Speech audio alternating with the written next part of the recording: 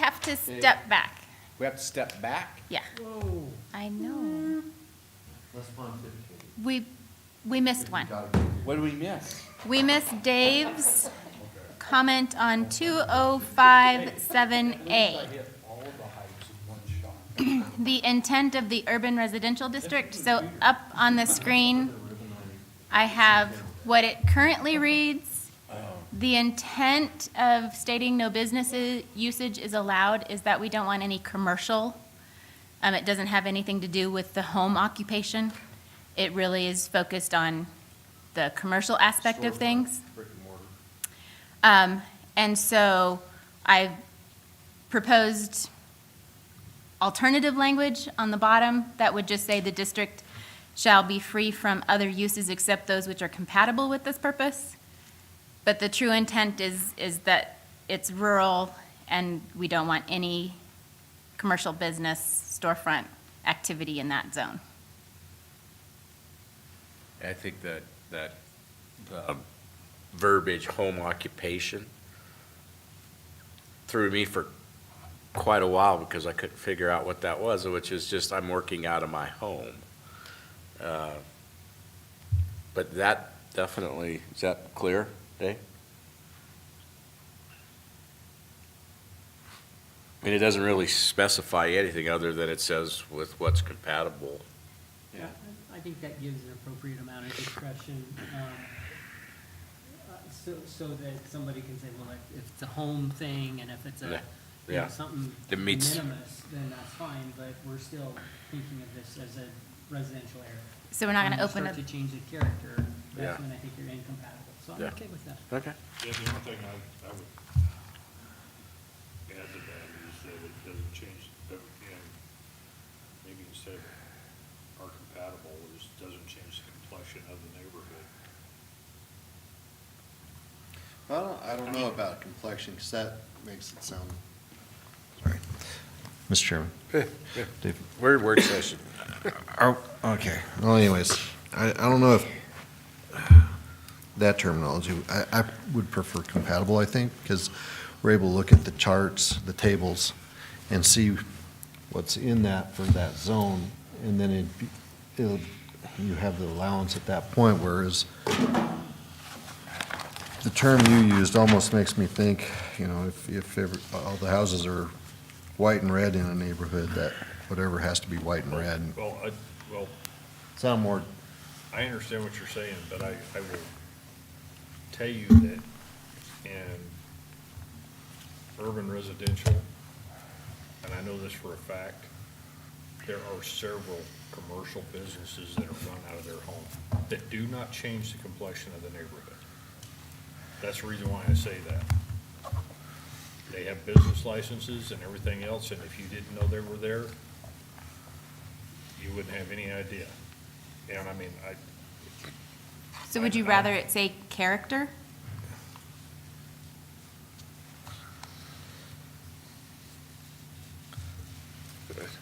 that's the reason why I was saying the character of the neighborhood, because they don't change the character, you know, or the characteristics of the neighborhood by being there, but they don't have huge volumes of traffic that come in all the time, but they do have a lot of people that come and go on a regular basis. And that's kind of what I'm looking at is, they don't have a big sign on the front of their house saying, you know, Joe's hardware shop or anything like that, but they do business out of their house. And it's commercial business. But you couldn't tell they were there if you didn't know they were there, you couldn't tell. You wouldn't know. How far do you want to take it on commercial business? Hell, I run a construction company out of the house. Yeah, well, that's But why there's I no- was saying, as long as it doesn't change the complexion of the neighborhood, I think that's where the compatible works best. Yeah, which are compatible with this, yeah. But then I'm yeah, out but it's not with the country purpose. anyway. You are, it'd be different, but It, Mr. Chairman, I think compatible is is a good word for this. And I understand what Dave is saying. But I think if I haven't heard anything else that doesn't create more issues in my mind. Compatible with the purpose of being a medium to high-density residential neighborhood, I think you can still have businesses that still are compatible. I don't think you get to an incompatibility just because you have a business that maybe you can't see or you don't know about. So I think I like compatible still. Mr. Chairman? Yes. So maybe drop with this purpose, just end it compatible. And then that allows for the use of the table, allows for the businesses that are there with this purpose. Almost makes it sound like it's, the purpose of urban residential is people living there, correct? So if you drop, so the purpose would be for people living there. So if you just drop with this purpose, I think you'd solve everything.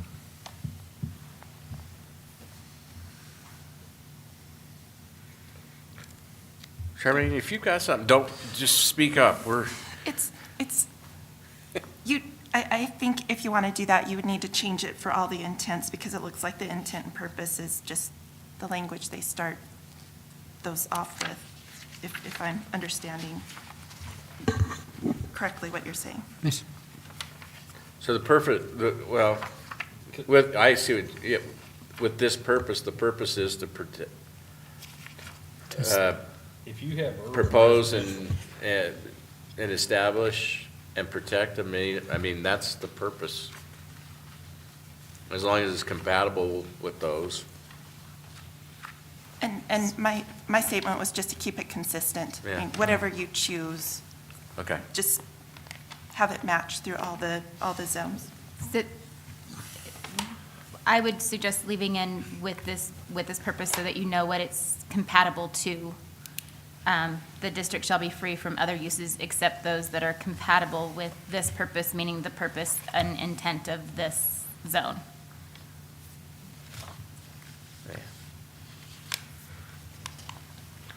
I just call it lawyer language, but I think it fits. Well, let me ask this. If somebody has something, can they get, in this particular area, if they have a zoning variance, would that take care of that? Or is that something that we need to do?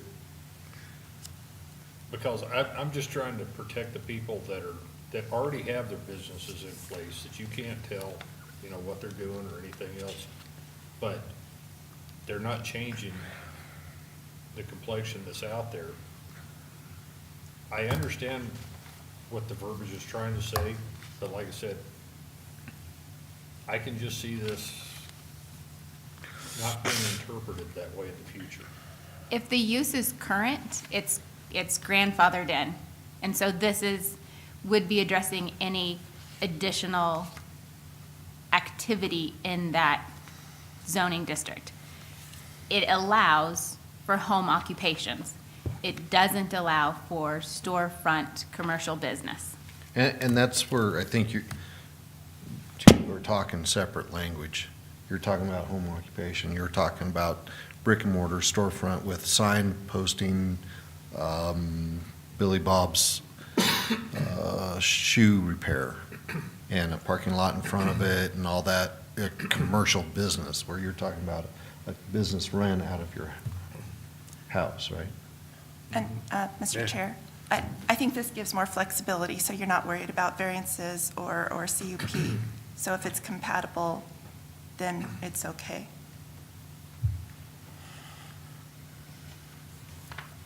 All right. So we have two choices. We can strike the no business usage is allowed and leave it up there, or go with the proposed language, which essentially does the same thing, except for it actually is a little more, I don't even know what you call it. Oh, well, the other part too is that I think the last part of that suitable for future annexation into municipalities. I think that needs to be struck too.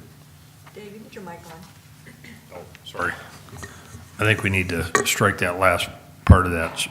Should be suitable for future annexation to municipalities. People live in the county because they want to live in the county, not so that they can have their neighborhood adjusted so that they can be annexed into the city. And with the requirements of as far as the number of people that have to support that before they can be annexed into the city, I don't think that's applicable or anything else, because you got to have 70% of the people that live there before they're going to be annexed into the city. I think this is something that if you lived on the Front Range in Colorado, that'd probably be a different story, but up here, I just don't see it being something that we need to have. Well, Mr. Chairman. let me just throw this out. If it's high density is referred to as multi-home. It's not, typically, it's not single-family residential sprawled. It's very high density. If it's, I thought this was urban residential. it is. Urban residential could be in city, could be R1, R2, or R3. But you are not going to find a single entity that is willing to allow water or sewer run to that without signing an annexation. So And- I think that's I appropriate. don't think we ought to be in the I mean, part of it is curb and gutter and streets and all that stuff, so I don't know whether we need to be involved in. That's what I'm getting at. We just don't need to have that in there, because our goal is not to make it so that the city can annex it. That's not our goal at all. Let them do it. Well, Mr. Chairman, there's specific statutory requirements for annexation, and the city can only annex in certain cases. I don't mind that last sentence, because I think that's part of a comprehensive plan, that it may not be imminent, it may not be inevitable, but it's, sure a possibility. And if you're going to be in that zoned area, then I think it's useful for both the planning department, building officials, and the individual homeowners or property owners to just be aware that that's the direction it could go. The city of Casper hasn't annexed a lot. Mills is, we all know what the history there is, so it's not like it happens every day.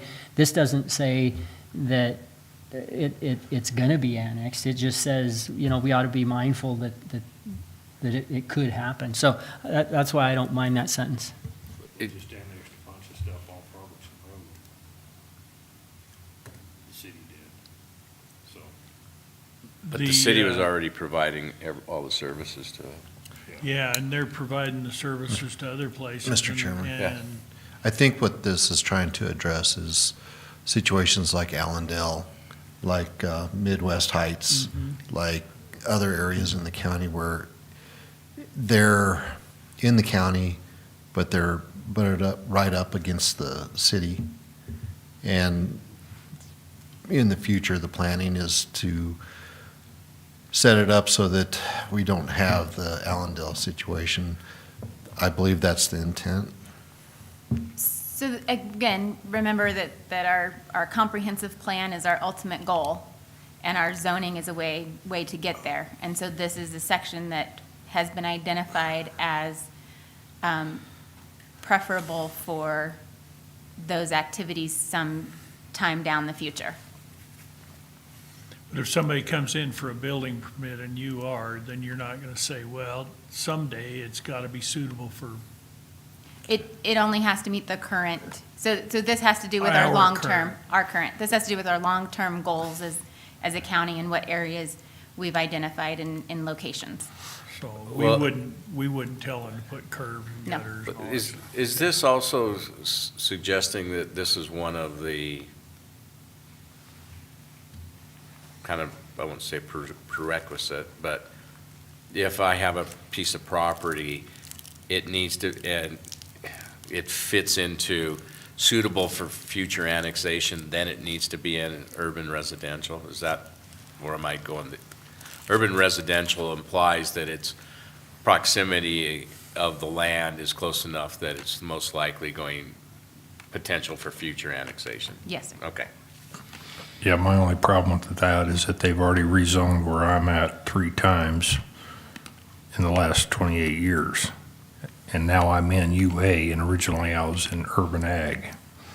So the restrictions keep getting tighter and tighter and tighter, but the property sizes have remained the same. There's still no city water or anything else.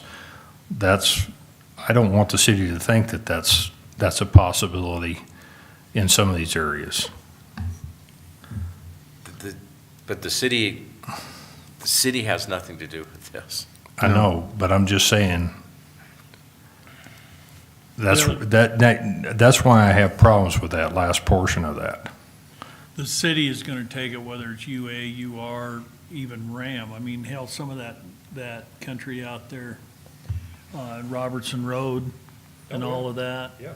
You know, some of that was RAM, wasn't it? Yeah. Out there on the hill Yeah. where Mills got. Yep. And so I don't know whether it makes a difference on the Well, district. Mills was all rezoned, and, because of the subdivisions that were going in there, they were already approved prior. So, back to the question, as far as what language. We're good with, which one for the top, for the red or the blue? And then do Blue. we need to remove or not remove the last question? Red or blue? Blue. Blue. Okay, so blue stays. I'd just like to have the last sentence taken out. I'd like to leave it in. Yeah, you guys get it. We have one leave in. Rob says take it out. Take it out. I don't care, take it out, leave it in. It really doesn't matter to me. I think it needs to stay in, personally. but- Okay, so take it out. Take it out. So it's coming We out. had 3 Did taken it out. again. Thank you. You did it again. Can we move on? Jesus. Stupid. Sorry, that was just a little personal.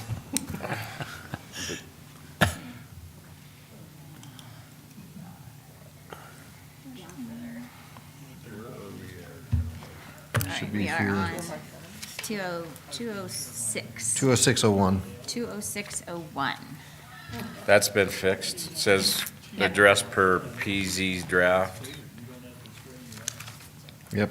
20601, 20602 was addressed, that was formatting. 20605. 20605D. Now, these are for planned unit developments, which are their own kind of creature. The question is, why do we have buffering throughout the whole document? 6.5D. Do I have it? Hey, we had a comment from somebody in our emails that said that it kind of fits in the buffering deal. That if you are from the edge of the highway, you already have 30 feet. Then if you have from the property line. Yeah, then that's- You have another 25. That's You gonna have come be up. 50 feet away. Yeah, and you don't have It's any property coming up. left. Don't have any property bill left. And that makes sense, but then you can't figure that because that's gonna be a highway over there someday maybe. So it's a fine line. Where's the buffer requirements? So the landscape requirements actually go down to 10605D5, where it says that the landscape requirements, the PUD must meet both the following standards: meet the landscape requirements in section 303, and buffer high-intensity uses from lower-intensity uses by utilizing areas of open space screening and compliance with 303 landscaping and buffering and screening. And we can jump ahead to those in regards to uses. We like to encourage having a buffer between uses. It reduces any of the tension between the neighbors. and it's generally addressing industrial and commercial uses. It doesn't pertain to ag, to residential uses. But this is specifically on this section is in the PUD. PUDs always have this in it. Because that's part of, in a PUD, you can put everything in it. Yeah. So screening is typically required. You don't want the mini mart right next to your house without, Well, we did that on the Texaco property, it was a planned unit development.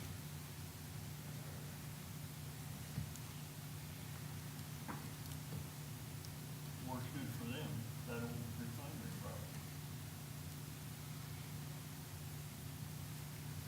You talk about the signs there, I guess that we're gonna leave that there. You had an application from Peterbilt to build a sign up there by the interstate, didn't you? I don't have a sign application in my department at By the moment. Fred DeVore to put a sign up there. He was wondering about the sign, I was just wondering if that went through or not. I don't have an official He application bought for that anything. Huntington property up there, across from the port of entry. He's gonna put Peterbilt up there, and so all the trucking companies want a big sign by the interstate. So I was wondering if that's,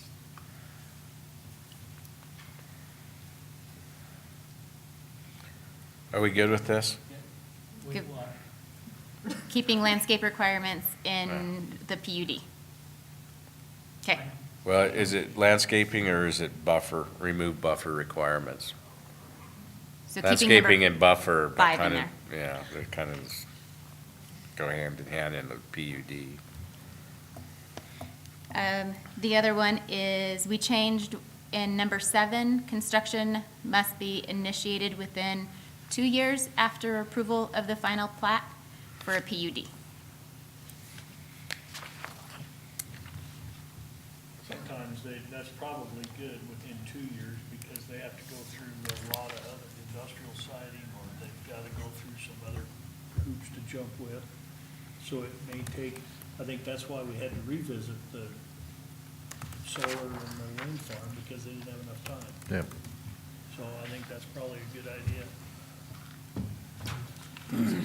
Okay. The next one I have on the list is 20606. Of the use restrictions. My note says these regulations remain unchanged from the existing regulations per conversations with Chevron, Texaco, and the E DEQ.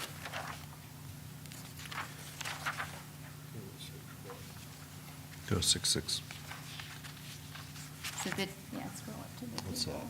What you got under here? So you're saying something about the table? This So- is yours, Dave. Table UCA restrictions. Look at this, So we've should got be restrict- dependent on site characteristics. Right, so if you look at the next page over, page 30, Yeah. that's beginning of the UCA restrictions.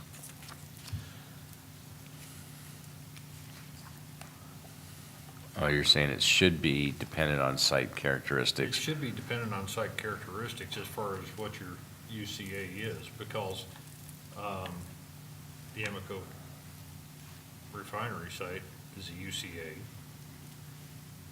But you have other areas, and it all depends on how the contaminants are controlled or capped and everything else. So how did you determine the UCA requirements? Or is that a conversation that was held before you? That's a conversation that was held before me. The note says that they were per conversations with Chevron, Texaco, and the DEQ. Okay. So these should align with the DEQ and all that? Okay.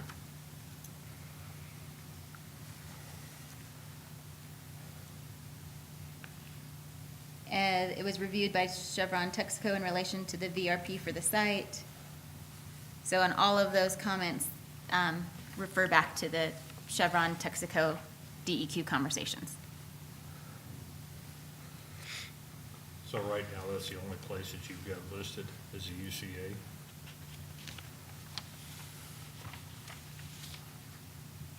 I haven't looked to see where the UCA zone is. Well, I can tell you, there's probably gonna be another one in Soda Lake. That's the reason why I'm asking. It just depends on what What they want to use it for. Yeah, what they want to use it for. That's, because Soda Lake, there was a lot of cleanup that was done up there, but it's still not 100% clean. It just has limited use right now, you know, when they dried it all out. But there's still,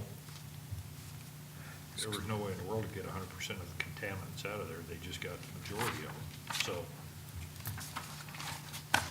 So it just depends on what the use was.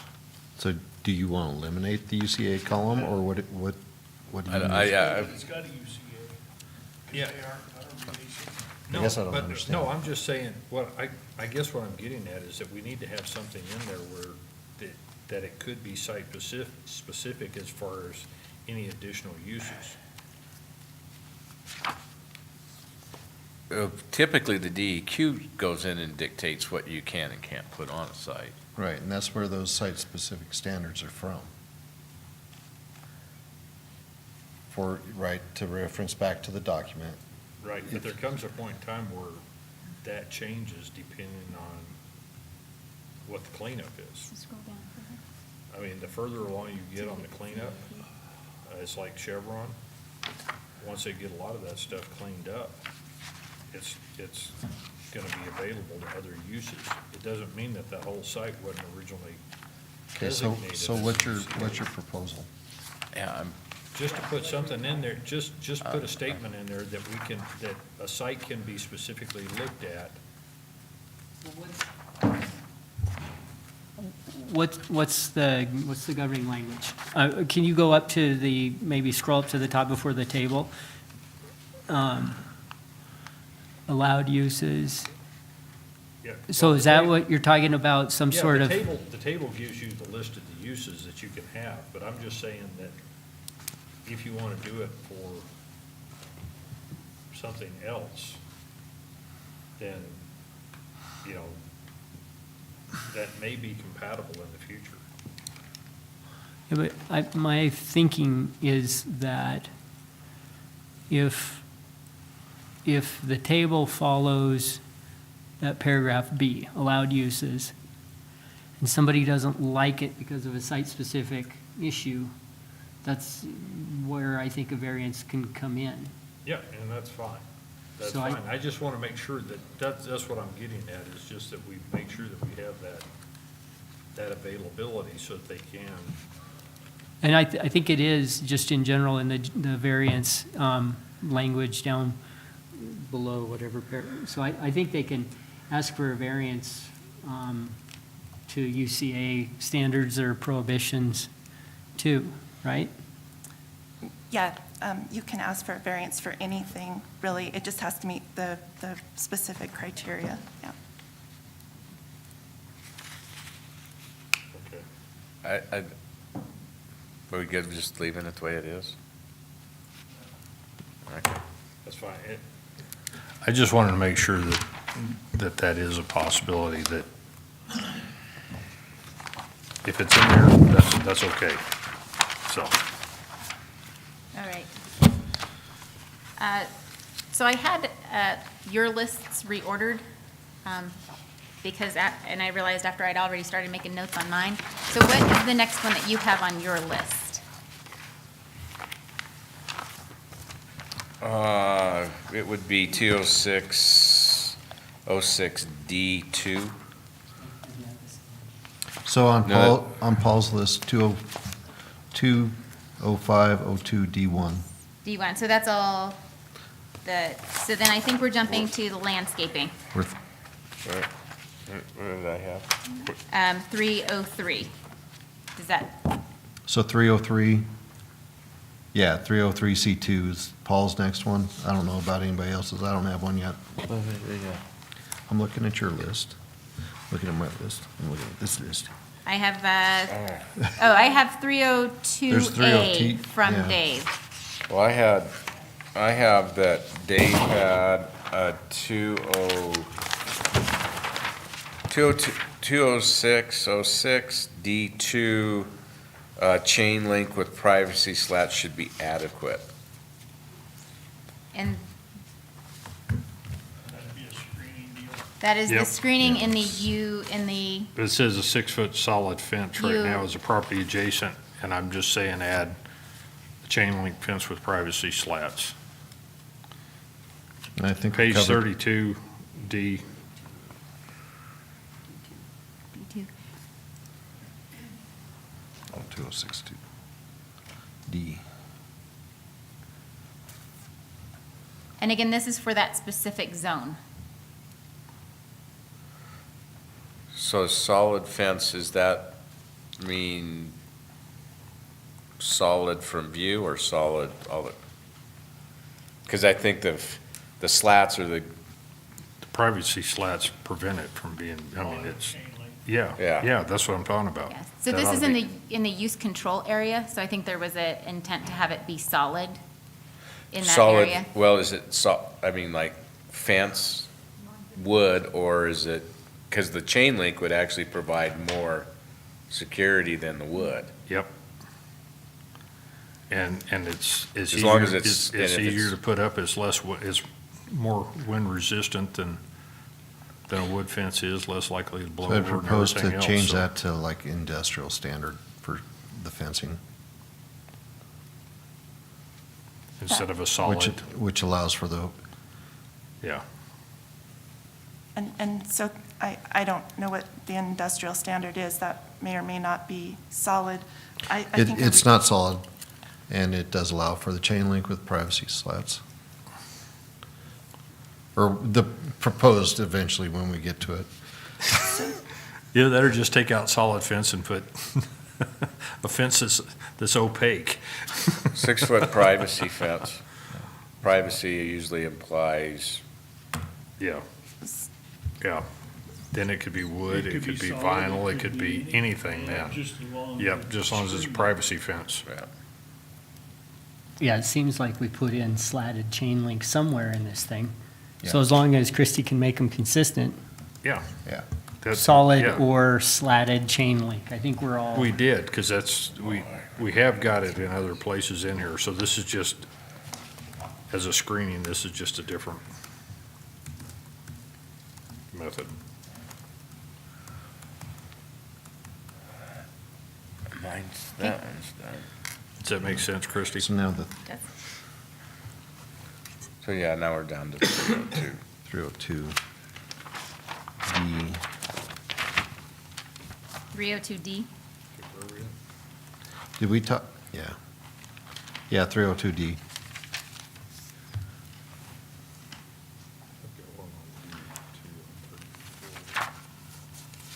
We are in development standards now. D is dealing with all general development standards.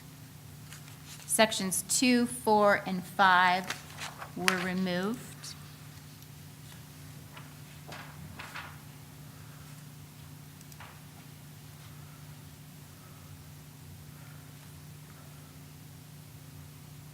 What was, can you scroll down a little bit to see what 4 and 5 were?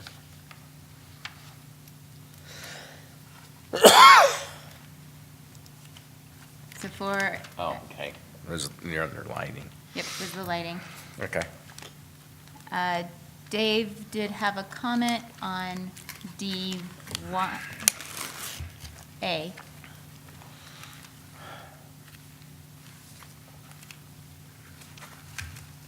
To remove after glare.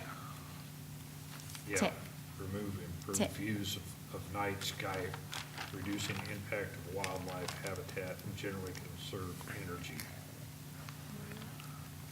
302A.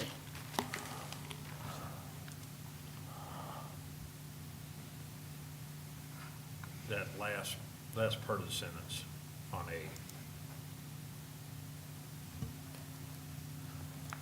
So remove improved views of the night sky, reduce impact to wildlife habitat, and Yep. generally conserve energy. Yep.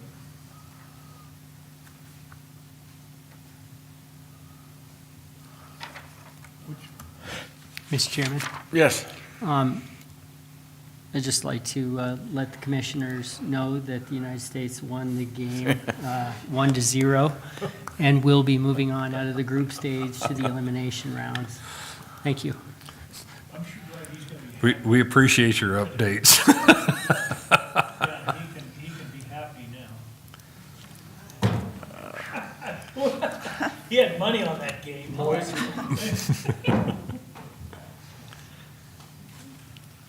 All right. So this is just background on why it's in here, whether it's agreeable or not. These are light pollutions in the area. That is a 50-mile radius from the center of Casper. So when you're talking about improving your night views, that was the intention. When you're talking about impact to wildlife habitat, this affects the circadian rhythms of all of our wildlife in the area. So what section are we on now? This is on page 35. It's on 3.02 exterior lighting. I understand what you're saying, but I don't agree. So, the circadian rhythms of the wildlife around my property with all the lights haven't appeared to be affected. Are you going to engage now? What's your proposed language, Dave? Just to remove it after glare. Just get rid of the last half of that sentence, improve view of night sky, reduce impact to wildlife habitat, and generally conserve energy. Just remove that. Leave the first part of it, just remove that last part. Everything after improves, No, everything after glare. or glare, yeah. Yeah.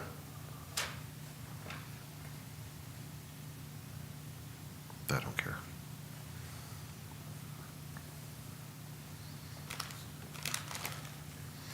Well, 302A. He'd like to remove everything after glare. Previous neighbor would argue with you, but But it always Well, you one. have to be careful, every ranch building I know has lights on them. I know, that's the reason why I don't want, I mean, this is too subjective. But this is just the It's just a purpose, It's though. the It's the purpose. It's umbrella. not a, I know, but what I'm saying is wildlife habitat, to impact wildlife habitat, you know, I don't agree with that. And generally conserve energy. well, if you're going to put lights up there and you put the right lights, what we're wanting you to do is put, Those terrible orange things, so you can't see. well, don't wanna LED do or that. whatever. I think because, well, this is another one, I think we're overthinking. Maybe so, but I still want it out of there. KOK's didn't want to fall on his sword, but he brought this up one year, and it went down in flames in the legislature about 20 years ago. Mhm. Because you've got a lot of buildings outside of town, and some of it's safety. Yeah. You know, you got a lot of pumps and the L pipeline, Yeah. Well, so- compressor stations and everything else, that boy, they got to have lights. So, But it's- we got to be careful. I just, I, Peter? What do you think? Now that we got your focus back from the game, I was participating. I would leave A alone. I think those are just overarching general purposes. I think for the intent and purpose, it's useful for enforceable. It's not gonna be something that the planning sorry, the building official can, shut somebody down on. So I Well, if that's the don't- case, then why not take it out? If it's subjective and you don't have a quantitative measurement, because I think I think there's merit in some of that stuff. Now, it's just in the eye of the beholder. that's what I'm getting But I at. think as a general, And the further you get out of town, the brighter I want my lights around the barn or something, because I want to see what's out there. But I don't think that's very realistic. If there's gonna be enforcement on that. Well, but if it's in here, But, it may but not this, be enforced. it's a purpose statement. It is not That a would be- definitive. It's why we have a section on exterior lighting. That's all But you- encompassing. But You're gonna talk it says all that, it says all that impacts including light, trespass, and glare. That says everything that you need to say on there. So, Mr. Chair,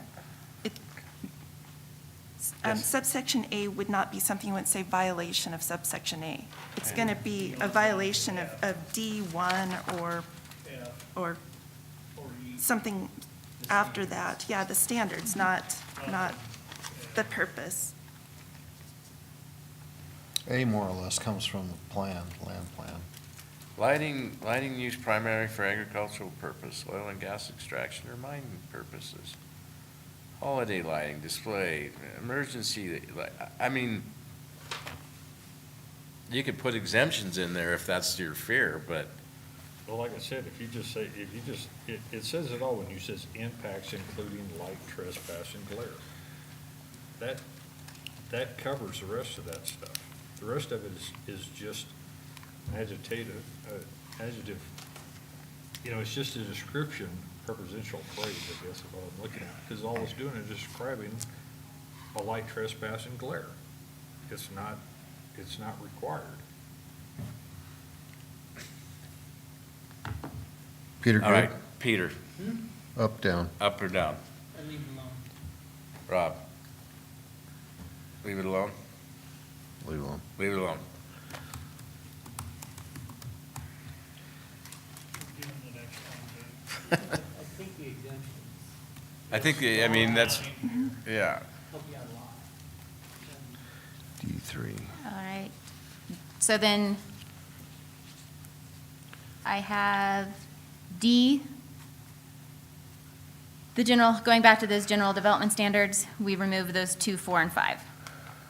Yeah. D3 was, we added language because it became 2. All lighting fixtures shall limit horizontal light levels such that no direct light falls onto the adjacent property unless written permission from the adjacent property owner has been obtained. Boy, I don't like that. Yeah, I don't like that at all. You're talking direct, not ambient, right? Right. And the reason is I have a property that I'm begging the other side, the other property owner to allow radiant direct lighting on my property for security purposes. Well, that's the whole And, thing. and, It's like the ones I've got out in front of my house shine out. They don't just shine straight down. And so I just thought there were situations where you might want that, and that's why I Yeah. suggested the unless written permission, you can loosening it up. Trying to- That's, yeah.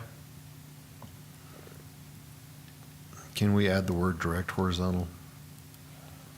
No, never mind. I'm reading.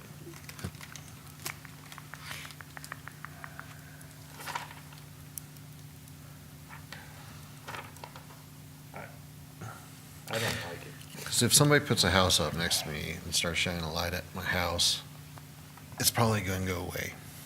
Just saying. Well, that's one way to fix it. windage and elevation. I was shooting that damn crow.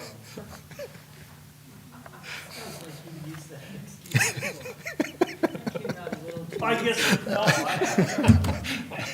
That was right there and ready available. Yeah, the crow's okay, as long as that's November Can you 1st. tell the difference between a raven and a crow I can't. in the middle of the night? No.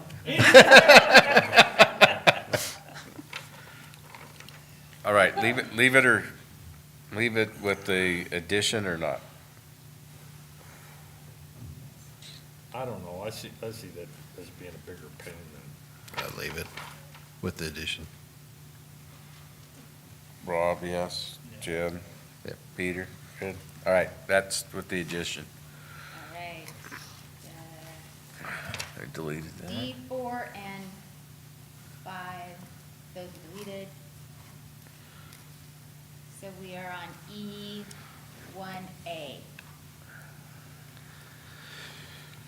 why do we have a maximum height? Yeah, I'm worried about that. That's my problem. Why do we have a maximum height? Again, it's a design standard for a parking lot. Yeah. Right, I mean, why do you have a maximum height on a light pole? Yeah. Because the higher you get, the more direct light you're gonna have potentially on other areas. So I don't know if 20 feet is, if that's standard and customary, then, So, which I'm assuming it is. so there, facilities out there, because you look at this and it could be non-residential uses, so we're talking about industrial complex areas or whatever, right?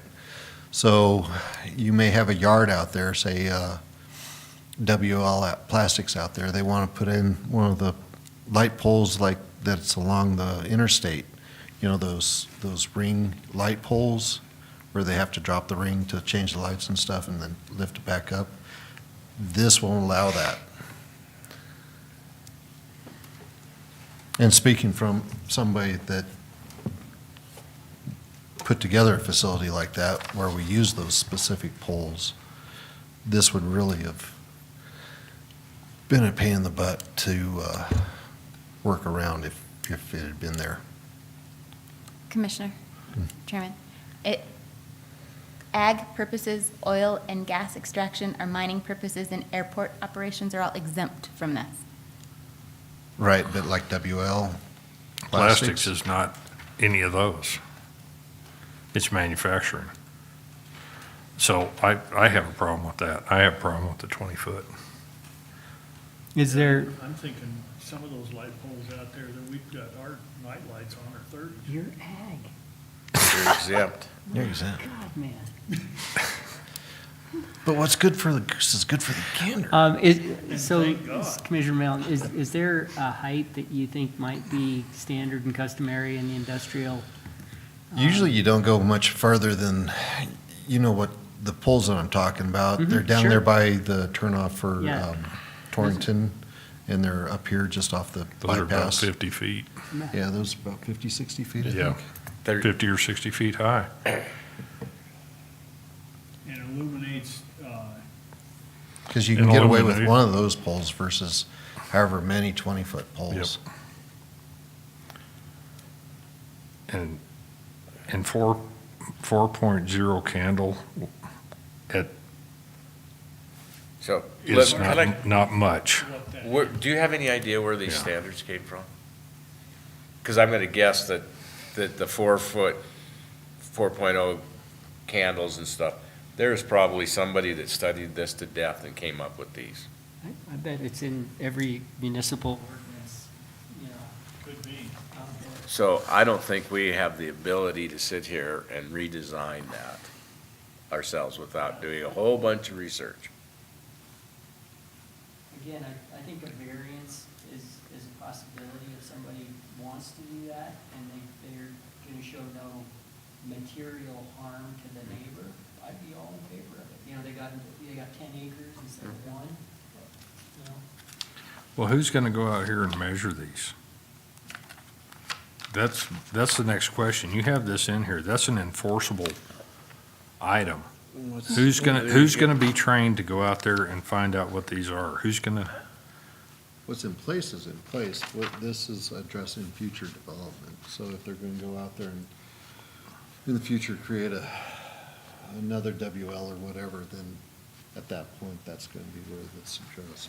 Well, you got the truck in Peterbilt up there, if he's gonna have some trucks on the lot, he's gonna wanna illuminate them so you can see them from the highway. And these guys that build these have probably an engineering firm that knows exactly where those things come from and what is expected, and I will bet that that's where these all came from. It's just like an intersection, when it degrades or whatever, there's a whole book that they whip out and go down the tables and say, here's where you're at.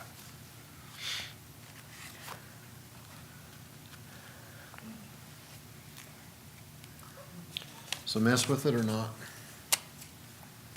I- Leave it? That's fine. I didn't have my The same conversation for 2. Leave it.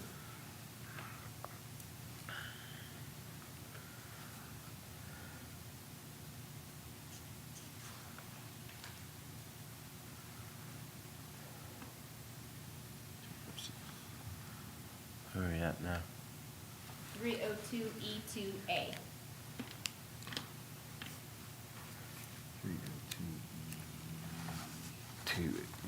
After glare, which? Where? What? I've got F, prohibited lighting, this would be next. So it's under that light standards, it's, instead of parking lot area, it's the outdoor display area. Could they, if they wanted it higher than 20, could they come in for a variance? Yes, sir. Leave it.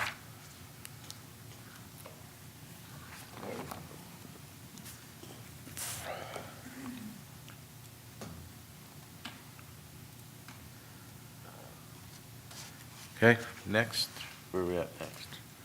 F6. Next is F6. F4 too, I've got that. Yeah. It said lighting that is not a full cutoff fixture. That shouldn't be.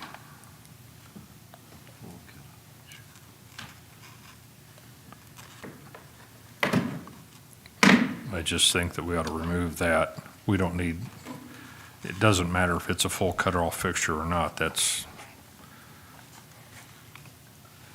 when solar light, when the sun hits it, it goes off. No, So, A photovoltaic thing? huh? Photovoltaic? Yeah, basically, that's what it amounts to. so. A With full, no cover over it. a full cutoff doesn't allow any of the light to extend past that horizontal line.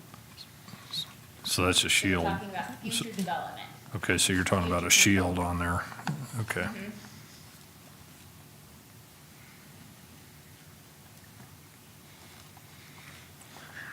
So it wouldn't go up in the night sky, Correct, it'd just show down.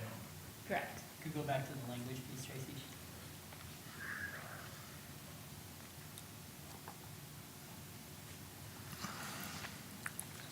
It's number 4.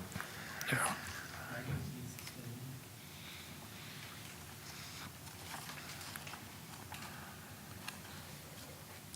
Because otherwise you're getting into your direct lighting, you know, I mean, I don't know, I just think you look on the whole spectrum if you allow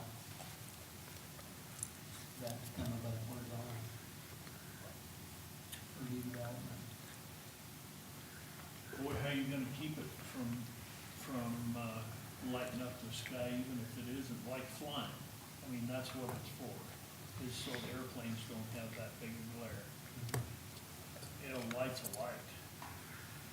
I think we ought to have the screening so that airplanes can see the flashing lights on his wind towers, and that airplanes can see them and we can't. I mean, that'd be good, but boy, FAA won't talk to you about it.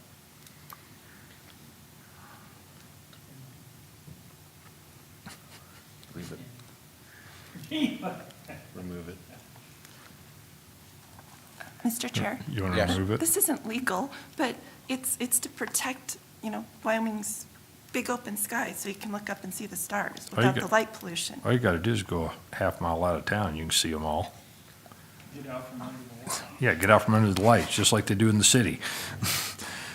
I can see all the stars at my house every night With the light right with the light right outside. I don't mind leaving it. I think we should Yeah. leave it in. I think leave I it, think yeah. there's a reason to leave it in if somebody don't like it. No harm, no Yeah, foul. further. If there's a reason for it. And then 6, the only reason I put delete this was, this should kind of be covered under your building standards if it's, rather than in zoning, I thought, but if you want to undelete it. You're shaking your head. I think just leave it deleted. Chairman, I don't know that that's actually dealt with in a building design Okay. specifically. So, that was my only thought. If you guys want to leave it, then undelete it. If you want to leave it, delete it, that's cool too, whatever.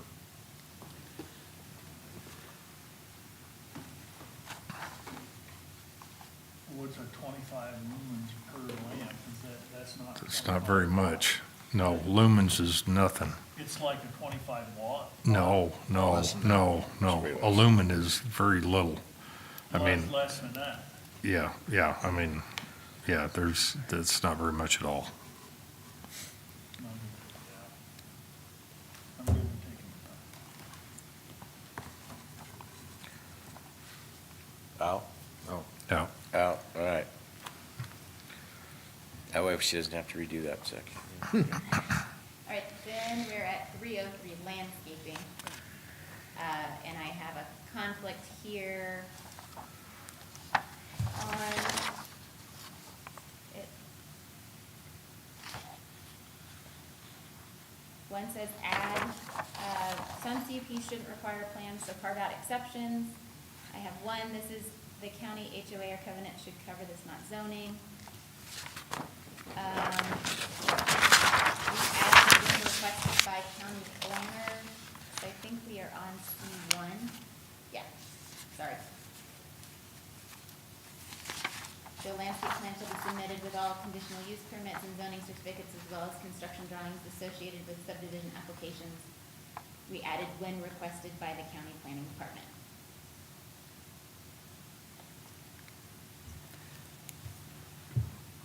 Peter? What about putting, when reasonably requested by the county planning department? And Mr. Chair, even that's arbitrary. Yeah, what's reasonably? Well, and reasonable is an improvement, but something to argue about if it becomes an issue. And this section is recommended, sorry, this section is recommended to remain because the outline of these items is required in order to create conditions for approval for a specific application. What specific application? Any specific application that comes in. Subdivision applications, Mhm. construction drawing. Yeah, they get so wild out there spraying weeds, I know in the oil field, that they end up killing all the damn grass sometimes. New seedings and stuff, you better stay off them for 3 years, or they'll sour the soil. Mr. Chairman, I'm okay with the blue added language in paragraph 1.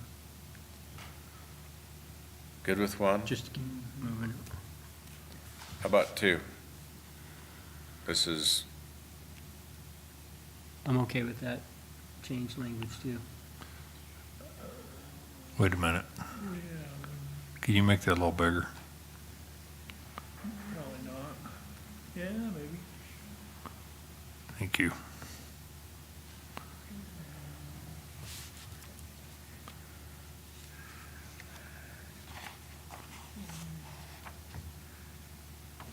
If they tried to spray it, or they tried to seed it and it didn't seed because we don't get that much moisture here, then they tried.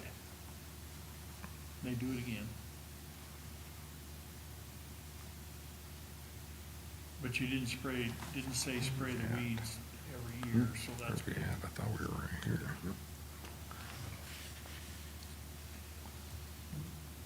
303C3. Because it will, it'll kill it. You spray the weeds, which there are weeds, before that grass is established, yeah, you can kill everything.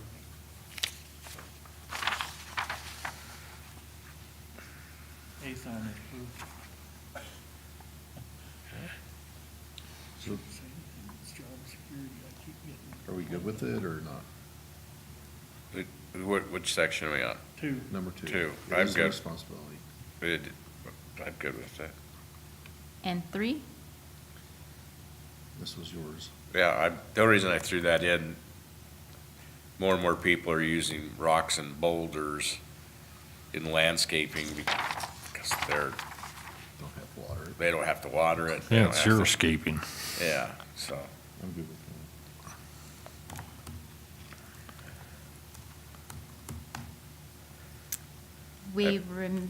yeah. We good to move on? Yes. Okay. We removed 4, 5, and 6 from that area, which was the plant varieties should be selected for native, adaptive, and drought tolerant. Landscaping and vegetation shall comply with utility company requirements, and tree branches which overhang public sidewalks shall be kept trimmed. We removed all that. You removed 7. Yeah, okay. Yep. Go back up to 3 for a minute. I want to just see what you had there.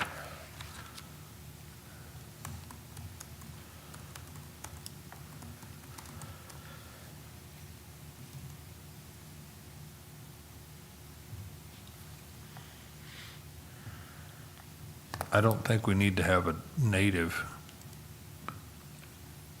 unless you're, Oh, Dave wants to import sheetgrass again. I don't need to. It's already here. All I got to do is throw it up in the air and it'll be everywhere. And I say that because there's so many non-native species that are coming in all the time, whether there be trees or grasses, or there's constant improvements and changes that are not native to this area. Hell, yes. And- Grass is not native. No. We want to kill it. Yeah, but I mean, there's a lot of stuff. It's just like honey locusts. Look how many honey locust trees are being put up all over the place because they do really well. They're not native. But native is one of adaptive, drought-tolerant grasses, ground covers, trees, shrubs. I mean, it's just another, No, it says with native, adaptive, and drought-tolerant grasses.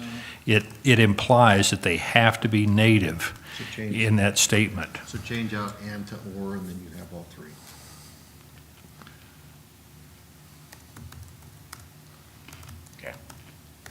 I don't know, I think there are some adaptive grasses out there that are just a bad recipe for disaster.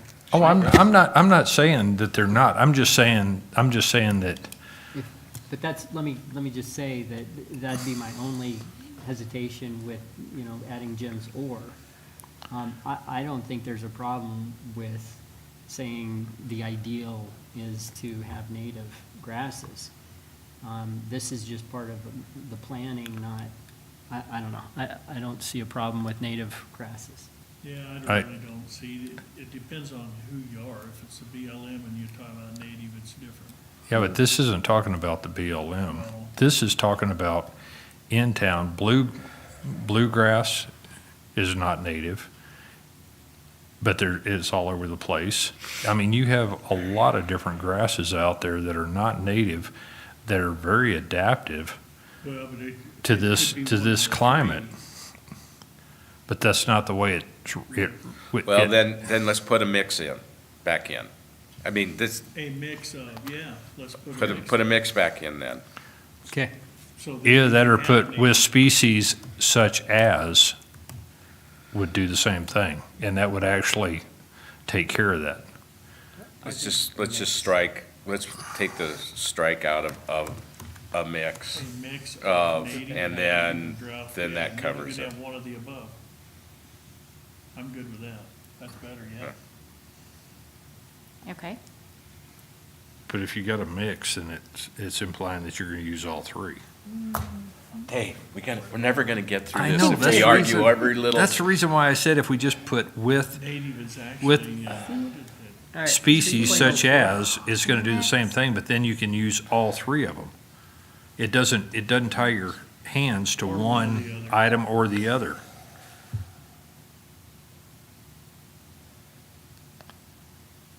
take mix, put a mix of back in, I'm good with that. Yep. Okay. Okay. Then I have,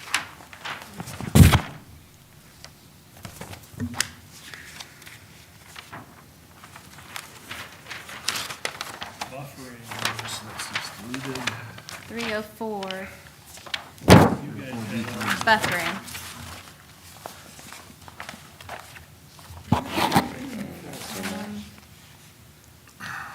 Through 303. So I have 303, I'm sorry, 304. B3 is my next one, is that correct? Yes.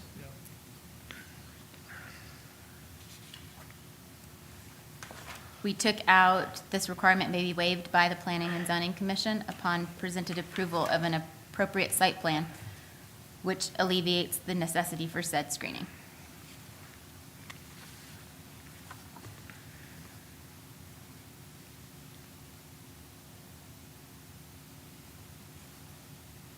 And we added where required by federal or state standards.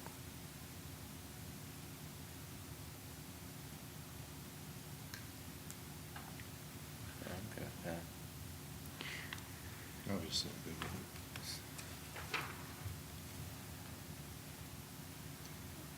it. And we have a conflict in our statements.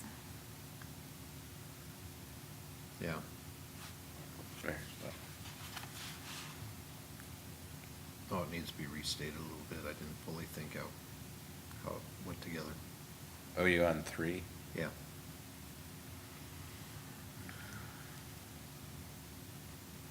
As required? And Peter, I think you were not 100% with removing the requirement for the waiver. Well, yeah, and so if we get to that sentence About that's. or whenever. Stricken, I don't think there's any harm in giving them the authority to allow for the waiver of the buffering in that situation. So that's just, I'd leave that last sentence in. Well, I was just saying, they don't need to do it unless they wanted to, or unless federal or state standards require it.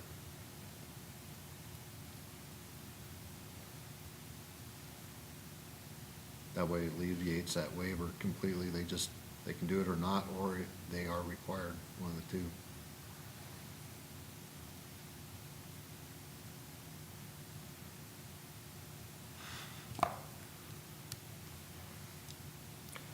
It was a suggestion. I don't care I don't that care. much on this particular one. Somebody else say. I'm not sure, I'm honestly not sure all the situations in which federal or state standards require. Not It'd be that I'm like- asking for it right now.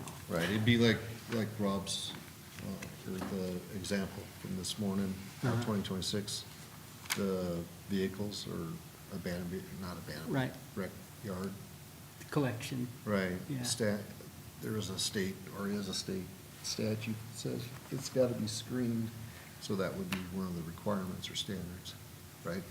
well, and then, but then you get into, well, it was less than 5. Right. But, and I'm not worried about how deep, I don't wanna go into the weeds, I was just saying that if required, then it's this, if not required, then they can do it or not, it doesn't matter. I'm surprised the state hasn't got It- after it. Honestly, Because of where it is. it doesn't matter one way or another to me.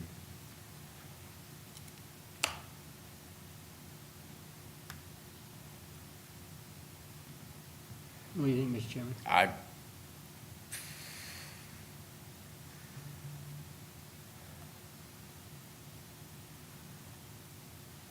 So leave original or leave modified?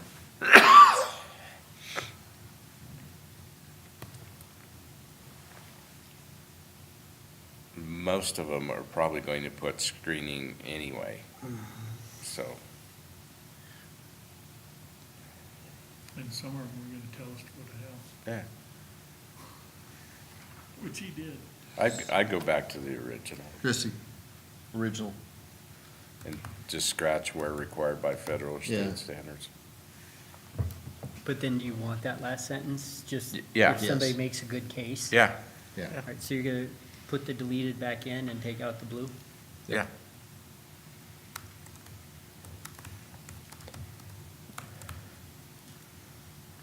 Yeah, I think that guy out there at Powder River stated a good case. She went out there to talk to him, he about kicked her out at gunpoint. This is my private property. And So it wasn't even his. we added 4 to this area as well. That agricultural uses in single unit detached or attached residence uses are exempt from the provisions of this section. I agree. Okay.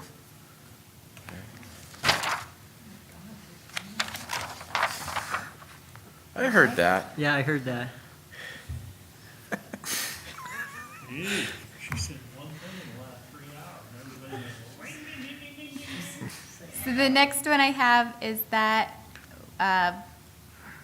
C, 304C, buffering requirements. The question was, why remove understory trees between 10 and 20 and small shrubs? To the next page. This was, I believe, just in response to some other feedback that had been received about it being too much.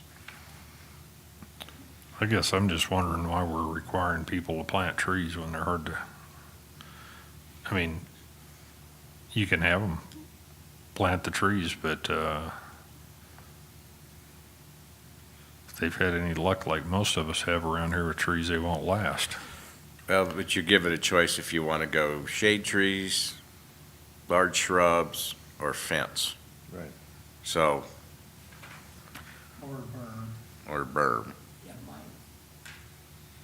My thinking on this was that you're providing additional options for people.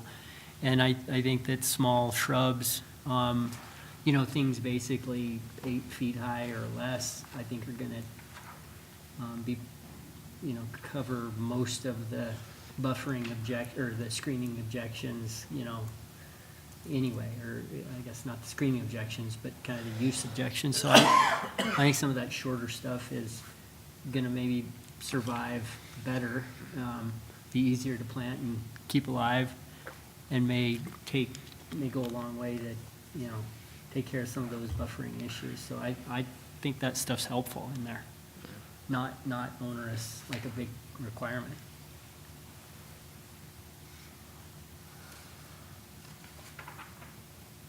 And you're talking, well, down here below you use berm, so that's on down. So it wouldn't need to be in there.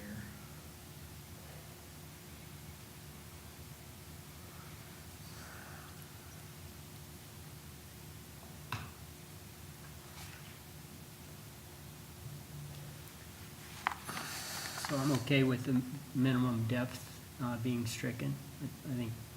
I don't like that, but I think having the options for smaller trees and shrubs is helpful. What is minimum depth? They had to have it no closer than, Oh, okay. Setback. basically, yeah. Okay.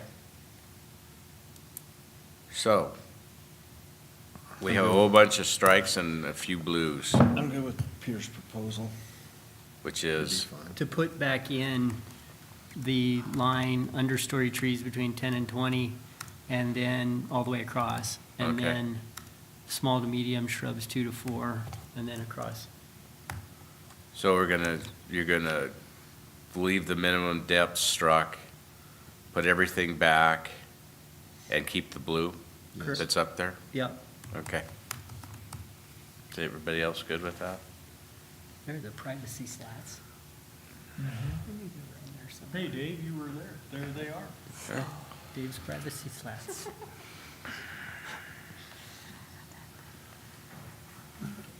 I hate those damn things. We had to replace the whole fence because it They're, had those slats. they're expensive. Yeah, and they're expensive too, so, yeah, They're they're, wind resistant. The whole thing's greater. 304E was our next question Job security. on encroachment.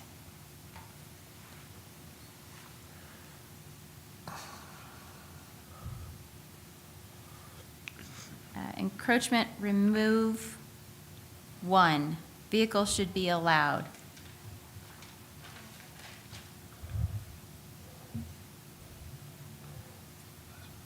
So this would be, you'd be able to park in that buffer between uses?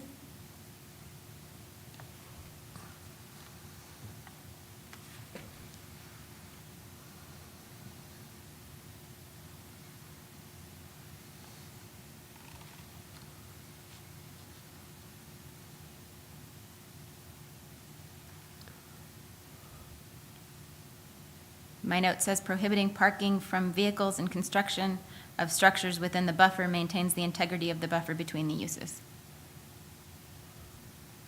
Well, you're putting a buffer Well, behind the vehicles. Okay. If you put a vehicle in, when you take it out, no more buffer. Yeah. So that's my only thought there. If you remove that depth part, that it doesn't make any, you could probably put the buffer as close as you can to the property line. And on the other side of it, you're either gonna put parking, I don't know if a vehicle, what are you thinking there, Dave? I don't think there's. Well, you had it listed, vehicles should be allowed. As a buffer. Right, so E1, In it the says you buffer. can't park a car in a buffer. And that's fine if that's your buffer, but we're not saying that's a permitted type of buffer. And then when you go to move your car, no more buffer in that 8-foot wide space. So all I'm saying is, that's why I think it's in there, Dave. Yeah, I mean, the car's not the buffer, but So Oh, you're Chairman, simply saying take all of 1 out. No, Well, that's what it's, encroachment, remove 1. So that entire, the parking of vehicles and the placement of, except for walls, fences, and landscape is not allowed. I can see the parking of vehicles, but the rest of it, at that point, you're conflicting with your setbacks. so Mr. Chairman, think of a visual of a sidewalk, your grass strip, and then your parking lot. You wouldn't want to park your cars in your grass strip that's there to protect the sidewalk. So if the buffer is there to protect the 2 uses, you wouldn't want to park in that buffer. okay, so you're not talking about screening buffers, you're talking about Just that zone. that zone. Oh, Of okay, ground. that grass, that makes more sense. but I'm thinking more screening buffers, and that's the reason Yeah. why, I mean, that's the problem, is so much of this buffer is being used It- for different terms, I mean, different ways in different places, and trying to, No, I'm sorry, it is the screening buffer. So where you've built your fence or planted your trees, that in that area, if you planted trees or bushes, you would not allow any parking in that area. I think that's Yeah, right, but if you because put that's it- what you're trying to, but if you put a fence there, what difference does it make if you park next to the fence? well, parking next Then to it- it, behind it. The Well, that's what I fence is mean, just- yeah, that's what I mean, and that's gonna, I think that's what I was thinking when I, See, this, I understand what you're thinking with the depth left in the table, but we remove the depth. Therefore, your screen is the fence, your screener buffer is the tree, is the. there is no depth after that whatever. point. There is no depth at this point, so So- somebody could park there. If their buffer is just a grass strip, then you're gonna have the business owner out chewing on his employee because he parked in the grass. I've had some of those That's, employees. that's, so you're not, with the removal of that depth, that is not going to happen. But it needs to stay because of the buildings and structures, otherwise you have a conflict with your setbacks. And that's why you made the buffer. So I'm good with both of them. Leave as I is. just leave as is. Peter? Okay.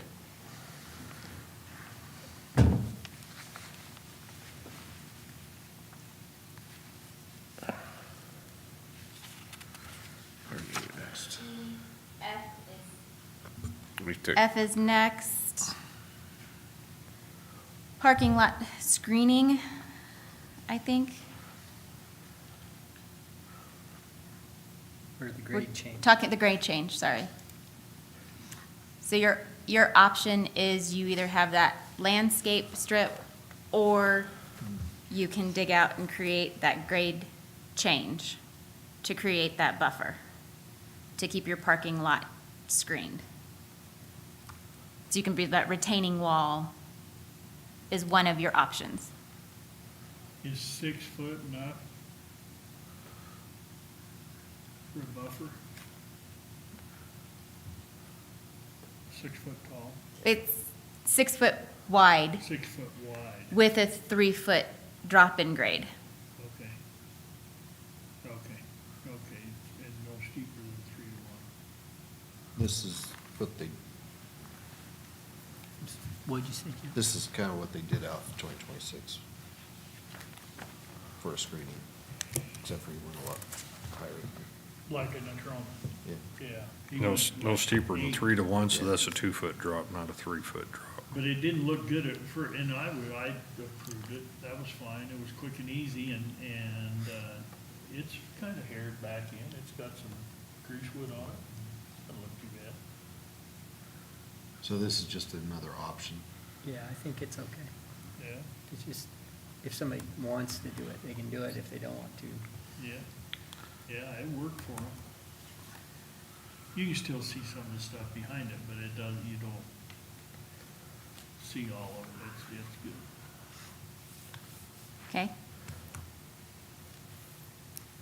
G, 304G. The other was remove parking lot screening. Just remove everything we just talked about. Sorry, they were in the wrong order. Oh, I see, just take Do all what of now? it oh, out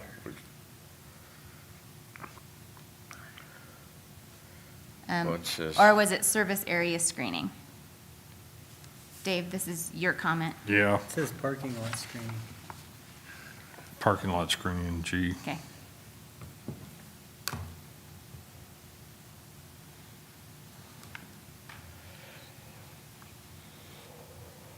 But it sounds like we want to keep that in. Okay. H is the service area screening, and there's a conflict on this one. One says remove service area screening, the other says consider making it a requirement. So a shall instead of a may.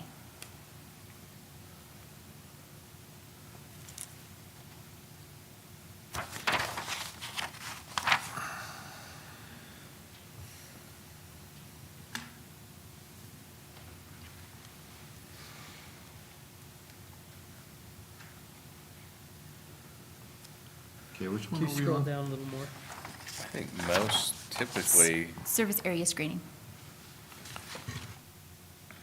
I think that's just this is pretty much a standard practice, because Yeah, like recycling and stuff, you still can see that stuff. they got it in fenced areas. Yeah. Just scroll back up a little bit.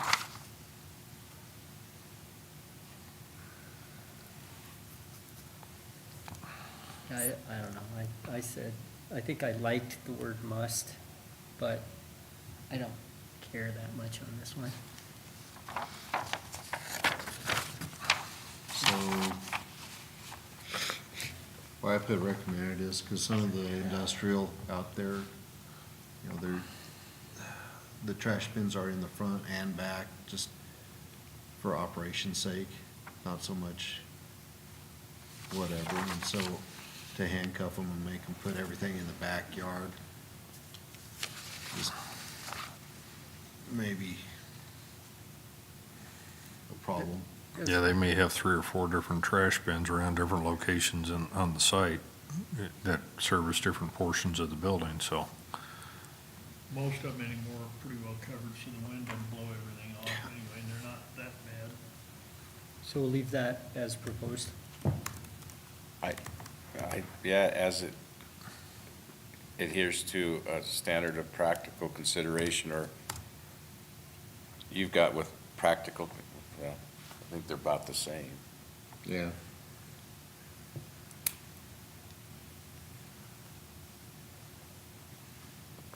So 1, we're keeping as written, Opposed, yeah. proposed. 2, Each two. Go on down. Scroll down a little bit. Oop, Must be screened though. Yeah, I don't think the word "do" is the best word choice. Surface areas must be screened on all 4 sides.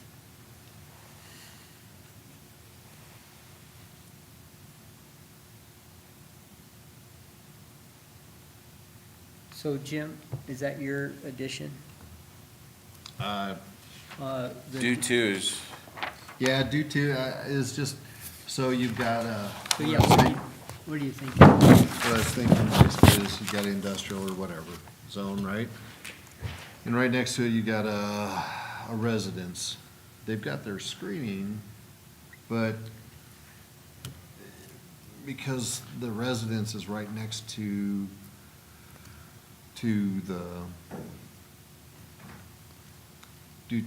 right next to a house, you might, you know, screening through, because of that conflict between the residents and industrial or commercial, you want to have, the original was solid fence, and I added, you know, screening could be complete with the chain link and privacy Dave slats. Slats. So can you scroll up a little bit, just to the, what are we talking about? Yeah, keep going just a little bit. Service area for industrial and commercial uses may be required to mitigate. Okay, and then go back down, please. And do may be the wrong word, but it's because of that incompatible zoning, the two zones next to each other where you have a residence or whatever, school, whatever it is, versus the industrial, commercial. You've got that, if they're abutting, they may need to screen with the fence or the soft fence. So I guess my main question is, do we even need the due to incompatible adjacent No, zoning? we don't. But I'd leave in screening may be achieved by. I agree with chain that. link stuff. Yeah. Okay. You get that, Chrissy?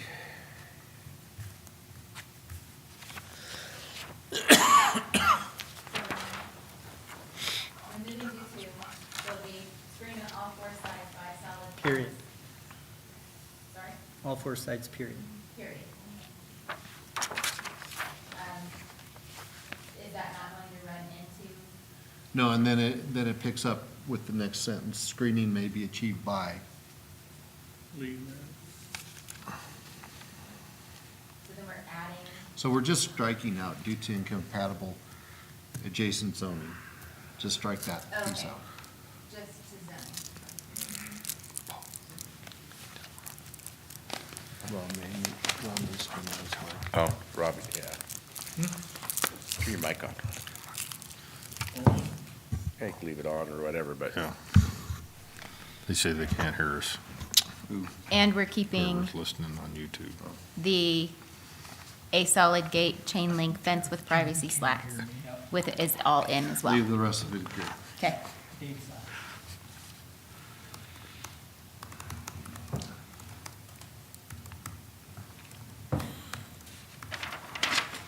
Peter hasn't got his Right, on. so does that bring us to 305? Yep. On everybody's list? Yep. Then it's 305B4. B2, you need to add chain links in there also.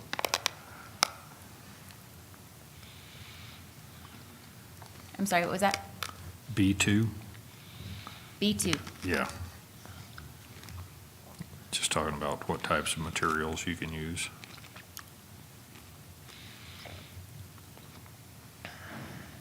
And we had the proposed change from high quality to good quality.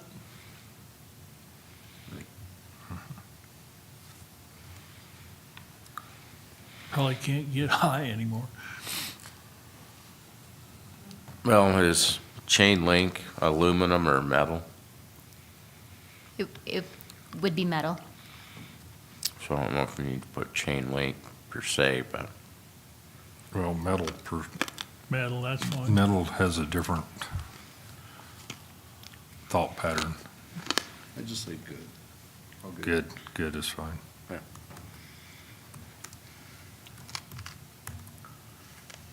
Any other changes? And then, On 5, no, number 4.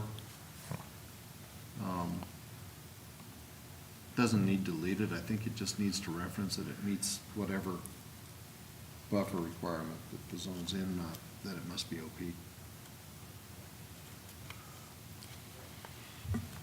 Let's go back and look at the fence. The fence and buffers define it as opaque fence or wall. So if you come down here, you're just restating that fences in a required buffer must be opaque. Okay, so so then it's do we only if need it's it? a buffer. It's only if it's a buffer fence. It's got to be opaque.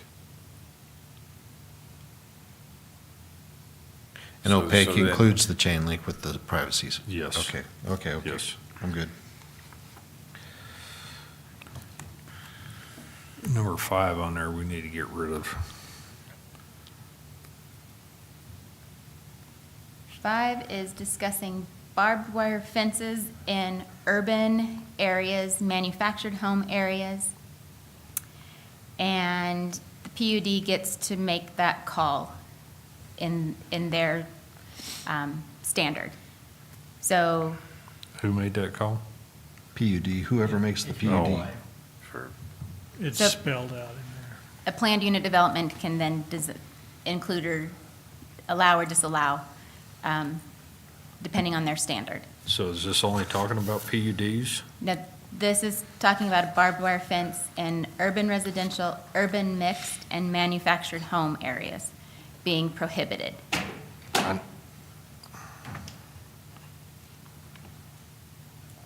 Yeah, but then it says barbed wire fences and planned PUDs will be evaluated as part of the PUD.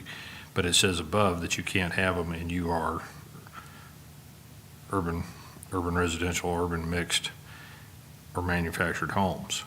That's the part that I think needs to be taken out because there's a lot of barbed wire fences out there right now.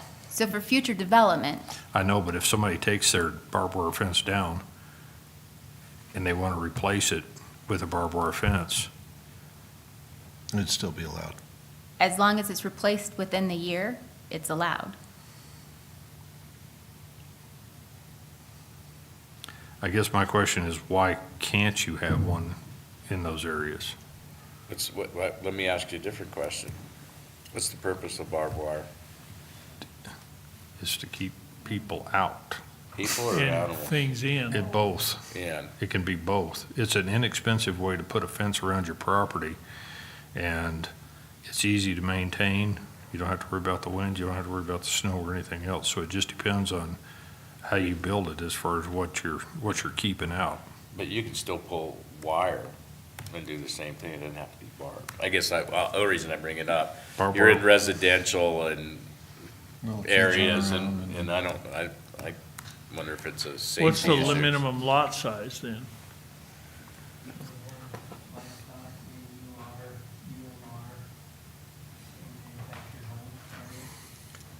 You can have animals in UR and UMR with either, further in our discussion, a CUP or a zoning certificate.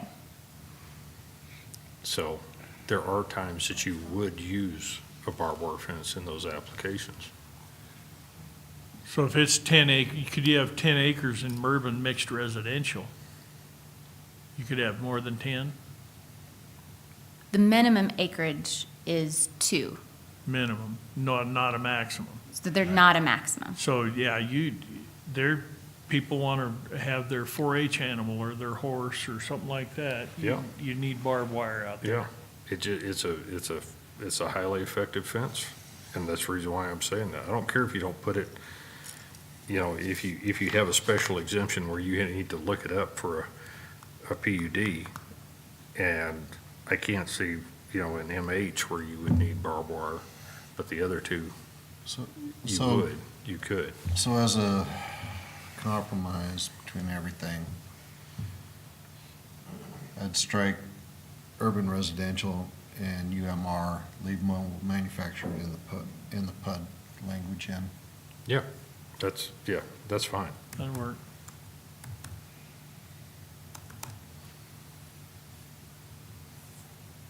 So you're going to allow barbed wire fencing in the UR, the UMR? Because Even if it's unrelated to livestock? No, because you can have livestock in those, No, I said, But- yeah, but it can be unrelated to livestock too. is that? That's how that would sentence at that point would, I'd Read. be okay with saying something like, it's prohibited in those districts unless connected to livestock purposes or something like that.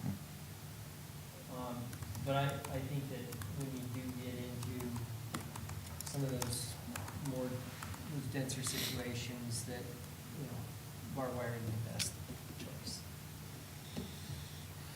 It's not, You but learned it's a about barbed personal wire when you were a choice. kid, didn't you? I It, know by barbed wire. yeah, it may not be the best choice, but it may be a personal choice, and it may be what they can afford.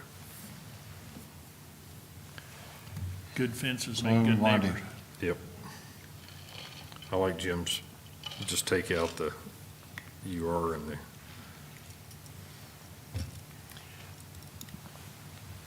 UMR, and then leave the rest of it in there. And if they want a variance, they could come back in and get it, right? Yeah. If they wanted to put a barbed wire fence in the mobile home, they could come in and request a variance, We could, yeah.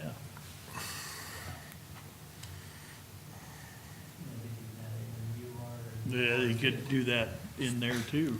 And if Yeah. livestock isn't, livestock's pretty controlled in those areas anyhow. If they could get a variance to do it, heck, let them do it. well, and that could be tied in with the conditional, that when they come in for their zone certificate, that they have to be part of the thing is adequate or proper fencing, right? So you could tag it into that, just leave that and tag that, the fencing allowed with the zone certificate for the animal. So if they. Because barbed wire fence, if you're running pigs, ain't gonna do you any good. No, but it's like along the highway fence. The That top may- wires, Yeah. Yeah. I mean, you have barbed wire there, and it runs the entire right-of-way. And some of those areas may only have barbed wire. They may not have woven wire everywhere. And so, depending, and that's not the landowner's responsibility. That's a state's responsibility under those areas, and so, Usually they'll do it though, if that landowner, if they replace the fence and the landowner requests it back, woven wire, yeah, they got a pretty good excuse to put it back. yeah, but I mean, The top two wires would be Right. barb, Yeah, yeah. yeah. But if the landowner, I know they asked us if they could take it out, we don't have any sheep anymore, so we said, yeah, that's fine. I don't care. Somebody, If they can come back in, Just- I'm good with leaving. Just leave everything in where it says barbed wire fences, for mobile homes on that they're not allowed. Or before mobile homes. I'd say leave it alone. If they can come back in and request it. If they can request it, leave it alone. I'd take it out.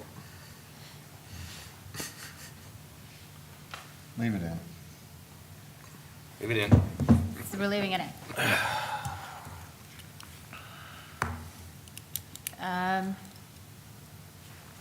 Where are we at? Yeah, so 305, then B4, we did that, 5.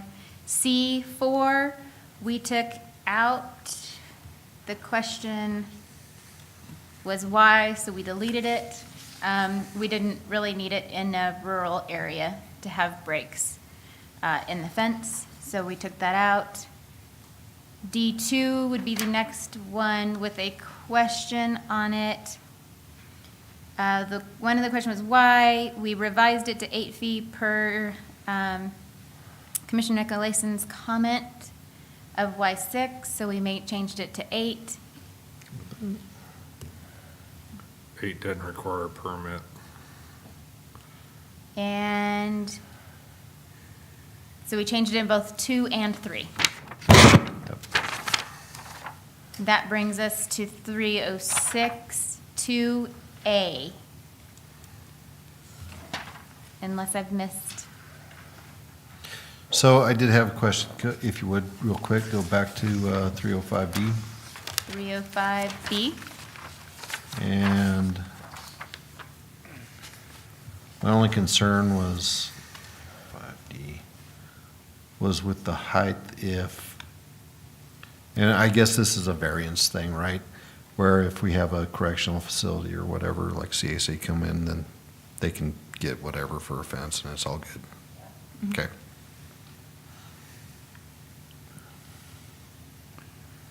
Went from barbed wire to concertina wire or whatever. it So is. do you guys have 306D, 2A as your next? Yep.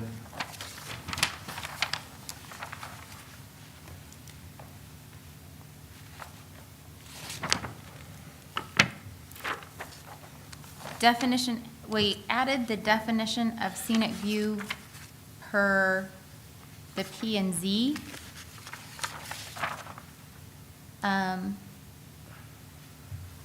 But it looks like it's You out. got 3 votes for deletion, I just move Yep. on. I think it's out.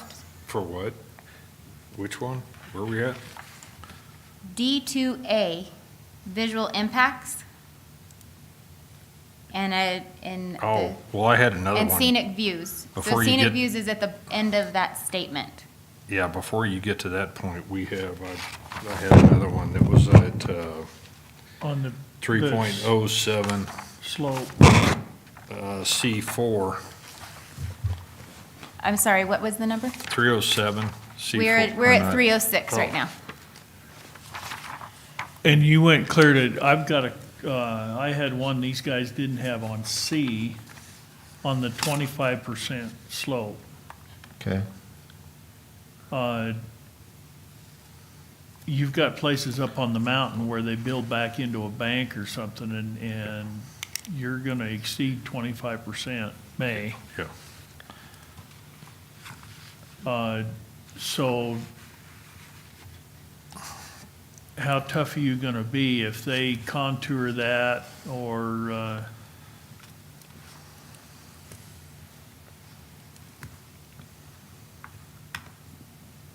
So 306C discusses the site plan.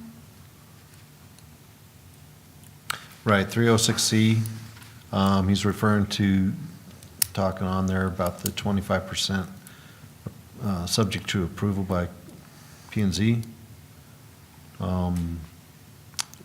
Isn't there something somewhere else within like MR 1 or 2 that talks about slope? MR1 and MR2, we changed the language today to reflect back to this section. Okay. so if it's more than a 25% slope, you aren't gonna approve that? Is that how that reads? If it's You have over to have all those things to get approved. by the Planning and Zoning Commission. You have to have foundation designs, you have to Those have are- all that before you can build it. That's all been added since the original. Okay. Christie, I'm sorry, I was looking at the wrong one. It was 305 D4 that I meant to, right there, nope, down, right Oh. there. Yeah, The fence line. yep.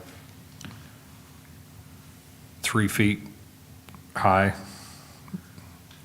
located within 25 feet of the intersection. That needs to be changed to the surface portion of a state highway, federal or state highway.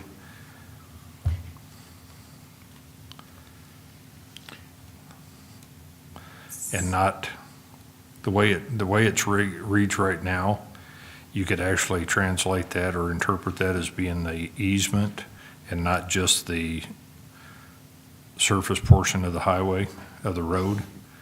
And so basically, anywhere you have a corner,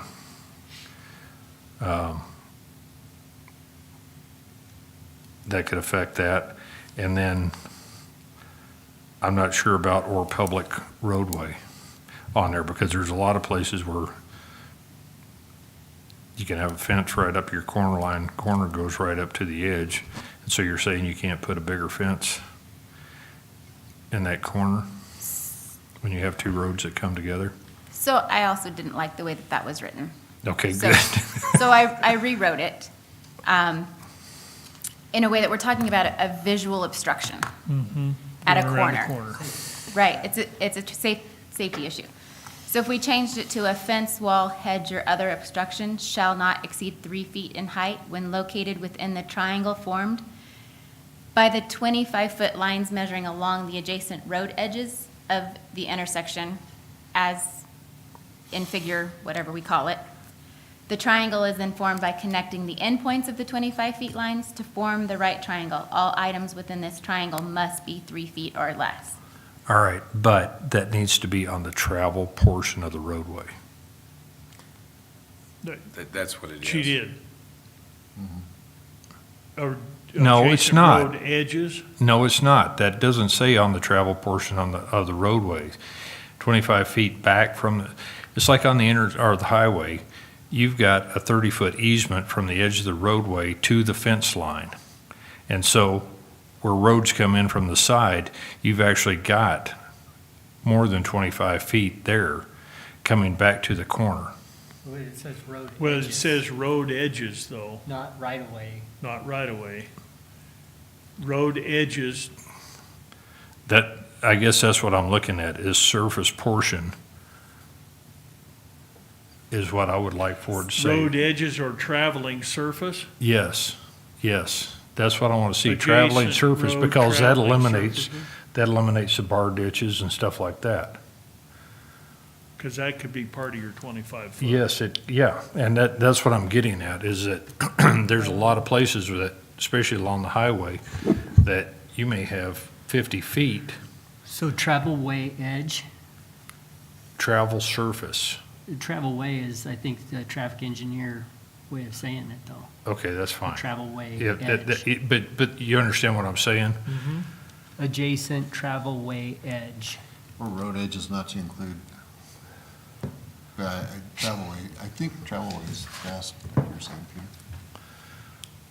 That, I totally understand where it is right now. I was, yeah, once you see a road edges, I like The- the the second diagram one, pretty though. much. However you want to say road edges is fine, but I like the second one the best. what was that, Peter's deal? the travel way. Travel way? Travel way, just add travel way in there instead of road edges. Just say adjacent travel way at the intersection. I'm good either way. Yeah. Take Travel out, way. take out road edges and put travel way. Yeah. And that'll take care of that. And then the other thing too is that you're talking about not being able to see. If you have a fence up there that's not opaque, it shouldn't matter either. If you have a chain link fence, that should be acceptable too, because you can still see the oncoming traffic. Till it gets filled with tumbleweeds. Won't happen. Not in Wyoming.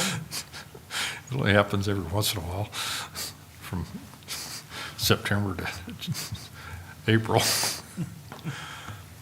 Does that make sense, Chrissy, what I'm saying? Because the reason why you're saying that is because you want visibility. If you've got a chain link fence, you can see through that and you can see oncoming traffic or anything else.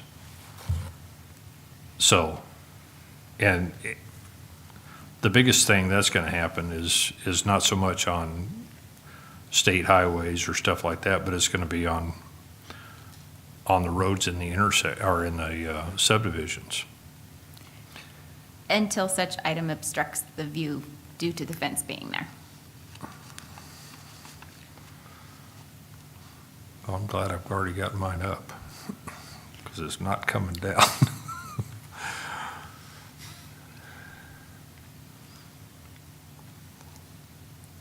It's a pleasure. Leave the, I'd go with that or the, well, we've made the one change. Travel way. I'm fine with it. Okay. And, Mr. Chairman, how would you like me to define travelway in a definition? Yeah, that's gonna have to be defined. Did you define road edges? I did not define road edges as its plain language. So define it as the, Portion of the Traveling road that is, surface. that's traveled on. it's the surface that you travel Yeah. on. Mr. It's Chair. basically from road edge to road edge. Yeah. Yeah. If Commissioner Nicolason said that's how the Highway Department, that's the term they use, maybe find their definition. They may have it. Yeah, I just use DOT's definition for the surface And if they roadway. don't, get a hold of Commissioner Nicolason, then he can I'm looking. I'm get a trying to law find it. book out.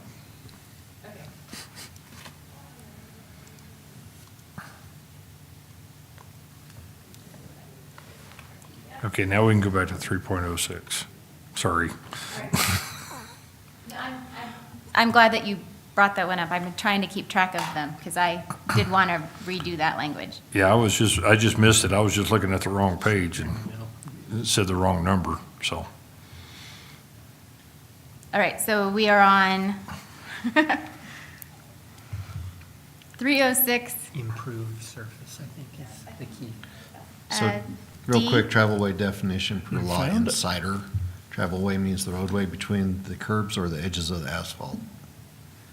And what I found was, I saw that, and then I saw this one that says, that portion of a public right-of-way that is improved for use by self-propelled vehicles or bicycles, including paved or gravel areas. Yeah.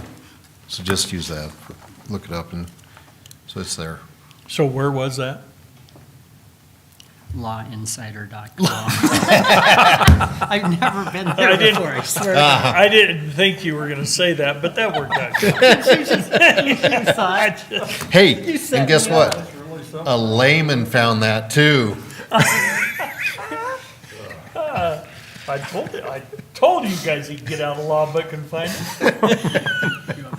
All right, so we are at limits of disturbance. I don't know that we ever came back to D2A, which was the scenic Was view good. at the end of that sentence.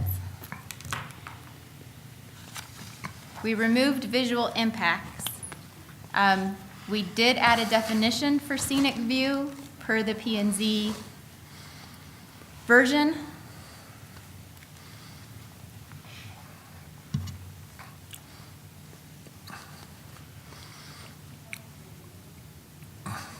I personally would like to see hillside ridge lines and scenic views removed, but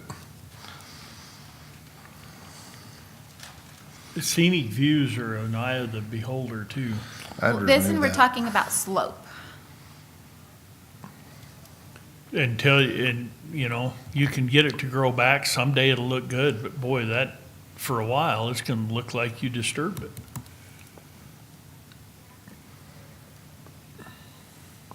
And again, we're talking about the maximum extent practical to protect the, Yeah, but there again, that's depending on what the development is and what they're doing with it and everything else.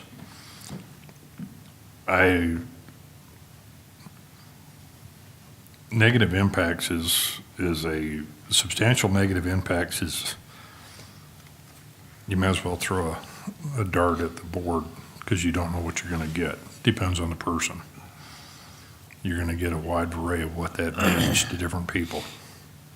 So, Did you add, I didn't see scenic views in the definitions. Was it added or subtracted? I believe it was added. Okay. Per the, my note says it was,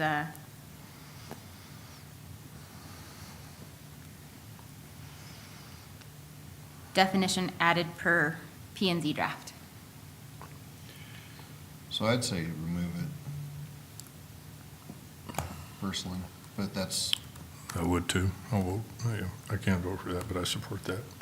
Remove which one? A, Not just visual impacts, but scenic views as well. Take Yep. both of them out. Saying that's the same thing. Well, my thought there was, so the proposal is to just take out and scenic views? Is that what you're, yeah, and my, I kind of go back to the statement that was made earlier today about Casper Mountain being, one of, our keystone Crown jewel. crown jewels. And there's some other, on each end of the mountain, there's some other features that I think are very scenic, whether you're talking about Bessemer or we're talking about Hogsback on the Hat 6 Road. So I just think that we have a finite resource there and we don't want to screw it up. So that's why I was okay with leaving it in. yeah, but what about the backside of the mountain? What, well, I'm not, do you want me to give you a whole list? I think the backside of the No, mountain is great, too. I'm just saying, Now they're all I am just saying I that, love all What's the Natrona. scenic views there definition? comes a limitation. It's like, what are we trying to do here? And beauty's in the eye of the beholder. And I'm not saying that I want stuff all the way along the face of Casper Mountain, but at the same time, somebody buys a property there and they want to develop it and they can make it look reasonable, I don't have any problem with that.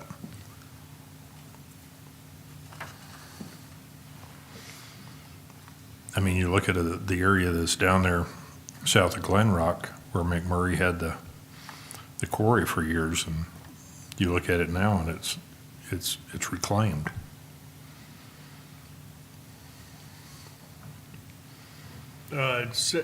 South of Glen Rock, you mean the red dirt down there? Red Rock. Yeah, but that wasn't a McMurray deal. Oh, I thought that was their stuff No, up on the it was hillside of the hill. An old guy that had that, wasn't McMurray, it was the DOT, which in some circumstances was the same thing, but it was DOT and another guy. Okay.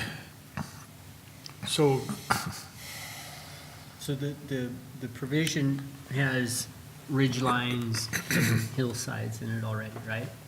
So Casper Mountain, I suppose, is arguably covered.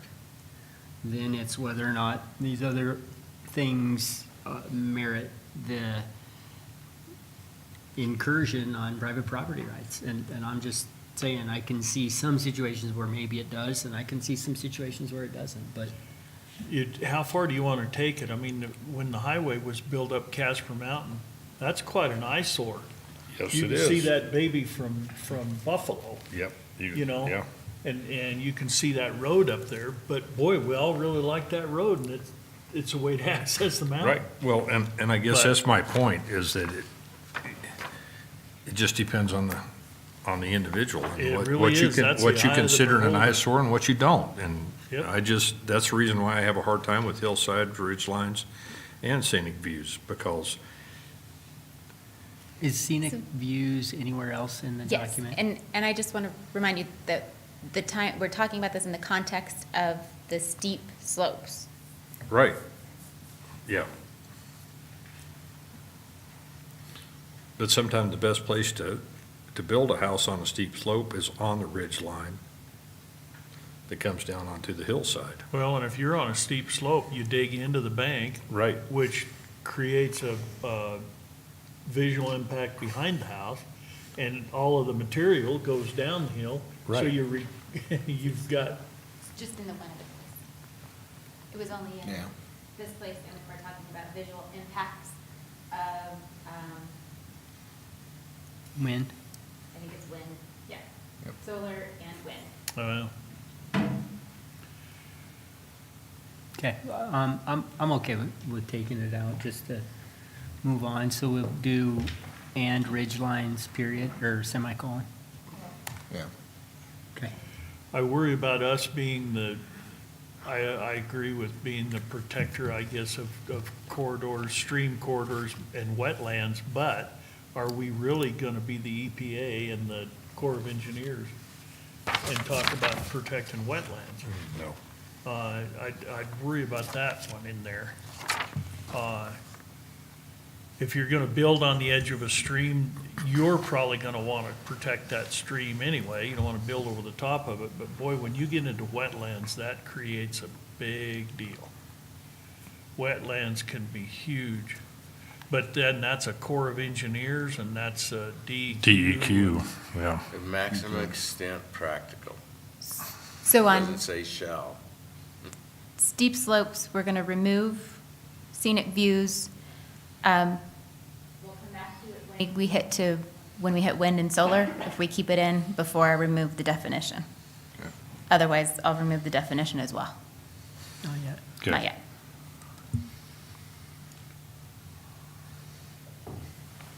But if you just say protect natural drainage channels, that's good. That protects the streams and a possible wetland too. So you could really take E out because you've got D. And not talk about wetlands. The only problem with if you did that, Rob, is that if you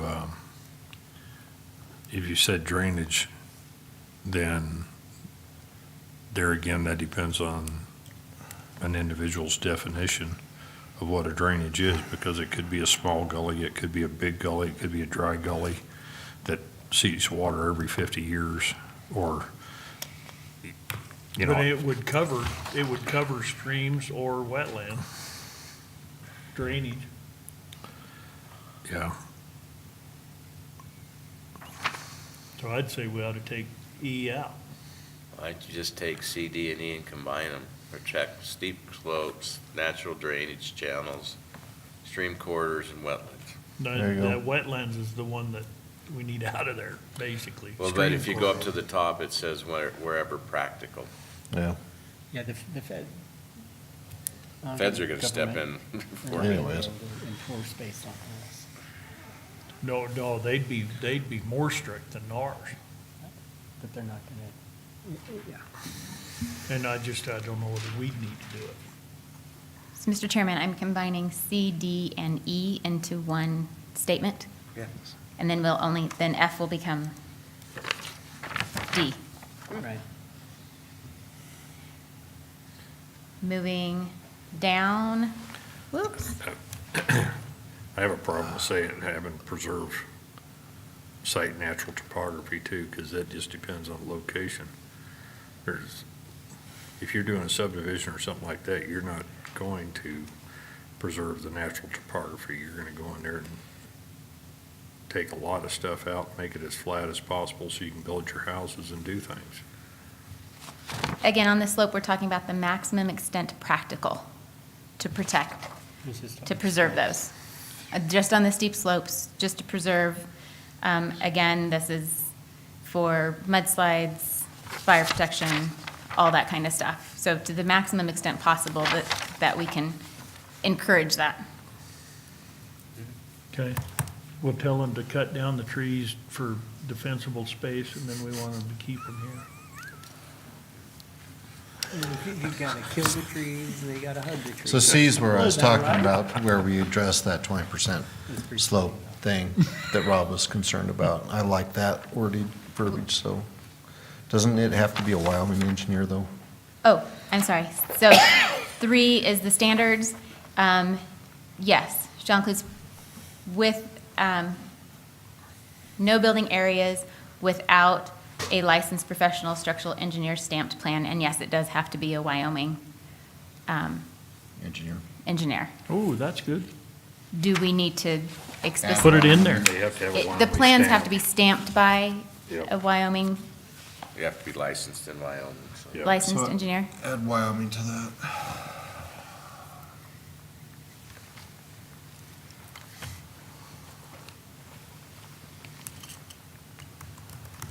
Yep.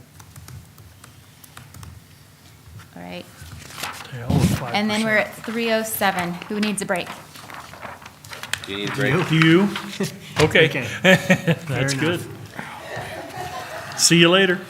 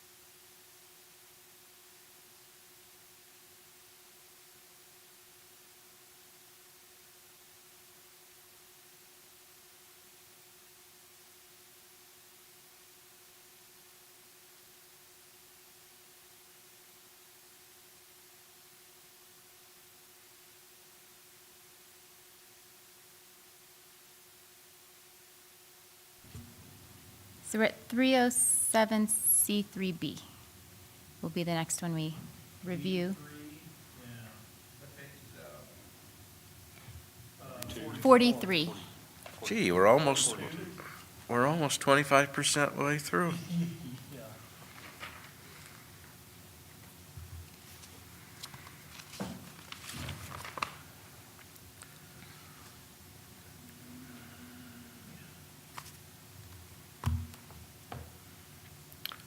Go ahead.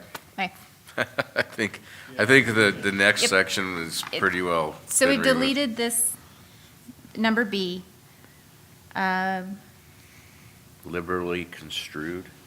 In favor of the governing body in regards to general development standards for flood, we're talking about floodplain regulations. So everything's, the interpretation, all provisions shall be liberally construed in favor of the governing body. We eliminated that. D2, we deleted agency and put in county agency and deleted governmental department or incorporated city. Can you scroll down? The other direction.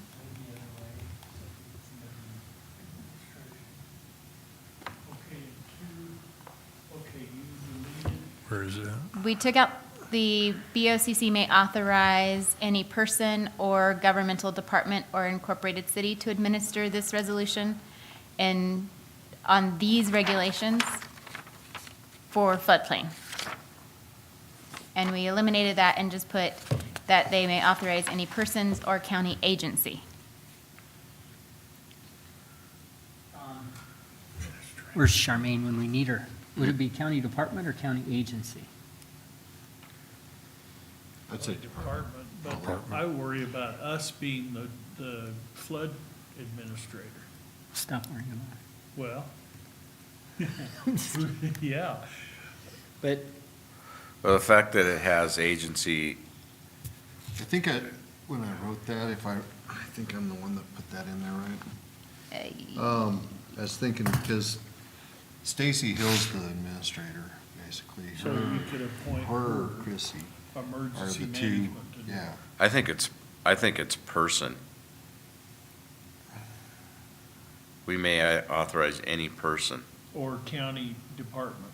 yeah, or governmental You department do or, person or department would be emergency management, or department, yeah, or county department. any And just put person department or instead of department. agency. I don't think you need county. I think that's, But I think it needs to stay within the county.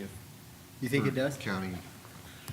governmental, or county department. When I had a question about that, I didn't think about emergency management, but that's right. County department. Okay. Check. I had a question on F that these guys didn't have too, and I. F? think that F, we're getting there. 3F, Yeah, all right. 3F is assure that the flood carrying capacity within the altered or relocated portion of any water course is maintained. I don't know why I had that in there. Oh, isn't that really a job of the Army Corps of Engineers, not the county? Yep, it is. I mean, that's what I was thinking when I put F down. That is the Can Army you Corps of scroll up Engineers' to, responsibility. Both The D beginning and of- F are really the Army Corps of Engineers. Little more, would you? Right there. So I do know that a lot of this was taken from FEMA documentation and put in. So that's all emergency management stuff, okay? If we appoint them to do it, then they would do have to. And they would consultate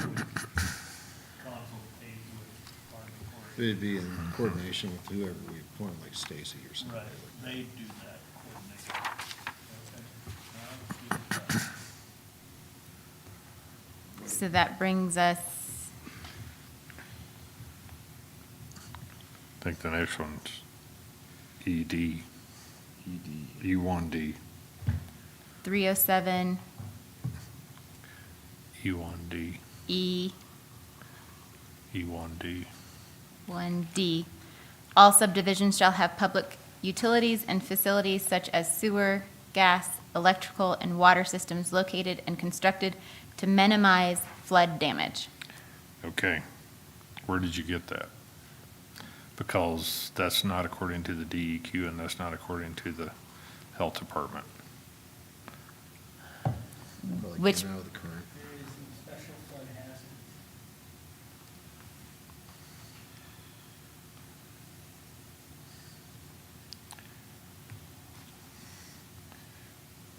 I'm saying D should be removed because that doesn't,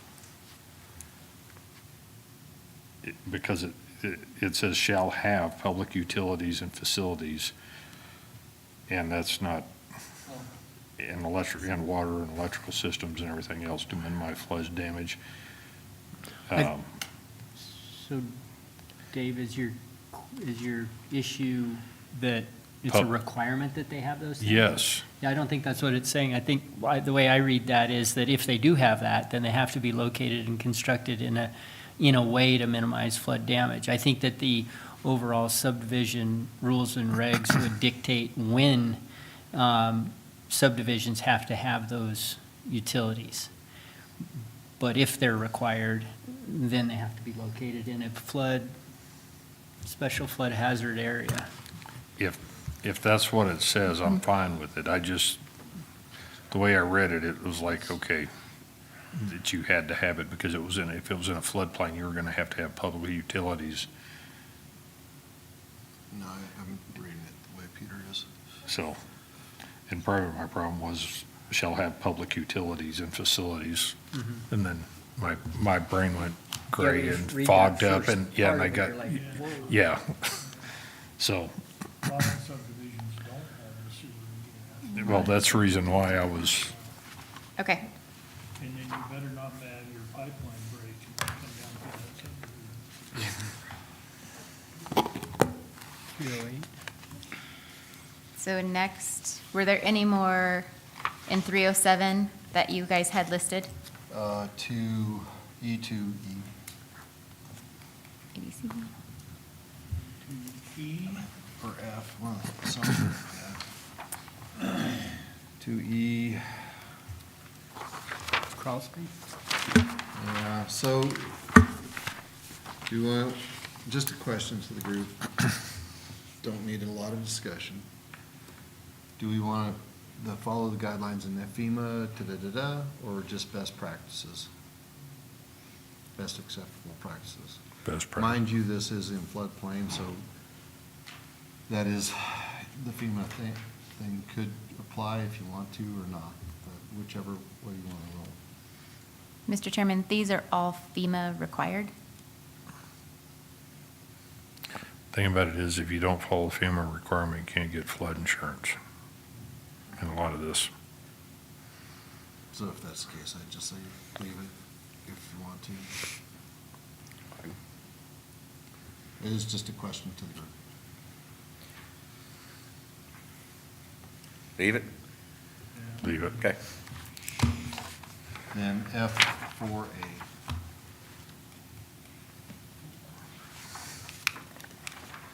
Which one, Tim? F4A? 307. This is the recreational vehicles. Again, this is listed as a FEMA requirement.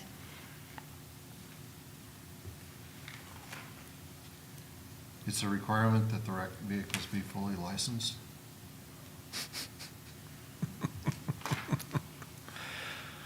I can call Melissa, but I have this from Can her you check- statement yeah, that can you this is check that? in the FEMA requirements. If it is a requirement, fine, so be it, but if it's not, then What, Yeah, fully licensed and ready for highway use. so if you have a four-wheeler, Want to be able to evacuate. no, I understand. I'm just saying the license plate isn't going to make me stop from using that vehicle while I'm evacuating or hooking up to that trailer. But the feds don't want an unlicensed vehicle on the highway, and that's why it's in there. I know. But it may not be even a highway, it may be a dirt road or, But if you could just check on that and Yeah. circle back. Then I have the next section we're dealing with is parking 308. With A4 being our first one that we removed.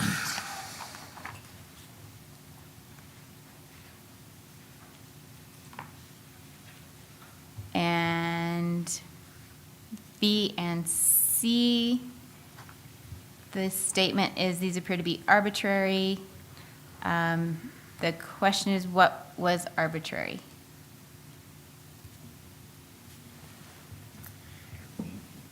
That's you.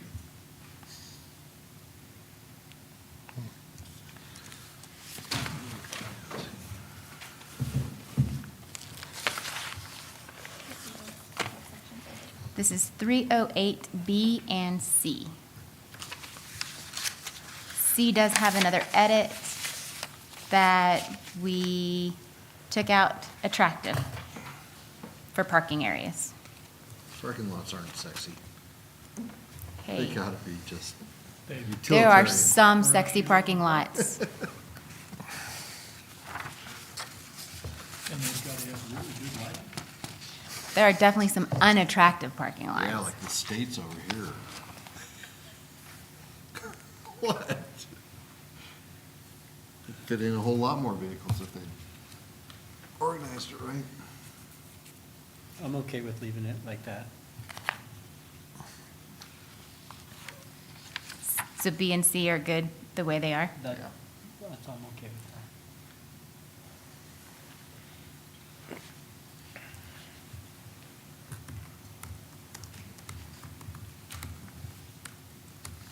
We have something on 308A4? I think we took those out. What's been done? Sorry. Okay, they've been taken care of.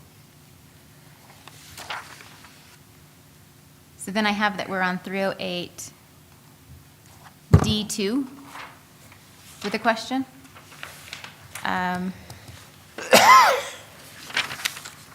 308D2, we added if practically available. If a building improvement or use of land is changed to a new use, off-street parking is required for the new use. We added if practically available.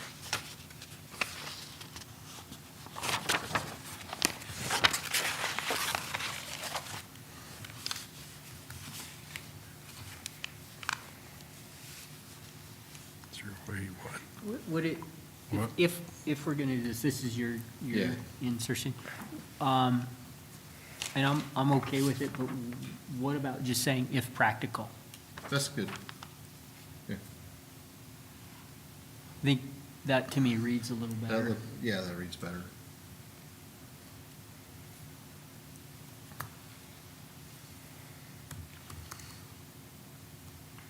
Keep in mind where some of this, where I was doing this editing, may have been sitting in the truck, watching something and doing something else. Mr. Chairman, Yes. Not paying attention. can I ask, how will that be determined?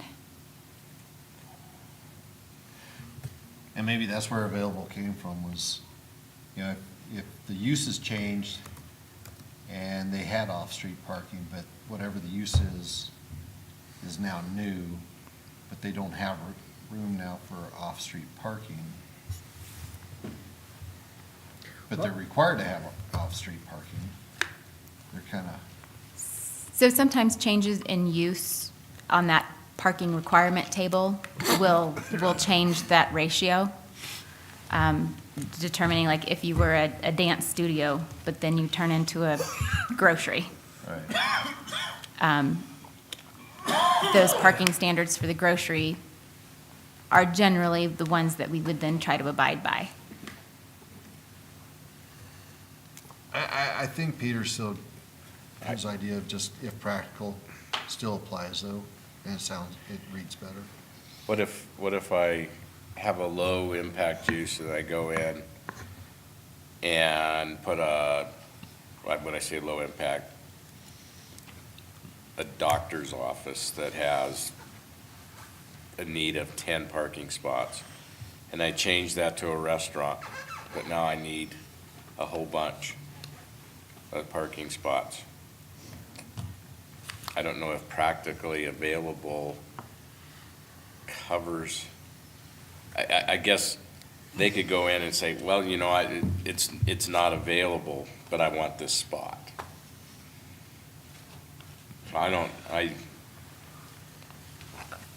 Mr. Chair, Yeah. I guess why would it be different if somebody has property and they build a restaurant? How's that different from somebody who changes a property to a restaurant? The same, So if you're going from one use We have our parking standards. our parking standards change per what it is. And so you may need more space, you may need less space, or potentially you do an addition to the building and take up space. But previously you had on-street parking, and now because that use changed, you no longer have that parking on the street available. You have to have all off-street. So why wouldn't just the regular parking requirements apply? That's what I'm saying. Uh-huh. That, So I kind of wonder if that's necessary or just confusing. So, Mr. Chairman, you're saying just take out just whack if it. practically available? yeah. I'm fine with that. Yes. Remove? This isn't that extra business that you have at your house. So I I guess, just- Get that, we're just gonna take that. If All right. practically available comes out. Just saying. So we're removing if practically available and keeping it that if Yep. your new use, your off-street is, you have to have the required parking for your new use. Comply with the table. Yeah. so, and I guess that's, is there anything in the table that does not require off-street parking? The table, I think, only deals with off-street parking. Yeah. Okay, so I guess why do we need this still? The building improvement part, or if practically available? The whole number 2. I think it's just a There's- clarification that you start out like Yeah. a doctor's office and then you switch to a restaurant. You know, you don't get to keep your doctor's office parking, 10 spots. Yeah. You gotta have 20 now. Yeah, and a lot of times they'll go make arrangements next door To the guy. to the other person or something. Okay. So then number 5, we eliminated all parking spaces shall be accessible at all times from street, alley, or driveway intended to serve the off-street parking. However, parking spaces serving single-family residential uses may be located in driveways or surfaces where the vehicle stacking is necessary. And you eliminated that. We eliminated it per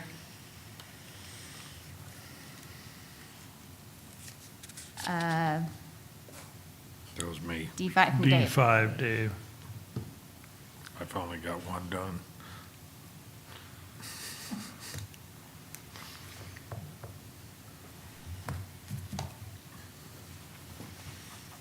He won one.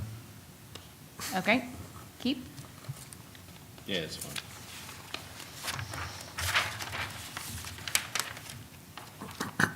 Then we are scrolling down to, keep losing my spot.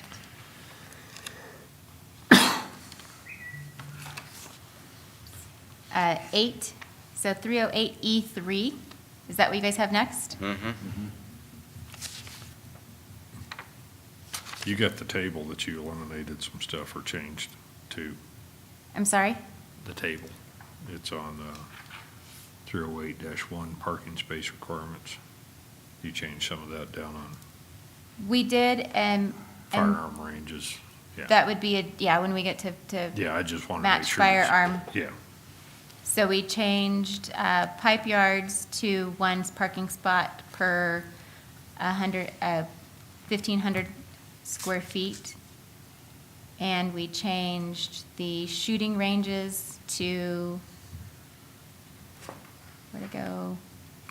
One per- 1 per shooting lane Yeah, being required. yeah. One parking spot per Per shooting Per lane. shooting lane. lane, okay. Yeah. All right, so then back down to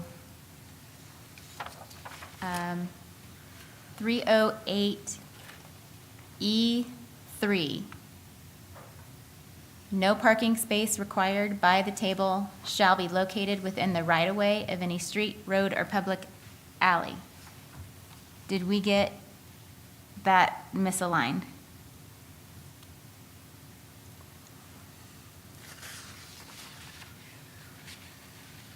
So basically, parking spaces required shall be located off-street parking.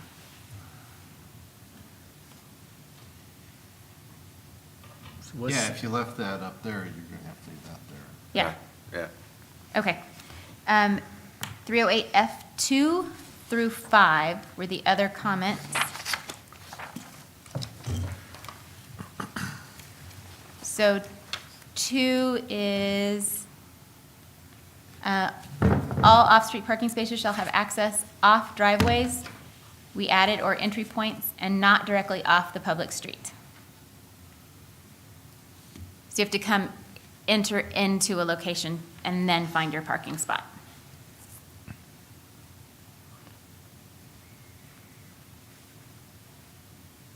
We're good keeping that? 3 is, all access driveways shall be at least 25 feet from the intersection of right-of-ways of the public road. And again, this is just for safety, that we don't want turn-ins at corners. So we're keeping that. 5 was the other one, I think. Driveway access shall not exceed 30 feet in width in all zoning districts except RAM, light industrial, and high industrial. Why do you have that? Because I know of several areas that have driveway accesses that are substantially bigger than that are in urban ag and some of the other areas where you have facilities right off the county road and their driveway is the entire parking lot. Again, we're discussing future development of how wide we want a driveway to be in those residential areas and in that commercial area. Well, I guess that's what I'm getting at, though, is that these are, they don't have curbs, they don't have gutters. All they have is street access. And so what they do is they go in there and they put their base course all the way across, Not and for it truck covers the and semi. entire width of their parking lot. And it's gonna be really hard to enforce that and say that you can only have a 30-foot driveway when that's what they do, because it actually increases the whole area of their parking lot. Pioneer Water is an example of that. Their loading station is substantially bigger than that. Their driveway in and out, coming into their loading station. I'm just thinking in the future, because we're gonna have areas like that that are located right off the road that don't have that much depth in there. If you do accept RAM, light industrial or heavy industrial, you can have wider in those. I'm just wondering if you need it, if you get a truck, a semi-truck, you're gonna have to have more than 30 feet. Yeah. If you drive in right off the road, 30 foot isn't gonna cut it. An example of that is Maverick. Yeah. Maverick down here Yeah. in Mills. Yeah. They've got 3 places, and there's no way. No, and there's 50 feet wide. That's 50 feet wide in there, I'll bet it's at pretty least. close. Yeah, and But it's still, you you still don't have can't room. It's really difficult to even Yeah. turn in there with a pickup truck. Yeah. If somebody's in the middle in their lane. Yep. That there's in there. Yeah. Yeah, I don't know whether 30 foot, I don't think that's adequate. 50 foot might be closer. I like 50. 50 foot would Well, help. and Most add, of these are standard. I would also add highway. urban ag in here, because and the reason why I say that's because you're gonna have guys with trailers, with hay, cows, and different stuff in urban It's ag. fine, just make it 50, let's go. Yeah, 50 and let's It is- go. In all and I- residentials? No, So commercial, You're gonna get I go most back, of 'em. I go back, almost all this stuff came from engineers that design stuff. That's why we need. Not more 5 energy. commissioners sitting around going, I don't like that one, I think it should be something different. but we're smart. Just saying. Come on, Paul. Just because you're the only engineer up here. I wouldn't even know how to do it, but it's, most of these things, whether it's lighting or all this other stuff, engineers have gone through this and Well, they have. No, but they no, are no fallible. offense to Christie or any of our planners, but they couldn't tell you what to design. I mean, code enforcement, all of them, somebody's come up with manuals that a whole bunch of really smart people in that little niche have come up with those standards, so, Yeah, we don't have to agree with them. okay. 50 foot. 50 foot. Anything to move it along. In all zones, Pretty much. 50 foot in all zones. Red line that 30. Eh. We took out the minimum distance from a driveway to a property line. But we did on number 5 add that a driveway angle to the street shall be 90 degrees unless permitted in writing by the directors of both the Road and Bridge Department and the Planning Department. We're good. Unless permitted, and then you can go to the 50 and you don't have to have 90 degrees. 50 feet, you don't have to have 90 That's right. degrees. That's right. Got it Well, fixed. what about, All fixed. Got it fixed. All right, so we're keeping that. Yeah, that's fine. what about keeping 30 feet unless permitted in writing by the directors of both Road and Bridge and No, Planning? it's No, we went 50. 50. 50, 50 we're on feet. beyond that. I guess we moved on. We Okay. moved on, Peter. Come on, catch up. Yeah, yeah. Accessible spaces is the next one I have, H. Multi-unit residential, we just made that change so that it's consistent with the rest. Then we're at I. 1, we removed for loading, that every retail establishment, storage, warehouse, industrial plant, manufacturing establishment, freight terminal, wholesale establishment with gross floor area of 10,000 square feet or more shall provide 1 off-street loading space for each 10,000 square feet of gross floor area.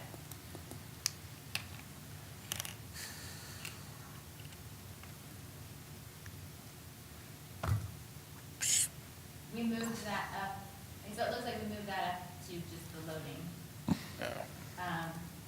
Sorry. And then number 3, we now have, is now 2, which we took out county or publicly dedicated roads or within the front setback of the property and shall be in addition to the required off-street parking. So we're asking that loading spaces were additional to your parking requirements, and we've taken that out. Go back up to the blue. Okay, when you added that in, we've got, like a Walmart wants to come out and not really in town, but they have their own building design. Did we fit within their own building design? I mean- I believe we're at the minimum there, that So they could do more. they could do more. If their plan, I mean, you know, if we have some big company wants to come in and they've got their set building, then we can approve it. Okay, all right.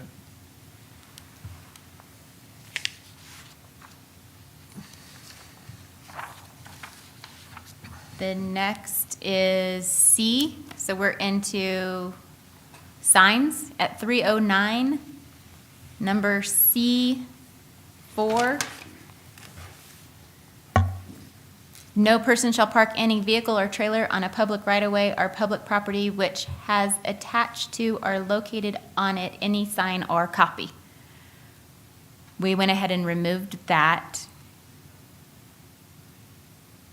This is using your truck as a billboard in a public area. Hey, Christie, go back up above that to K, to 2K. Where'd the 70 days come from? Temporary signs located on private property for up to 70 days. Where'd that come from? I believe it may have been in our current. Because there's a lot of other stuff that says 180 days. They're exempt for 70 days. And I don't think it's contiguous, isn't it continuous? You are correct.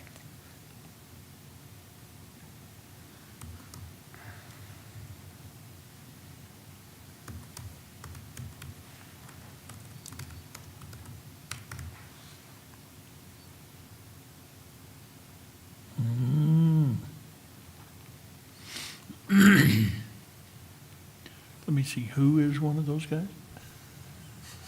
So are we good with keeping the C4 removed? Yeah. Having no Yeah. regulation against public signs and public spaces? Then we're down to H, C.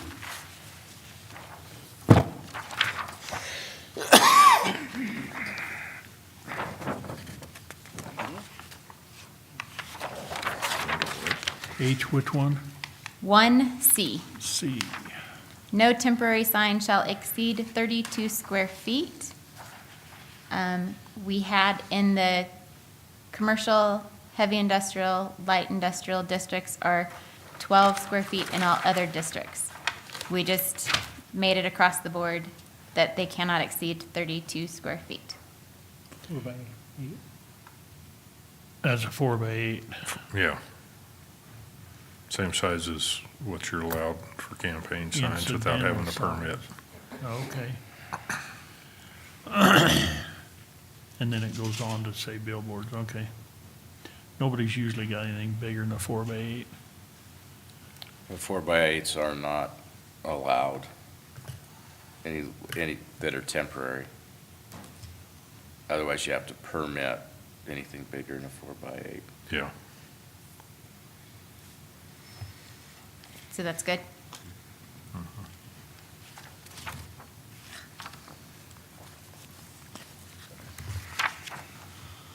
Oh, yeah. Listing through, we're at I.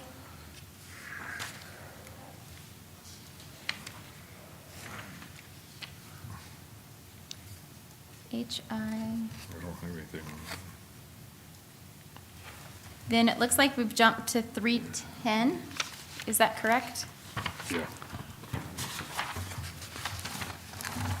Did anybody have anything?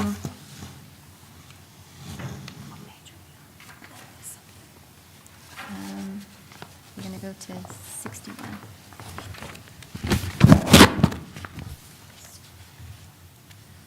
Man, we just wiped out a big page there. 309, we talked about, oh, we have to go, sorry, we have to go back to signs. Make sure that I covered. We covered 3092.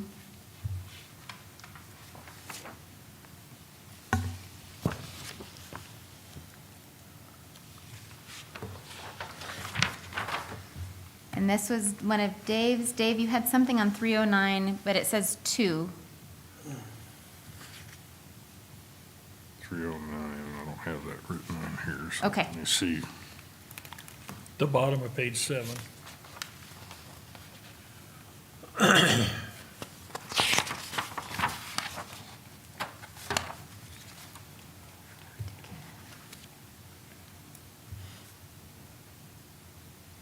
Oh, just the time frame Okay, was what I was looking at on B, or, is that right?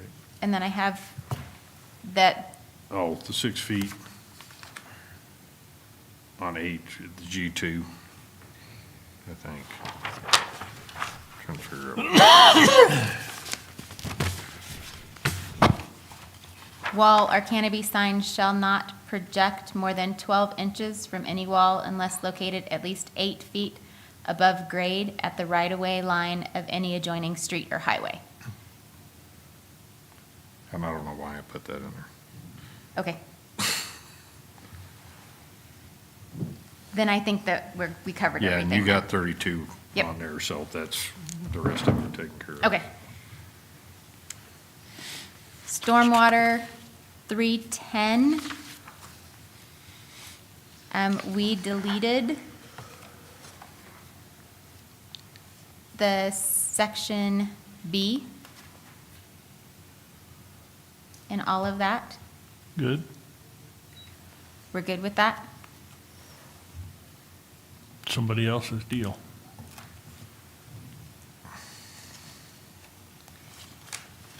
We discussed our wildfire standards this morning, and we're into section 4. And just for a note, that won't be 311, but be an appendix. It'll be an appendix. So go back, the stormwater management. Let's go back up.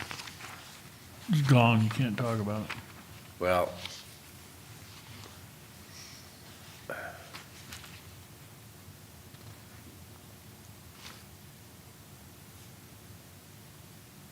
yeah, I'm good with it, because really what it's saying is you have one and you gotta comply with it, and the state's gonna make you comply with it. What's our role on that? Yeah. So, And then we have a flood administrator, you know. well, everything's gonna, you're gonna, the DEQ's gonna make You'll be you regulated do by- all this You're gonna be stuff anyway, regulated by and that. they're gonna monitor it. Yeah. And that's all goes through the MPO Yeah. if you're within that or anything outside is a DEQ requirement.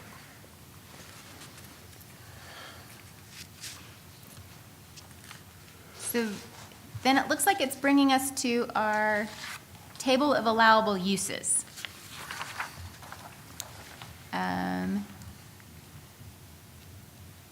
40, 2.2,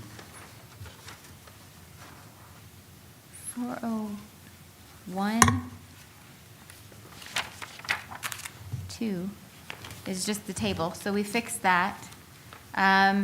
Somebody wanted to add conditional use to correctional facility in UA.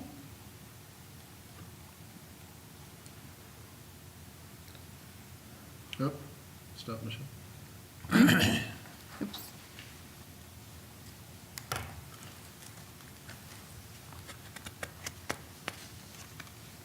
Anybody problem with UA? No, So we're good? Somebody wanted to add a conditional use to heavy equipment sales and service and rental in MR1 and MR2. I would say MR1, but MR2, no. well, it depends, because MR2 runs all the way down the front side of the mountain. That's one. That's one? Oh, two's up. Two's up on top. Yeah. Okay, sorry. appropriate? No. Well, they may, I think, Or they may neither. have it for snow removal and stuff like that. Honestly, I don't remember why I put that in there. Yeah, I had a reservation about that conditional use in MR1 and MR2, because I don't, I mean, I get that we got. Honestly, I don't remember why I put it in Okay. there. so well, It's good, take it out. I think we need to take it out because it's doesn't mountain residential and mountain residential. What do you- Residential and heavy equipment sales are, It doesn't match, I don't, like I said, I don't know why. The other statement was to add conditional use to wireless communication towers in MR1, MR2, RR1, and RR2. We did address that in the P and Z draft. I had a request for a conditional use in light industrial and in industrial manufacturing for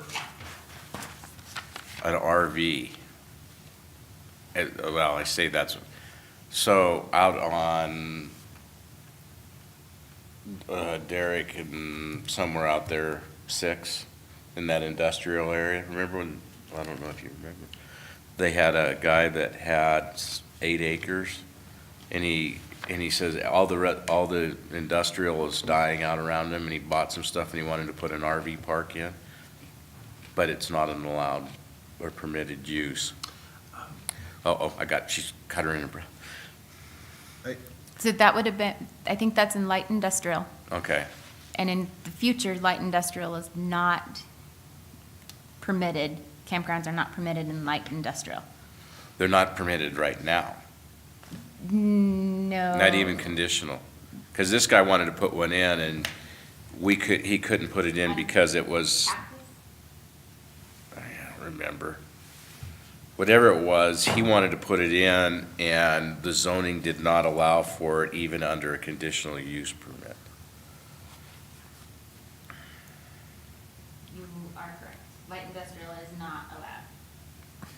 We But need to- light industrial, it would, And it would just be a conditional use, it wouldn't be a permitted use. And it Conditional was use. strictly RV parking, RV camping, and not, this guy wanted to be able to have Basically a KOA. KOA type thing where people could live there for months, but, and I just bring that up because we told him 3 or 4 years ago we would address it when we got around So to, add conditional to that.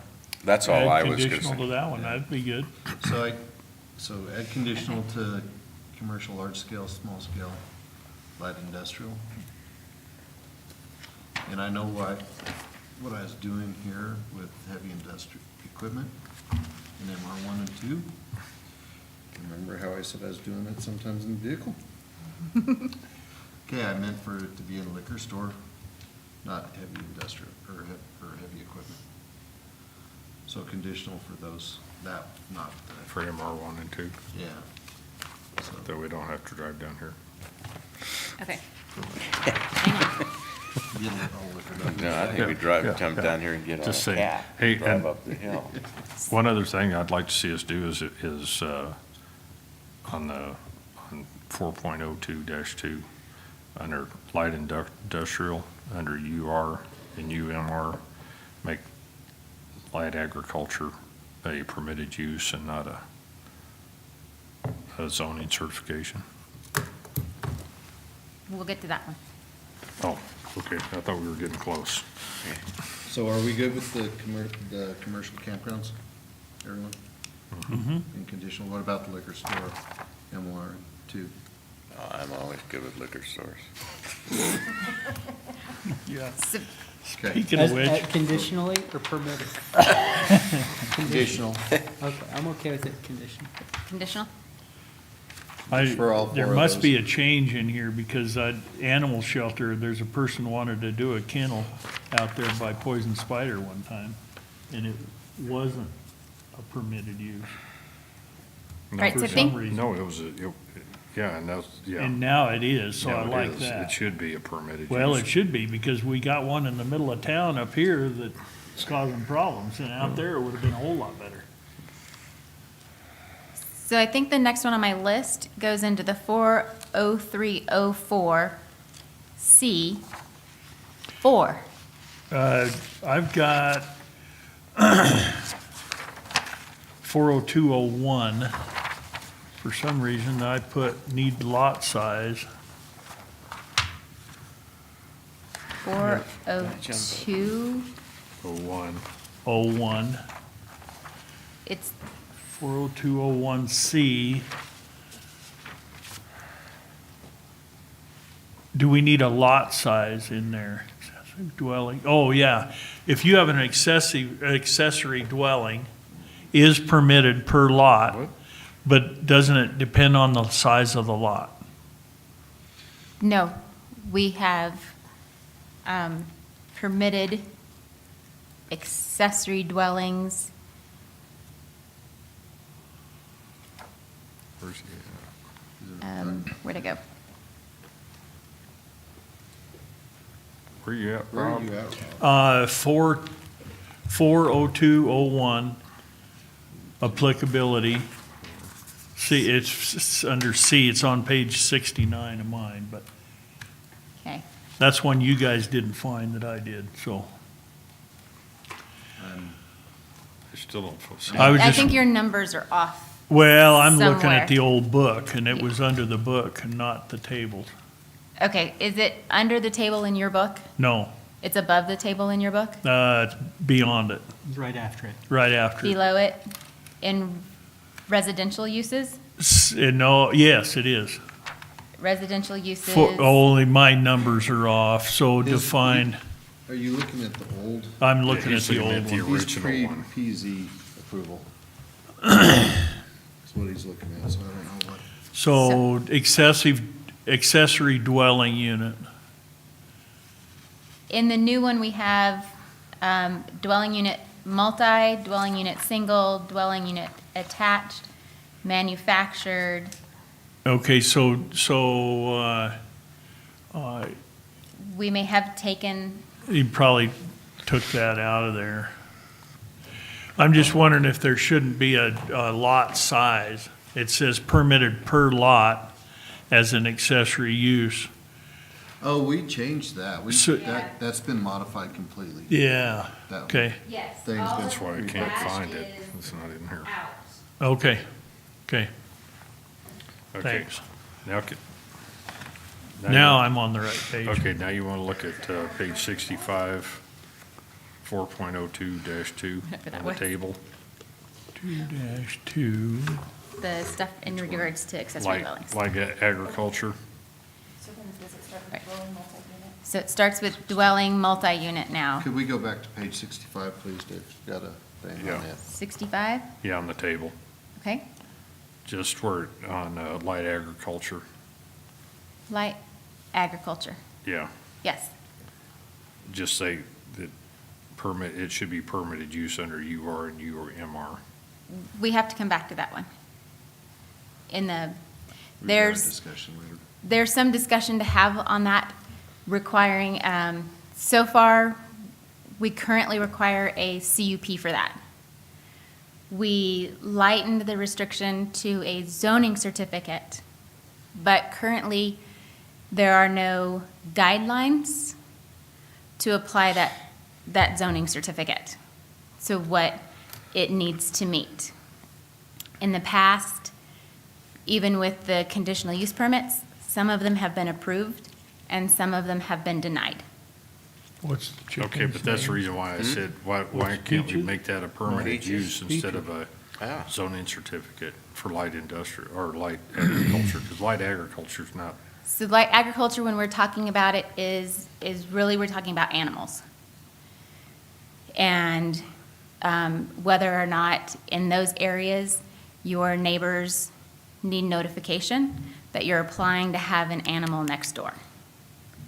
That is the current way that we have been handling this. what are you gonna do with the places that are grandfathered? They're grandfathered. I know, but It goes with the the property. property, Okay.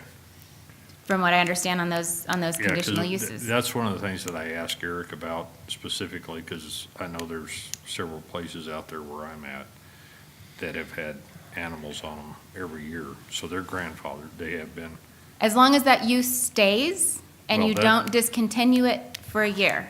So Right. if you sell your horse and you do not replace your horse within a year, then you Well, would it have just to has- come It just has to have reapply. an animal on that property. The animal that was applied for on the CUP. There is no CUP. They're grandfathered. No, not after a year. After a year, If you they, don't use it, if you don't have them on there for a year, but, then you'd have to apply for It a goes away. CUP. right, no, right. So they aren't grandfathered. If it went away. But it hasn't gone away, I've had, Basically, the zone certificate makes it easier for the person that owns the property to have an animal there than a conditional use permit. And you're saying you're looking at having that as permitted or conditional or what, Dave? I'm sorry. well, I just think, if it's a permitted use on those places that already have, that are already grandfathered, and I don't know how you would do that. So I've gotten lots of public comment on this about keeping it as a CUP versus lightening the restriction and going with a zoning certificate. Well, if it's a new application, I can see that. And that's And what so we're then talking about. but I'm talking about how do you make sure that you maintain your grandfather clause on these properties? You keep an animal on it. Well, I know that, but you got to prove that I mean, if you don't have an animal on there for a year, then you lose it. Unless the neighbor complains, you probably won't find out. You won't lose it. Well, I'm not going to worry about it anyway, I get. Well, we've had a lot of them come up. Peaches was one of Peaches. them, or whatever. That was one, and then there was a. Peaches was But there special. is you do need to be protected because there was somebody that had like 5 pigs out there. Well, That's a and- feedlot. Yeah, but that's kind of what I'm getting at, is that there needs to be, if you're grandfathered in, there needs to be something that you can hold in your hand saying, this is the case. Whether you have to mark down what days you have the animals on there a year or whatever else to show that you're contiguous. It just makes it a lot easier, because otherwise, if you sell a place, then the next person, how are they gonna know whether you're truly grandfathered or not, or you were just telling them that you were? If you're Buyer beware. grandfathered and you sell that land, then the new owner would have to apply for a CUP. So I'm not sure what it says in the rewrite, but the current zoning resolution, a CUP runs with the land, which is, CUP if they rests don't with have the one. land. Yeah. Correct. if they have one. Yeah, but if they don't have one and they have animals, they don't have a CUP currently, but they have animals because they've been grandfathered in. Now they move, somebody buys that land. It stays with the land. and It stays whoever with the gets land. on It that- should stay with the land, because that property, as long as you have maintained an animal on that property, it doesn't matter who the owner of the property is, it's the use of the property. According to our current Correct. resolution. And like I said, I'm not sure. I can look and see what they say in here. And according to the proposed as well. Okay, yeah, it runs with the land, which is different than a lot of other places. It runs with the The only one that person. didn't run with the land was the collective part there. That for current, now all of them, all CUPs with the proposed runs with the land.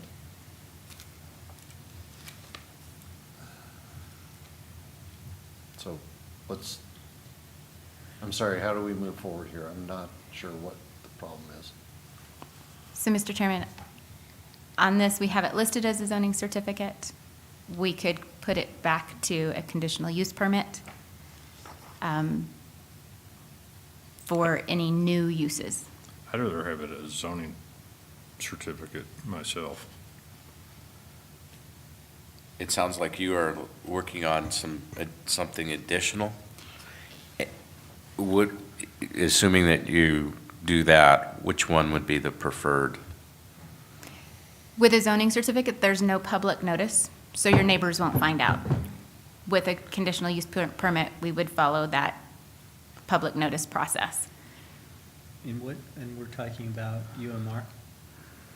Or? UR and UMR.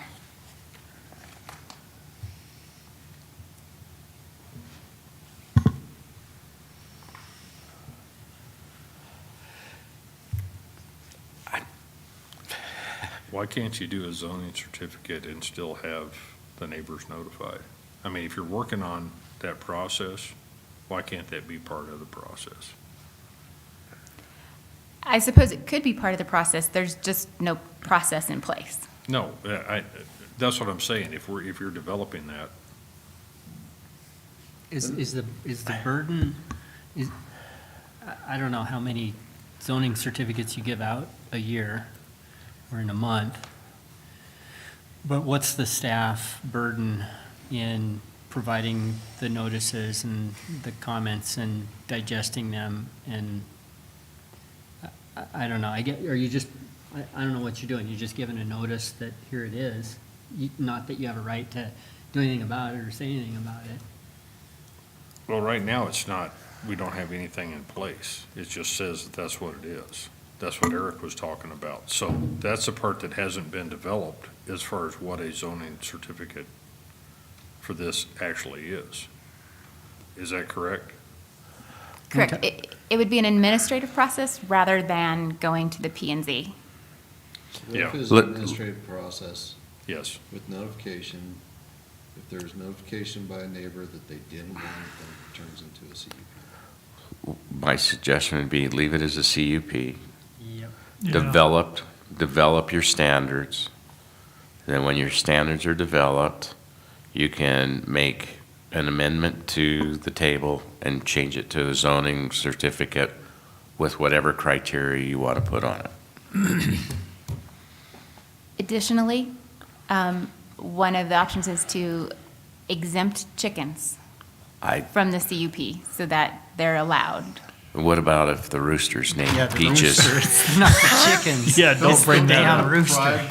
Him with, Well, now but if it's 100 chickens, it's a little different. Yeah, we don't want it. You know, I don't know whether you want to open that door. If they're 2 or 3 and they get 5 eggs out of them, that's a different than, I didn't look to see what the requirements are in the city, but they are permitted in the city. So but there that, is Up a to number, though. 6 there hands. is a number. Six, Okay. I think it's 6 hands. Is it 6 Yeah. hands?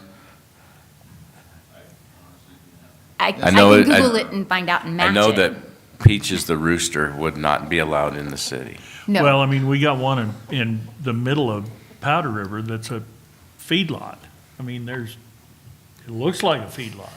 People don't even know that they have So roosters. till it it's sounds, too late. it sounds to me like it needs to have some development for a That's a zoning sexist certificate. comment. Okay, we'll go with that. No, it's- So the conditional use gives you the protection at this point with rules. Develop the rules for the zoning certificate Come back around. and then come back around and then you can amend when you've got that, just something else to put on your to-do list after the nuisance and Wildland. wildland and. Yeah, there ought to be a number of birds if it's chicken deal.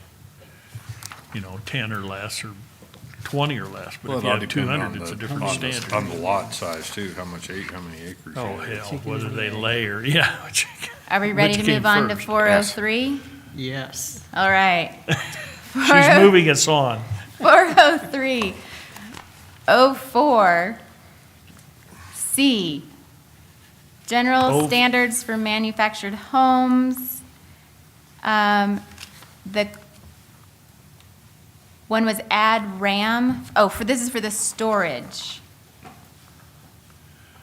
So number 4 is manufactured home storage shall be permitted only in the RAM, commercial, light industrial districts. The question is why limitation on zoning and add RAM? So we added RAM.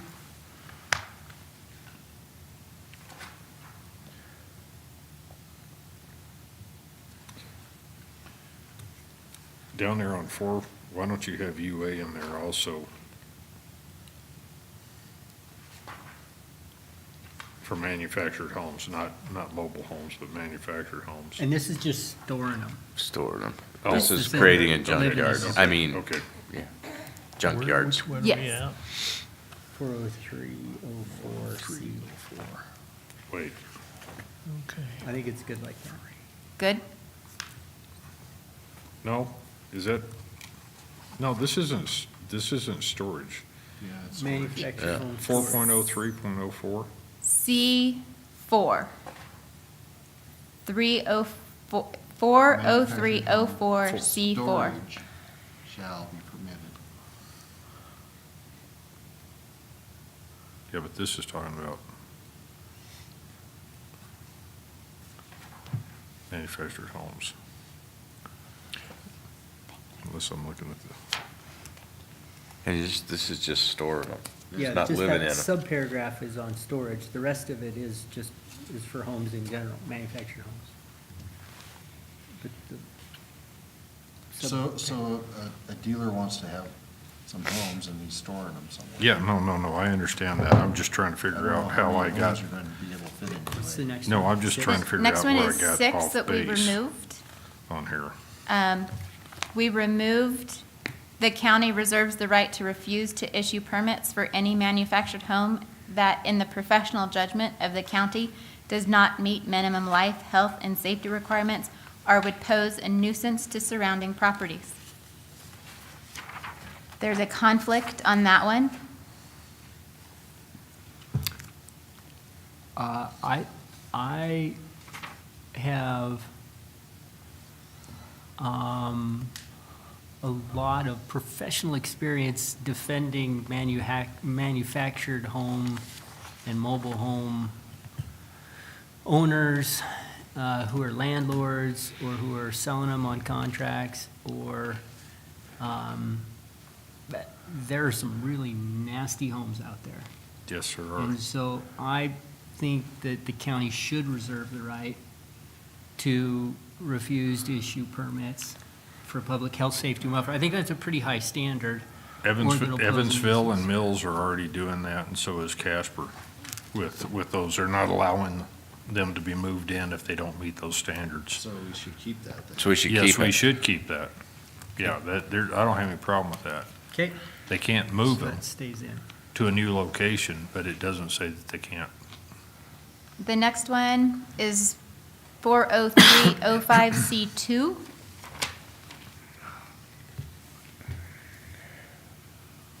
Hey, The- Christie, Yes, sir. you I miss one? you were ahead of where I was a while ago. That's the reason why I was confused. 404.03.04 C4 is what I was talking about. And that's talking about when you're actually establishing on. Oh, never mind. Then it says storage. Okay. Because up above that, it had foundations and waterproofing and everything else, so So never mind. Where's C2? that's, I think C2, it says it was deleted. So we deleted covenants are voluntary. So I think C2 may have just gone away. Well, but, well, Peter's- Peter's saying that I don't see there's a compelling reason Oh, to it's take out. probably C1, because we have covenants, under streets and all interiors, then it says the developer shall provide for covenants or other mechanisms which shall be approved by the applicable director, ensuring that the streets are maintained and replaced as required. And we have a conflict on this one. Yeah, What is it? The conflict? One wants it deleted, Oh. and Peter's And I not was sure we should saying- take this out because it doesn't allow us any maintenance on mobile home streets. I'm thinking about up there at Arden Lane and Ranuna. They had a homeowners association up there, but the people that owned all the trailers weren't the ones that lived there, and they didn't care, so they did away with it. And I think they should have kept it in there, because those streets, man, they're in tough shape. Right, but at that point, if the HOA or the association goes away and we're requiring it, what's our mechanism to Yeah. enforce that? And are we saying if they're to be maintained, is that saying the county's gonna step in and adopt that highway or street at that? Well, Well, I was thinking that we have some language like this in there just so that we can say, hey, this isn't the county. this isn't ours. This is not the county's baby. You guys need to be handling this So- internally. Okay, so we're looking at it two different ways. Yeah, I mean, to with get to the thing. same protection of the Yeah. county on this, the people coming in, Right, telling us right, every right, week. right. Well, I'm actually thinking over off of Salt Creek where we've had some BOE issues Oh, over up there. on Midwest Salt And Lake those Heights. roads are in Midwest Heights. horrendous shape. Terrible. It's Midwest Heights. Yeah, Midwest Heights, and they don't own those, well, some of them own the lots, but somebody in there had to be responsible, and no one's done it now, and everybody wants somebody to go in and fix those roads, and the people that live there are renting Are the not lots. the owners, right. So I think we should keep that in there. I think you Well, should. and The developer or Yeah, owner, it's the developer that needs to figure it out. or Yeah. current owner. So what's the mechanism then if they don't? Well, it ain't against the county. Yeah. That's what I know. Go talk to the people that live there. Well, then you take them to court because it's in the zoning. In the covenants. Yeah. Yeah. I'll buy that. We take them to court and say you're violating Yes, it. sir. and You're supposed to fix it. Christie? It's dedicated to Put the it back public, in. but it's in a, yeah, I'd leave it in. Yeah. All right. The other one that was posed to be removed is G, which has to do with the screening. So a slight obscuring fence not less than 6 feet in height with openings only for required entrances or exits to a street or public place incorporated as part of a type A landscape buffer as described in our buffer section shall be provided between manufactured homes and the exterior property lines of a manufactured home park site boundary.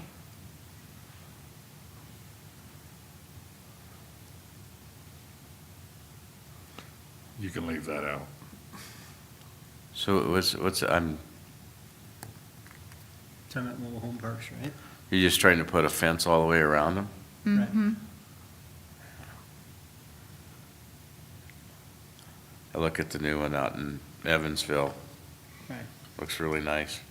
And it- But look what it used to be. Well, I It know. used to be, But the yeah. fencing wouldn't have made any difference. You'd still seen it. That's true. No. So I think And we're it just good. looks like another added cost to the business. Yeah. Yeah, I mean, it's kind of like the old, just keep going. Yeah.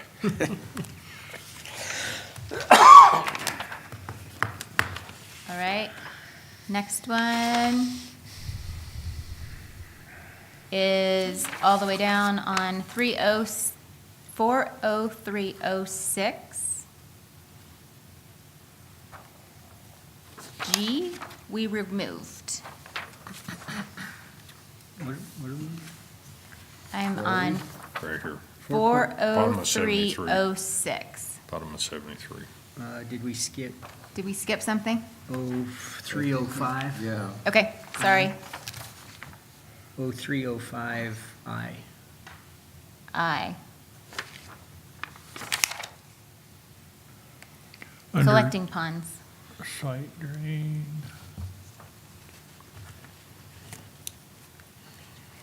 Um, 72? Is that correct? The question is 305 Aye. I and collecting ponds. That's just a different way to meet the Whippy's permit requirement. Instead of runoff, they actually have a thing where you can actually have a collection basin set, you know.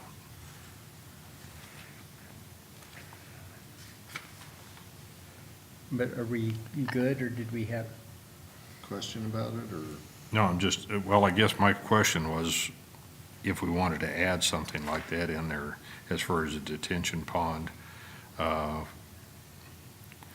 is deletion, collection ponds are suggested by, that's what they're recommending now, is a collection basin instead of runoff in a lot of these areas. We can't approve, we've had that happen up in Salt Creek Heights. We approve one, but then the drainage, if they make it all blacktop, there's gonna be a lot of water running off of it. Yeah. And where's it gonna go? Yeah.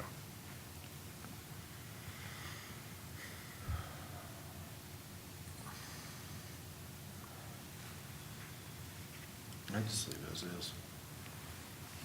Move on. I mean, it's a, Okay,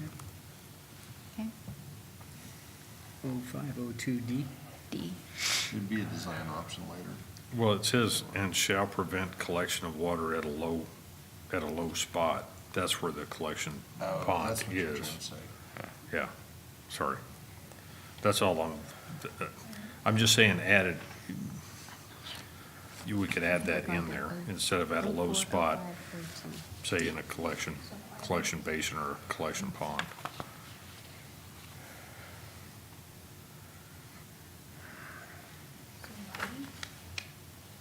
Yes.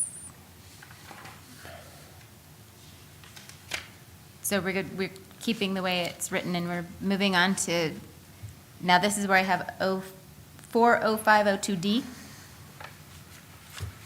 Well, I guess my question on this is that a low spot and a collection basin are acceptable according to the WIPD stuff. But we're saying that you shall prevent water from collecting at a low spot under H or I or whatever it is now. So under site drainage. So we're saying something that's in contrary to what the DEQ says you can do. How about any non-DOT or any DEQ non-approved low spot? I'd rather leave it like it is for now and Or that. come back It's easy. to it with an amendment later. Okay, we can talk about that later because it's something that we got a lot to go through and that's. I think we're good on this one. We're good. Lighting, Yep. okay. E, I have next, as noise shall not exceed 70 decibels at the property boundary. Where are we at? Is that where I'm? For an ag event, Which one are you on? I'm sorry. 40502E. The noise, Yeah, so that needs to be increased just a bit. 70 is To like. 80, at least to 80. 70's like this. yeah, I'm thinking about our own fair and rodeo. It gets pretty noisy out there when the Yeah, it needs to be at carnival's least 80. there. And help people in that subdivision will move out of town for a while sometimes. And the lighting is the same way. But I mean, 80, I mean, like the chairman was saying a little bit ago, they don't just pull 70 out of a hat. They came up with it. 80 is not just 10 more than 70, when you're talking about decibels. No, I know. Right, but it's still So below the whether it's threshold. 74 or 76, I don't know. So right here. But 80 is still below the Right threshold here of is danger. about 65. Yeah, it is. Show me on your app. He I can find show you it. that. I can Those prove, safety I can guys- prove that I got an too. app for that. Yeah, we are there. The safety guys Yeah, can find that in a yeah, heartbeat. we've got that on, I've They got that know. on my app. They know. Do I hear 72? Yeah. I'd put 80. At 85, you're I- looking at hearing protection potential, so. I'd go For more than 8 76. hours, yeah. So Go I'd 76. I'd go at least 80. I'd go 75. I see your 75 and raise you. Raise you 5, yeah. Let's I do see the your 80 hearing and divide threshold, by 2. because that's 85. based on a threshold. Yeah, it is. 85 is an 8-hour time frame. So Yeah. where you have it. And that's So why I dropped it to 80, but, whatever. we can go 85. Let's just Or not, 80. let's not zone our own fair out of business.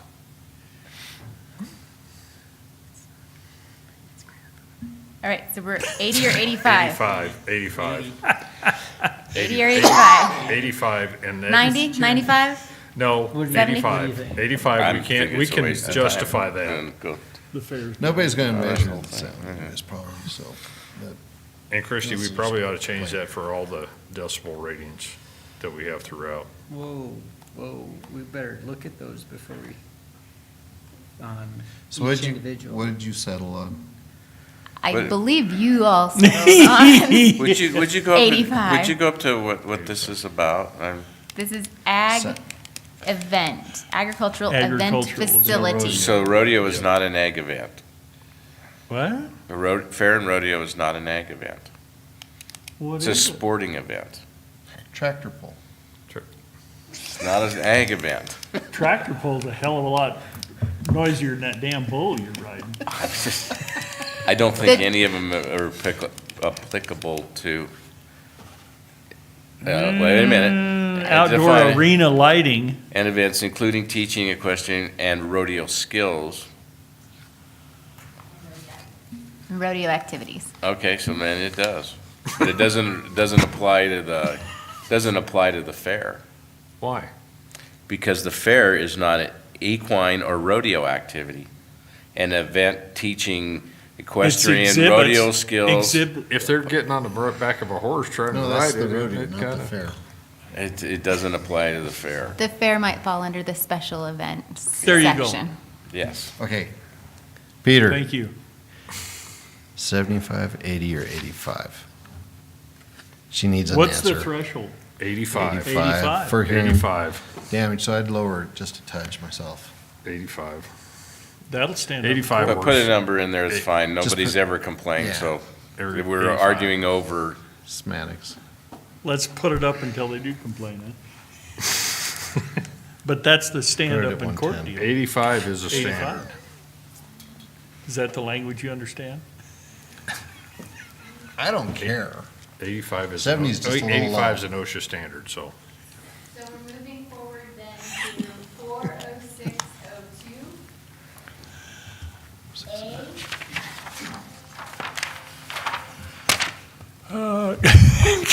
Yeah, mine too. Please, huh?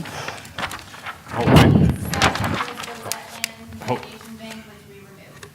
hold on a minute. Man. Before you get there, 405, 04, C, My numbers are all messed up, so where are we at? 405, it's page 78, 405, 04, and it says types, and it's talking about dude ranches. Okay. And you got the difference between minor and major. That shouldn't have anything to do with necessarily the size of the acreage. It should have to do with the size of the facility.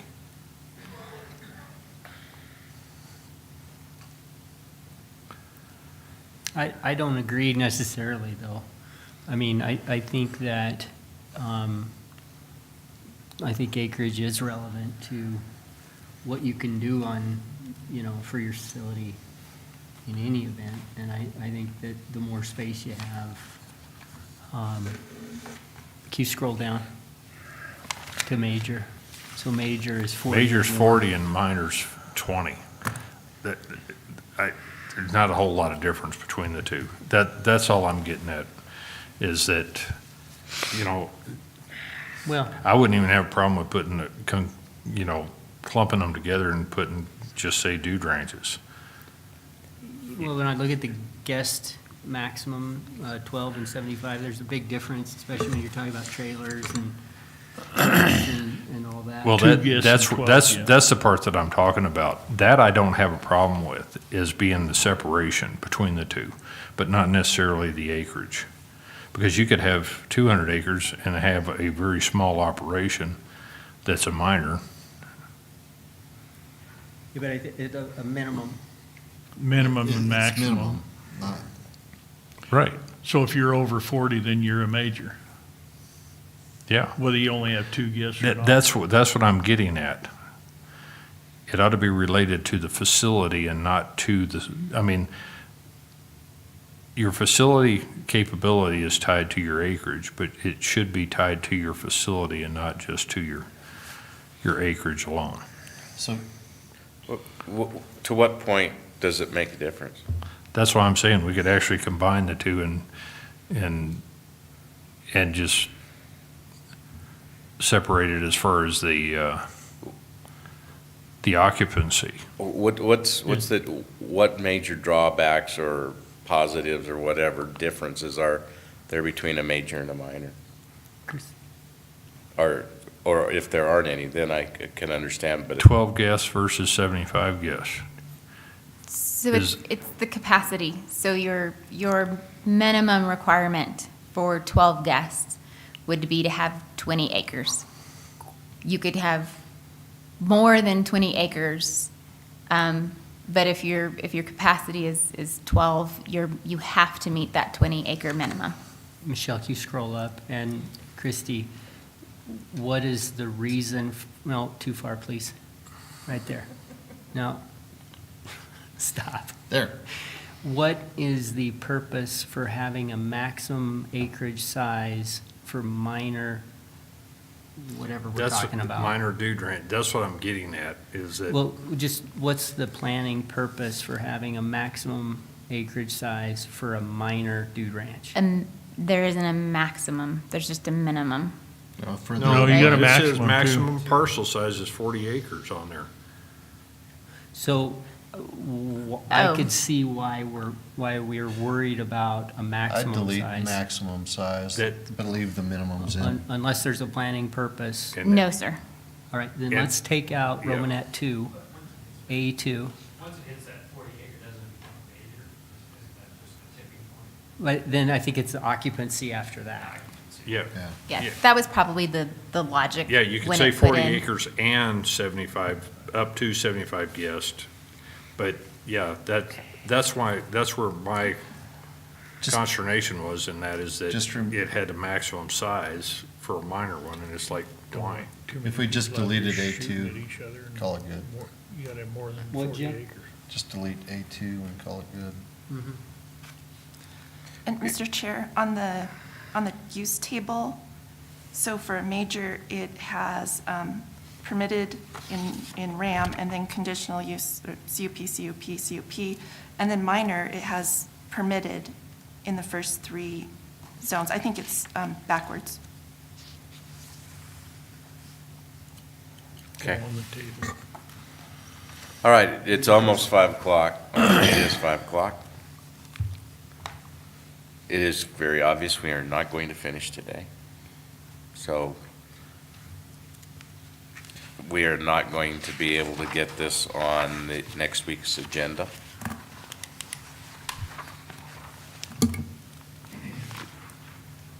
So what's everyone's preference moving forward? We're about halfway done. I'm busy rest of the week, Well, we have BOE all day Thursday. right? If we get, is there any chance we're gonna get done with BOE a little early? I wouldn't count on it. Your first appointment is an apartment, so they would have, you guys would have to start at 8. Our first appointment's at 11 on Thursday? Hell, we could do it Thursday morning. I think You wanna Keep- come in at 8 and do whatever we can Thursday morning? Not entirely sure I'm gonna be here. You guys can go on. Can we keep going tonight, another hour?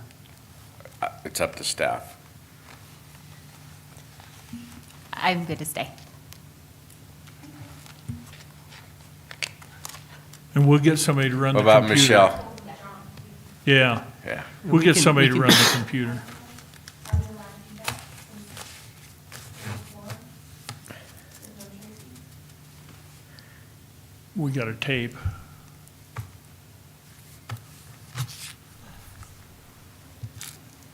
We've got Eric. Yeah, I mean, I think she's entitled to be there as a clerk, but she's not, or her designee's not, as long as we're recording it.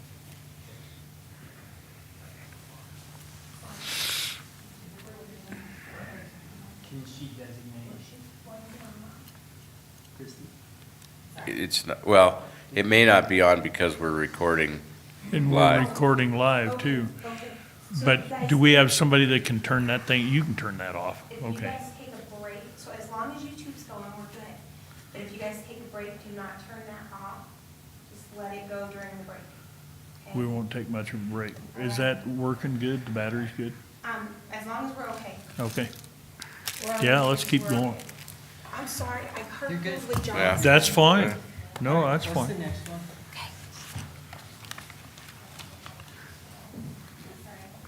I think we took care of wetlands. So I'm down in 407. Is that correct?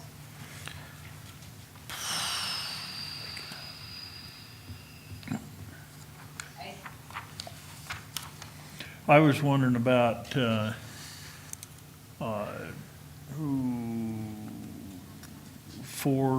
in the old book, it's 406, the adult entertainment. You're beyond that, aren't you? Okay, We it's different numbers. we don't want to touch adult entertainment. Well, I don't know whether I want to touch it, I want to talk about it. It says in there somewhere that you can't have an establishment, it's 406B2, within its location of adult entertainment establishments. And it's got 1,000-foot radius of religious schools, licensed childcare, and a property line. Down. Oh. Keep going. Right there.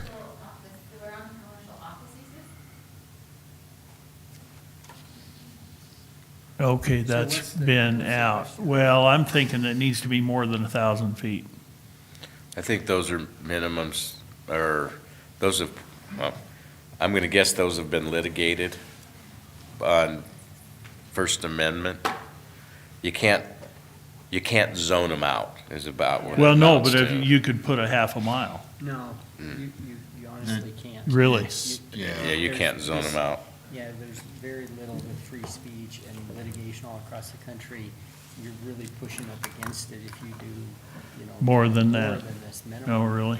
And so you Okay. better find a compelling reason in that specific situation than doing it across the board, quarter mile or, you know, half mile or whatever. Okay. The Well- other thing to keep in mind, it's only light industrial and RAM that they're permitted at all. And so within those two areas, it would have to be 1,000. And I agree with what you're saying, and if we go too far. You gotta be, Constitutional issues. all right. What's the, so 407? 407. That is, Sorry, 40706. Is that correct? 40701. That's where we're at adult commercial establishments, correct? We got through it. I don't even have it on my- 40701's adult commercial office. So then I have then 40706 When you're unlocking them, D and then we get that, let me know. was Let Nate know screening, when the building so is up, that 89. you're done. We're talking about screening for auto wrecker services. Auto wrecker services, screening must be provided. Wait, where? We're asking for a minimum of a chain link fence with privacy slats, 8 feet. Where are are we? you? Can you stop for just a second? 407. We're 40706. What? D, Page 89. Okay. 06 D2. privacy slats. It was, we wanted to add the same text that we had elsewhere, and we addressed that by putting that in there. 078, B1, the winery standards, we upped that to, or we reduced that to 10 acres for a winery. And we removed the limit of 300 guests as the max.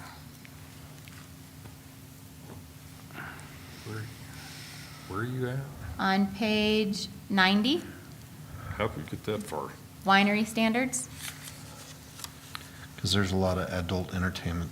I know, but Miscellaneous. we went by the auto wrecking stuff.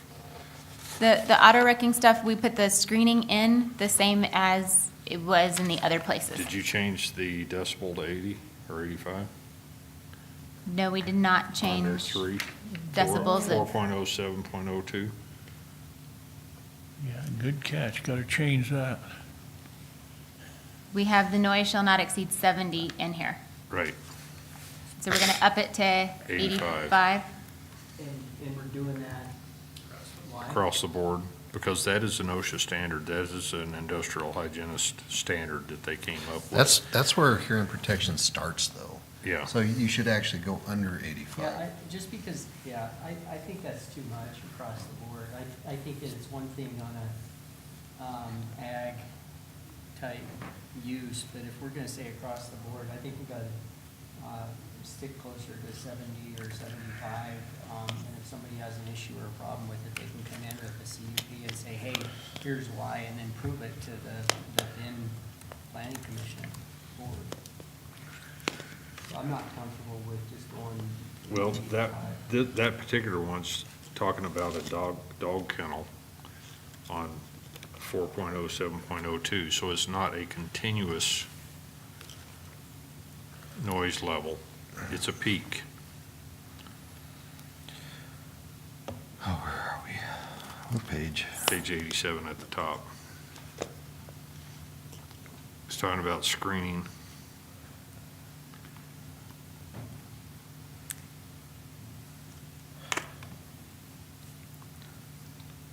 B3. I would like to see it lower, Lower than the 85. because that's the That's issue the we've had problem. up off of Outer Drive. We've had it at 70. It's And been at it's 70 and, Still too much. yeah.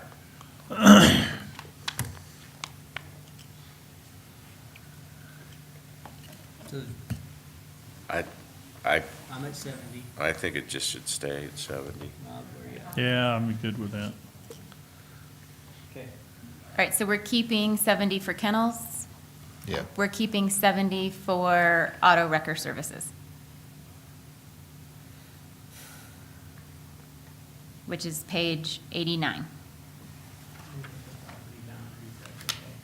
So keeping The 70. property boundaries. Yeah. All right, so then that does bring us into the wineries.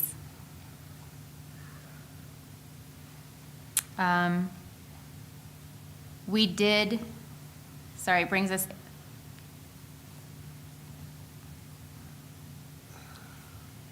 on 40708, brewery, distillery, and winery, we added the definition of a commercial brewery means a commercial enterprise producing more than 50,000 barrels per year and no less than 50 barrels per year of malt beverage. So we created definitions to distinguish between micro and a commercial. Perfect. So in regards to the required land acreage. Yep. Okay. And then we reduced winery to 10. We took out their limit of 300 guests. We reduced microbreweries to 2 acres. We did add the standards for commercial, that it is a parcel size of 10 acres. On-site consumption is permitted, but it can only occupy 15% of the gross. It may include accessory uses like sales, outdoor events, tours, etc. Commercial brewery is limited to 150 guests. Outdoor events associated with commercial brewing are limited to Sunday through Thursday, 11 a.m. to 7 p.m., and Friday through Saturday, 10 to 10. All waste, solid, liquid shall be managed and treated, stored, and/or disposed of in accordance with the county, state, and federal regulations pertaining to waste.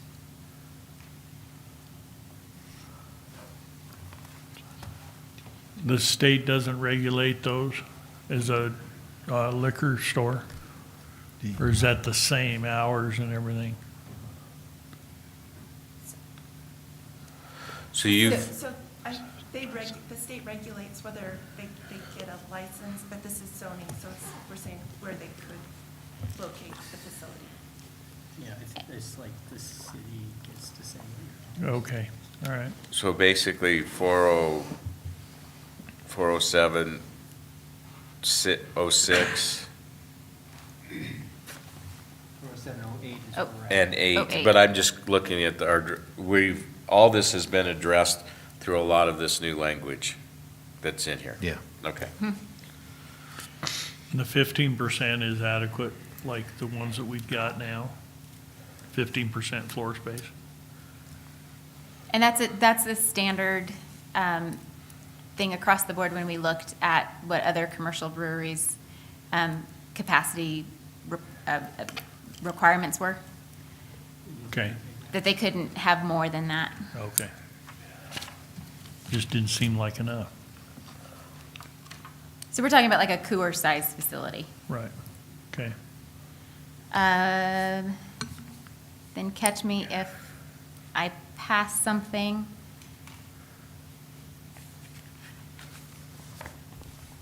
I also don't know if it has blue.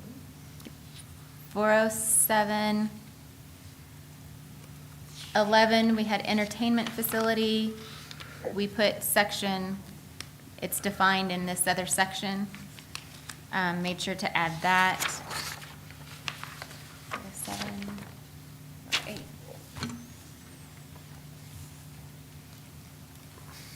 Then we're down to the firearm, the ranges. What number are you at? 40716. Is there 15? No, we just put a section. That was all removed and moved into the shooting range. So we right? moved all that into shooting range, so we'll come back to that in just a little bit. That's all the blue stuff on the spreadsheet? Mhm. So we're just gonna skip that for now? We're gonna skip all that for now. Okay. And then we're down to 40723.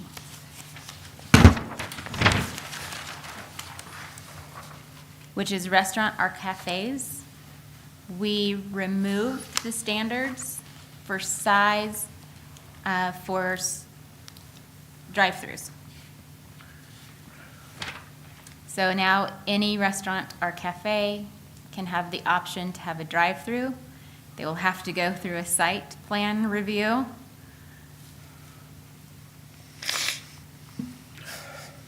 We good with that? That's the new deal, yeah. Okay? They already got carryout. COVID, yeah, COVID Now all got they us. have to do is have a drive-through. Uber needs a drive-through so it can deliver us food. So.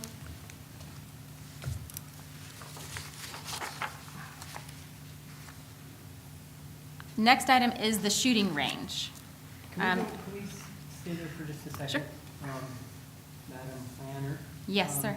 Why did they, or why do they, in some cases, restrict or prohibit drive-throughs in 5,000 square feet or larger restaurants? A lot of it has to do with pedestrian safety, traffic flow.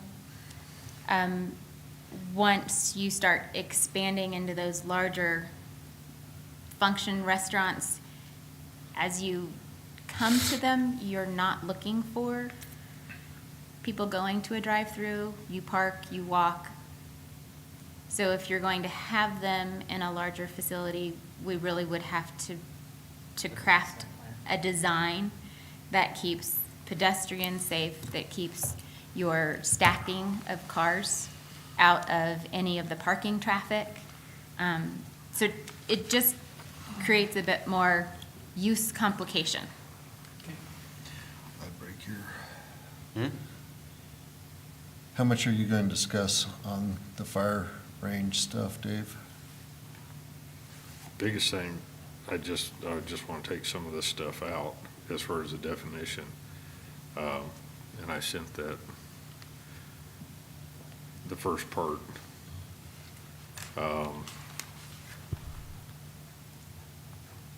Nothing on the, that's all on the indoor range. On the second part, there's a few things. There again, the definition needs to be changed. What I'd like to do is change the conditional use permit to anything 5 miles outside the MPO.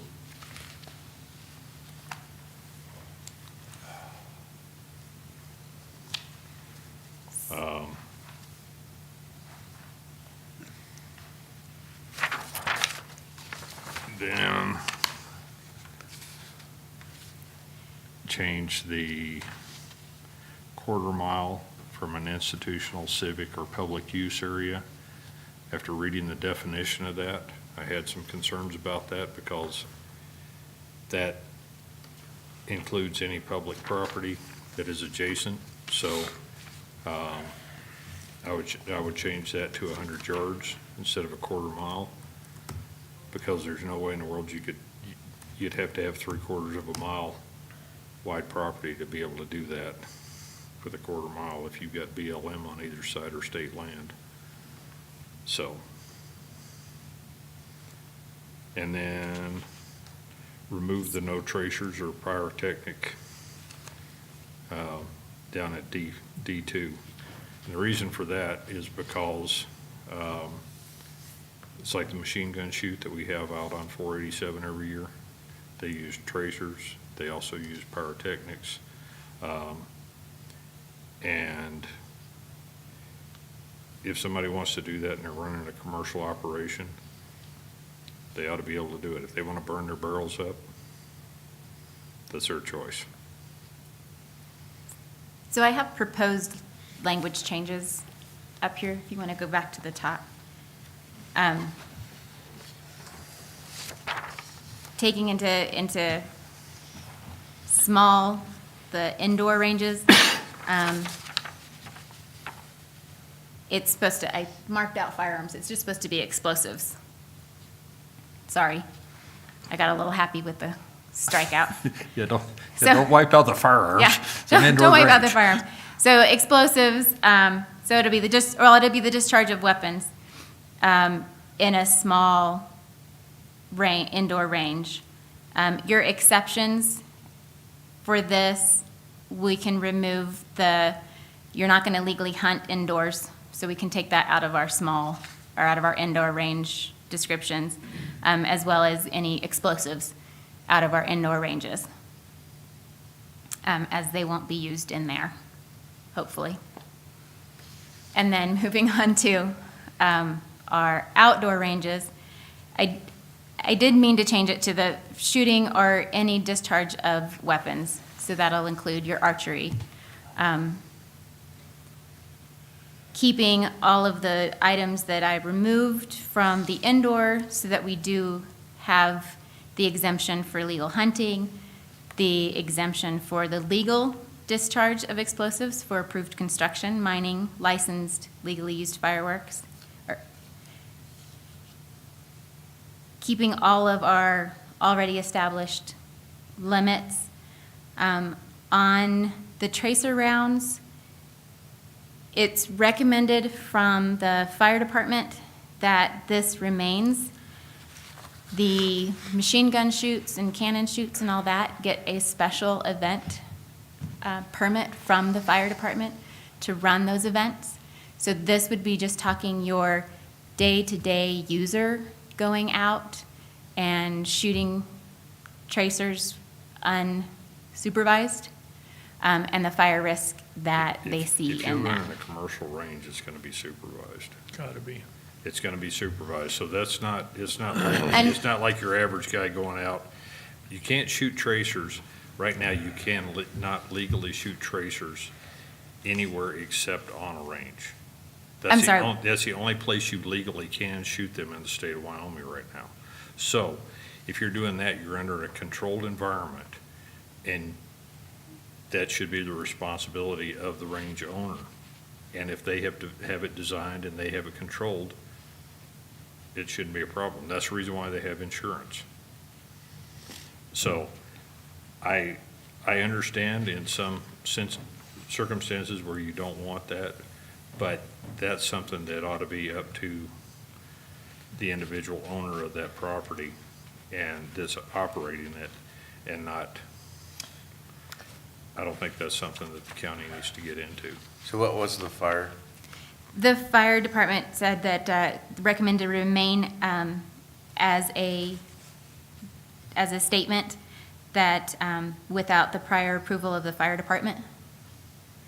So it's not saying no, it's just saying you have to It's have, like a burn permit. you have to have a permit to do it. So that they're aware that there's, that's a pretty good compromise.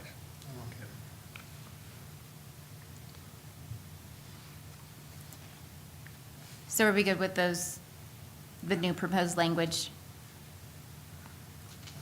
Keep going down. Yeah, Yeah, you Christie, can. I'm sorry, I can't read it very well. It's not, it's just, We can change it to black if that would be helpful. no, it's the size. It's Okay. just, my eyes are just, He's been shooting too Is much. that better? Yeah, scroll down a bit, would you please? And the definition of a civic space was a public or Keep quasi, going. There you go.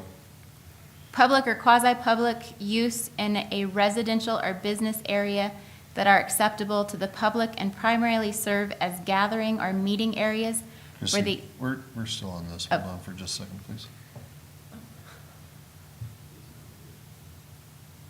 You talk about the definition, it's C1. Mhm. You're talking about.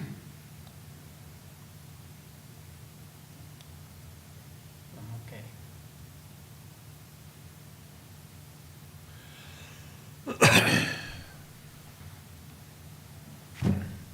So, you're reading. Okay.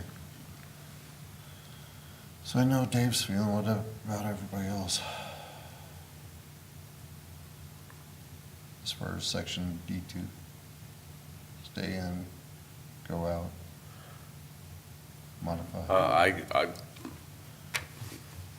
Tracer rounds or pyrotechnic devices are allowed only with a permit through the fire And district this- or something? This is at a range, right? Yeah, Right. we're talking about a commercial Just a range. range, This yeah. is not just anywhere. This is at a commercial range where things are being controlled. Yeah. And that's the reason why I have a problem with it, is because most ranges don't allow it. But if they choose to allow it and they've got the conditions to maintain it, then I don't have any problem with them doing it. That'd be a better place for them to do it than out in the boonies. Yes, it would. That will eliminate a lot of that, if people can do it there instead of, But I think their point is that they have a tendency, well, I don't know if they do, but starting fires and whatnot. Right. All the fire department is saying, come get a permit, that way we're aware that you're doing it. If, And we get to talk to you about it. yeah, Do these require a CUP? that's what I'm saying. If it's out, No. I'm recommending that it's not a CUP if it's outside, 5 miles outside the MPO. And what But- they require a CUP in MR1, in light industrial and high industrial, but they are permitted in RAM and UA.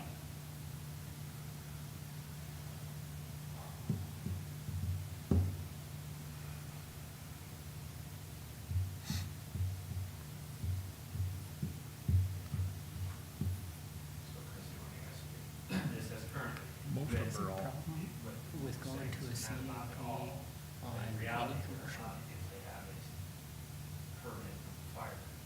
Say what now? Go So, CUP do we need to make some on any commercial Assuming we keep it like, Gunner. it's no trace around the pyrotechnic devices. Instead of permitted. Fire without. Can, I don't mind permitted. Christie, one thing I'd like to change is, D2 instead of I have saying a issue with. permit from the It's fire D2 department, that I have an issue with. say authorization No, it needs to from be the fire permitted. department. Fire department Because needs permit. it's not the same as a burn permit. It's different, and so, authorization says, okay, we are aware that you're doing If it's this, permitted by the and that's fire okay. department. Just Because like a burn permit. if you've got, say you have a brush truck out there where you can run out there and put out a Yeah. fire, That's Yeah, it. and you're D2, prepared, Okay. the way in the then that's green. okay. So, Right. that's all I'm It's That permitted sheet by the- D2, that's getting out just, on that, so. D2 in the green is just a recommendation of what the fire department's looking for. Right, so D2. I don't have any problem with that if they just change it to authorization instead of a permit. What?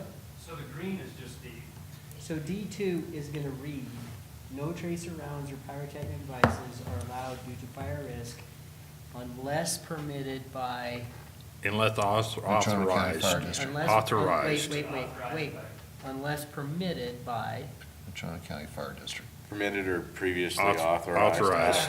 permitted, And I, and I don't know if it's an and actual it- permit that they issue, but if they authorize it through a permit or some Yeah. other means. However they Yeah, I do, think however they do the Author. base creeks shoot. Yeah, so I think just a little broad wording would just cover it. Yeah. Basically, Well, so you and- can't do it unless the fire department's. And county, Aware of it. county fire's not the one that does Authorized by that. the That's fire actually bar none in mountain fire. County fire should be the one permitting it, though, it's Okay, a district. what's the next one? That is true. So, They get the authorization from Natrona County Fire, but then they have other services out there during the shoot. Right. because, yeah, that's All one right. of their, so, what did you do on the distance? That was the other thing that I wanted to The change. distance stayed, I did not change any of the distances. I don't like the quarter So mile that's, because of I what it, think when Christie was starting to talk about the quarter mile from institutional, civic, or public use, and those, that's specifically defined. So when we say public use, it's not just BLM land, I think that's where you start. Yes, So- yes. So civic space is defined as the public or quasi-public use in residential or business areas that are acceptable to the public and primarily serve as gathering or meeting areas for the immediate community or preserved as open space that provides a community amenity or promotes environmental or ecological functions. Civic spaces may be public buildings. Defined space in residential,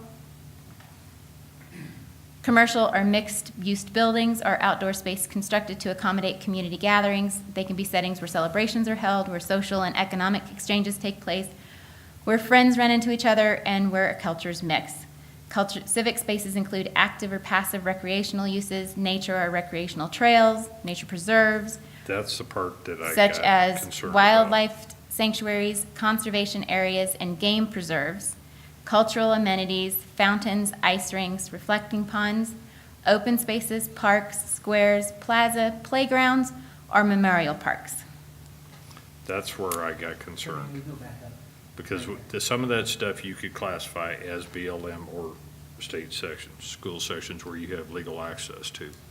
When you start talking about nature or, So that's not what I've shown before. Christie had a separate little document that, Oh, for the definition, no, I know, but I wanted to look at those, She was talking about the C1. yeah. Two and Yes, you're three. fine. So- You're in the right spot. I don't have any problem with the first part of that, is when you got into the natural, ecological, and the other stuff, because that could be defined, that's where you could get into trouble saying that that could be BLM or state school sections or something else where people go in there and they have Public access use. to hike. So I think my thought is it's 1,250 feet. We're talking in terms of feet on the other C2 and C3. I'd like to see it 1,250 feet. That's not Not- that far. But, I'm- Peter, I'm what you're okay with missing it. though I'm- is that. I'm okay with it as. What you're is. missing is that it's from both sides. If you have BLM on both sides, if we're only talking about the first part of that definition, I don't have any problem with that at all. I don't have any problem with the quarter mile. Okay. But it's that second portion of that that I don't like in the definition, because that's the part that you can get after, The public use part? yes. Because BLM is public use. State land section is public use if it's legally accessible. So that's where the problem comes in. I And don't that, think it's a problem. it is if you're only talking about a 5-acre area or a small area. It can be a problem. I think if that piece of public land has public access, you're taking a chance, there could be somebody there 24 hours a day. Peter, it could be doing from the whatever. side. It doesn't have to be downrange. It could be from the side. It says from that location. Dave, I'm not gonna argue with you anymore, I'm okay with that the way it is, and I think that if we just need to make a decision on this and move on. That's respectfully, Mr. Chair. If we can change the definition, then I don't have any problem with it. If you take out that last part, where it's talking about all the ecological stuff and the access and the public, Civic spaces include active or passive recreational uses. Yes. Nature or recreational trails, Yes. nature preserves such as wildlife sanctuaries, conservation areas, and game preserves, Yes. If you- cultural amenities, fountains, ice rings, reflecting pools, open spaces, parks, squares, plazas, playgrounds, or memorial parks. Yes, if you can take that out. I don't think that would be appropriate to take that out. You have people there, and they may be on the sides, but, yeah, they need, there needs to be some separation, and Is your, I don't think you your want it. range officer, isn't he gonna protect sideways? Yeah. That's the reason why I say that. If you're talking, you're talking about a commercial operation here. You should have somebody there watching the entire time to make sure this is a safe They're not shooting event. sideways. This isn't going out to Coal Mountain Road and shooting and not having any idea who's over the next mountain or where your zones are or anything else. This is totally different. This is a controlled environment. But And so those parameters, if you've got a range safety officer there, is probably all right. are you telling Yeah. me that I can't turn and go this way and shoot? You can't accept the Accidentally? that's the whole range purpose of it. officer. That's when you tell The them. rate, accidents happen, I think that's the purpose of having some separation.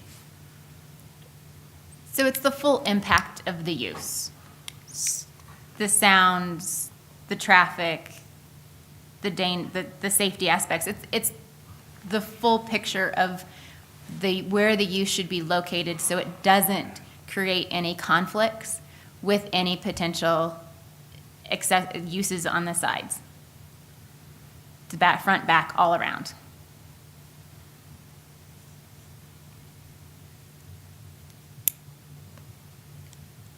I don't agree with that, like I said, that last part, if you can take that out, because you're talking about a commercial operation. So it's mine. So, sorry. If you're talking about a commercial operation, and Rob, you know what I'm talking about, because if you've got a range safety officer, you're gonna have somebody there. If you're running a commercial operation, it's not just open carte blanche to anybody at any time. You're making money and you're doing stuff. So, So And what if you- would you do to change, just take the definition out or take the? just that last part of the definition out, the part that basically says that, basically, if you have access to open space around you, then you can leave the quarter mile in there. How about we take the quarter mile down to 500 feet, That's fine. and then leave everything else alone? That's fine, because I was saying 100 yards, so I can live with 500 feet. Well, the trouble with that is now the big deal on a range is somebody wants to shoot 1,200 feet. Right, but if you've got your range set up, they can't put a range in without it having the design approved.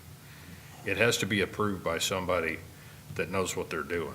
And so you look at all that and you make sure that it's safe. It's just like, well, Would all of our ranges fit into this category now? they will if we drop it down to 500 feet.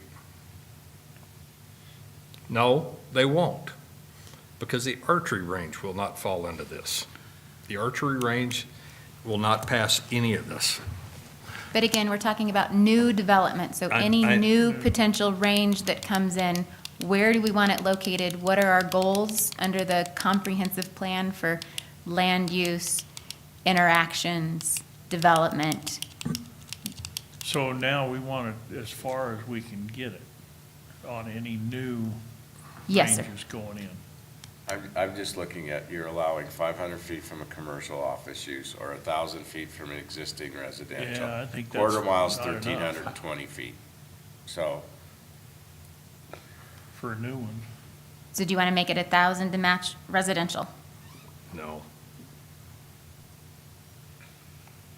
No, the quarter of a mile, you mean? yeah. Yes, sir.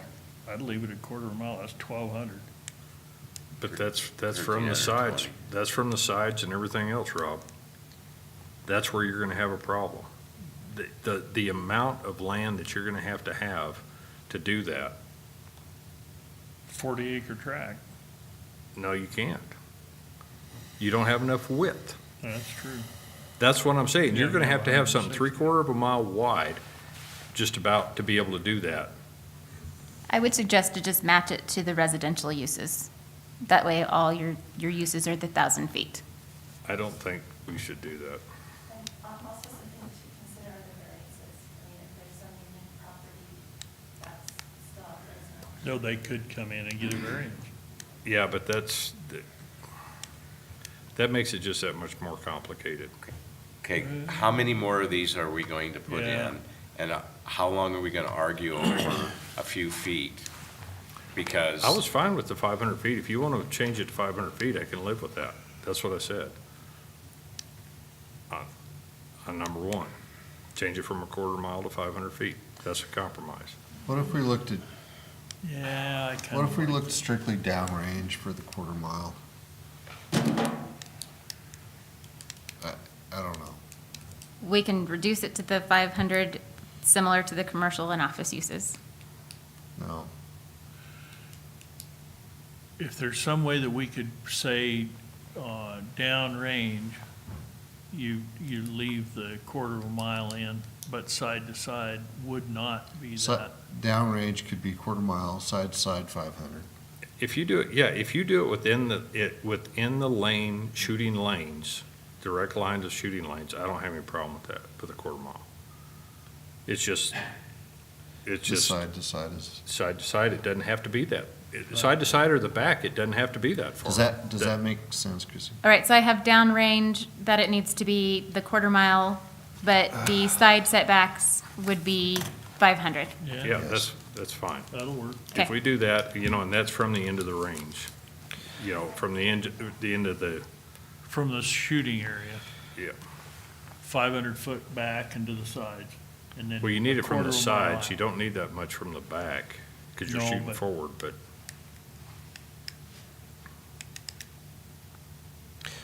Okay, I think this is a good spot to take a break. You're,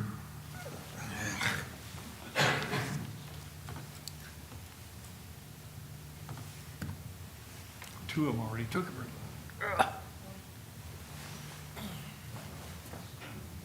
And you're back. We came to a conclusion. Well, I think we're arguing over, this is, 1/4 mile from the end of the range, but 500 feet on the sides. whatever. So, This is one of those ones that you're projecting something in the future and making the worst out of it, and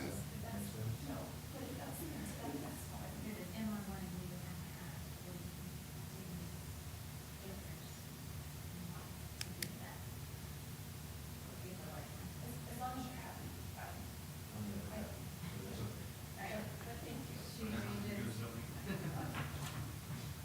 Thank you. But yeah, no, I think that's why, if I remember right, that's why we went that way. Okay, if that makes sense.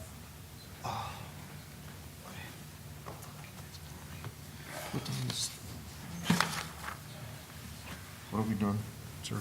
I can't hardly hear, my ears are all plugged up, so.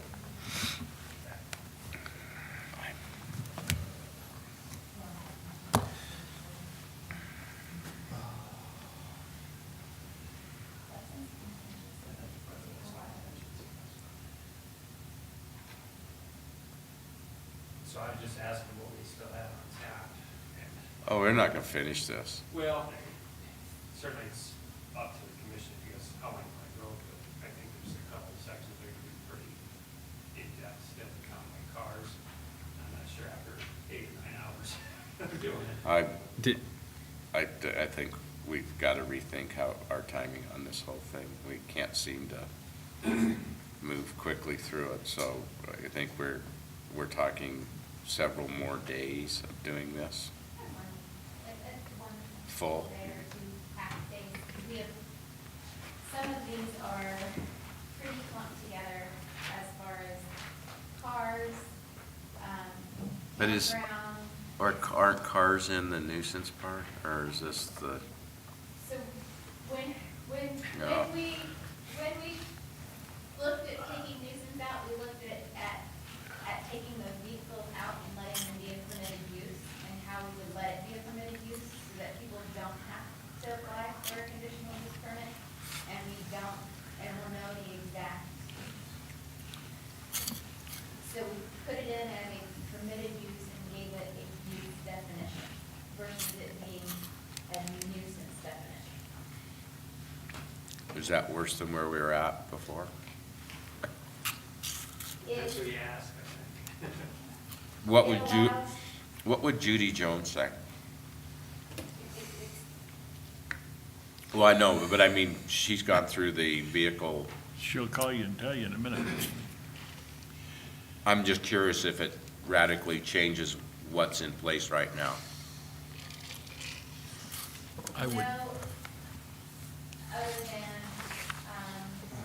we can, if we're keeping it a nuisance, we can take this whole section of vehicles out and leave it a nuisance until we address our nuisance, because otherwise. That's, yeah. We were trying to avoid this. There was concern about existing uses, whether they continue to grandfather as a whole section. So, yeah, we're all still here, basically. Going back to the ag event thing, I think we need to go to 80. It's requiring 80 first for this. I think we shouldn't have a lesser expectation off the ag than off of a shooting range. for the decimals, you mean? Yeah. Just put them all to 80? Well, What? put these two to 80 at least. I'd keep the other one at 70 or whatever we decided on. Well, the shooting range can be more than 80. Well, shooting range is at 80 Depends on which at side of the gun you're on. Well, At the, no, it's at the edge of the property line, right? Yeah. And it'd be the same thing for the ag. So I'd say we make them the same. It's 80 at the edge of the property line, call it good. Because we shouldn't expect the ag horses and whatnot to be louder than firearms. And did you need me to change firearms? Sorry. Eh? No. Okay, just the act. The ag to 80, since the firearms are at 80. If everybody's good with that. Good. So we're at 80. I know you Aye. lowered it down, so Peter will be fine. Yeah. Okay, so He we're, appreciates that. so we're on, so the only thing that's not 80 is the dogs? Or did you leave the dogs? No, the dogs are still at 70, and I think Something else, the auto record, auto wrecking, yeah. was it 70 as well, I think?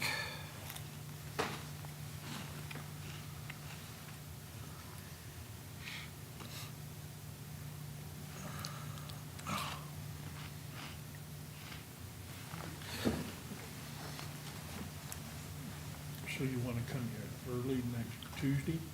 Oh, we Maybe can do it come in, early Thursday?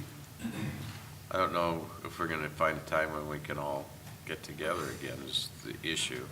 I think we can get a quorum, but Yeah, as far as the sixth, that's when it's been advertised, so. if we're just that's- gonna, We'll have to call it. and then just, Table it. we're not, yeah. That could be to a special meeting, the next regularly scheduled meeting, it's kind of, you guys. Don't you think? Yeah, even if we busted right now, we couldn't get this out and up for people to review by Friday. Well, we might be able to do it by Friday, but then they're only gonna have the weekend to look at it. Yeah, we're gonna have to.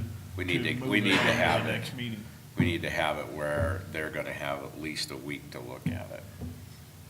The Realtors Association wanted to look at it after we got done and give us the deal. Yeah, there's a lot of people out there that want to see what the final product is before Yeah. they, I know everybody up on the mountain wants to see what the final And they product is. deserve to. They, you know. And besides So are that, we told done with, them are we would. done with the guns? Yes, I think so. Yeah. If Jim Sorry, Paul. Had something. Just- I find some of the things we're fighting over to be philosophical in nature and not founded in.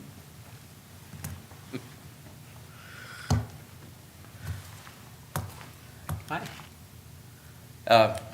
So we're done, I guess. Are we done for the night? I don't kind of know if we can get everybody in the room. at the I same- think we're done for the night, judging by how everybody's leaving. I'm here. Is there a plan for, Well, where exactly are we at this point in the document? We are at 4.802, so page 97. Halfway through. Article 5, what are the other articles? Because this is the big one, obviously. 4 is the big one. 5 is the processes and procedures. And so out of 4, we take the cards out. We have a little bit about campgrounds, wireless facilities, accessory uses, Wind and solar. a lot of accessory uses, a lot of temporary uses, and then it gets into 5, which is our administrative process. So 40813 is the vehicles one, Yes. and that one's going to be potentially long. That one we just, if we are moving nuisance forward, as discussed earlier today, we will remove this chunk Okay, because we don't want the overlap okay. in, And that's 40813? yes. And we can come back to that and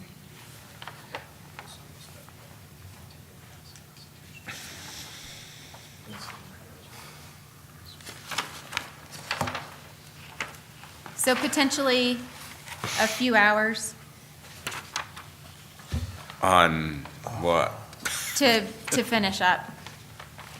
Well, you're a lot more optimistic than I am. Mr. Chairman, Yeah. I would really, I'm speaking for me, I'm done. Okay. We are too. Yeah, we're just trying to get an understanding of what the path forward might be and Okay. how long it might. I can't do any more of this tonight. No, this has been a long But day. we couldn't do it Thursday morning because we don't have time enough to advertise it, is that it? Swiss work session. It's a work session, I think we could, yeah, absolutely, we could do it. It's- We could bang, if we don't start till 11, what did she say our first one was? 11. Hell, we could knock out from 8 to 11, that'd be, we could knock out quite a few and then maybe come in the next Tuesday at our meeting day and finish it up. Yeah. I think we made some good progress today. I think we've got a ways to go, but I think hopefully some of the chapter 5 stuff on procedures and protocols will go kind of fast. And boy, I mean, I don't want to jam this thing through, but I can kind of see the light at the end of the tunnel. I don't think it's a train, so I'd like to do my part to keep working. Not tonight, but in the next week. Thursday morning, Yeah. we gotta be here Thursday for the other deal. And if you can't make it, we'll get your comment, you've got your comments. Jim, did you say you're? I might not be able to. I might be able to do it over the phone, which isn't the best, but You could take the We've got matrix. your comments too. got comments too. So, yeah. Christie, does Thursday morning work for you? It sure does. 8 o'clock Yeah. or 6? No, I'm just, ugh. A general ugh. A general, okay. All right, How many POEs have we got on Thursday? How many what? Yes. are we closing Yes. her down? Yes, thank you. We'll go ahead.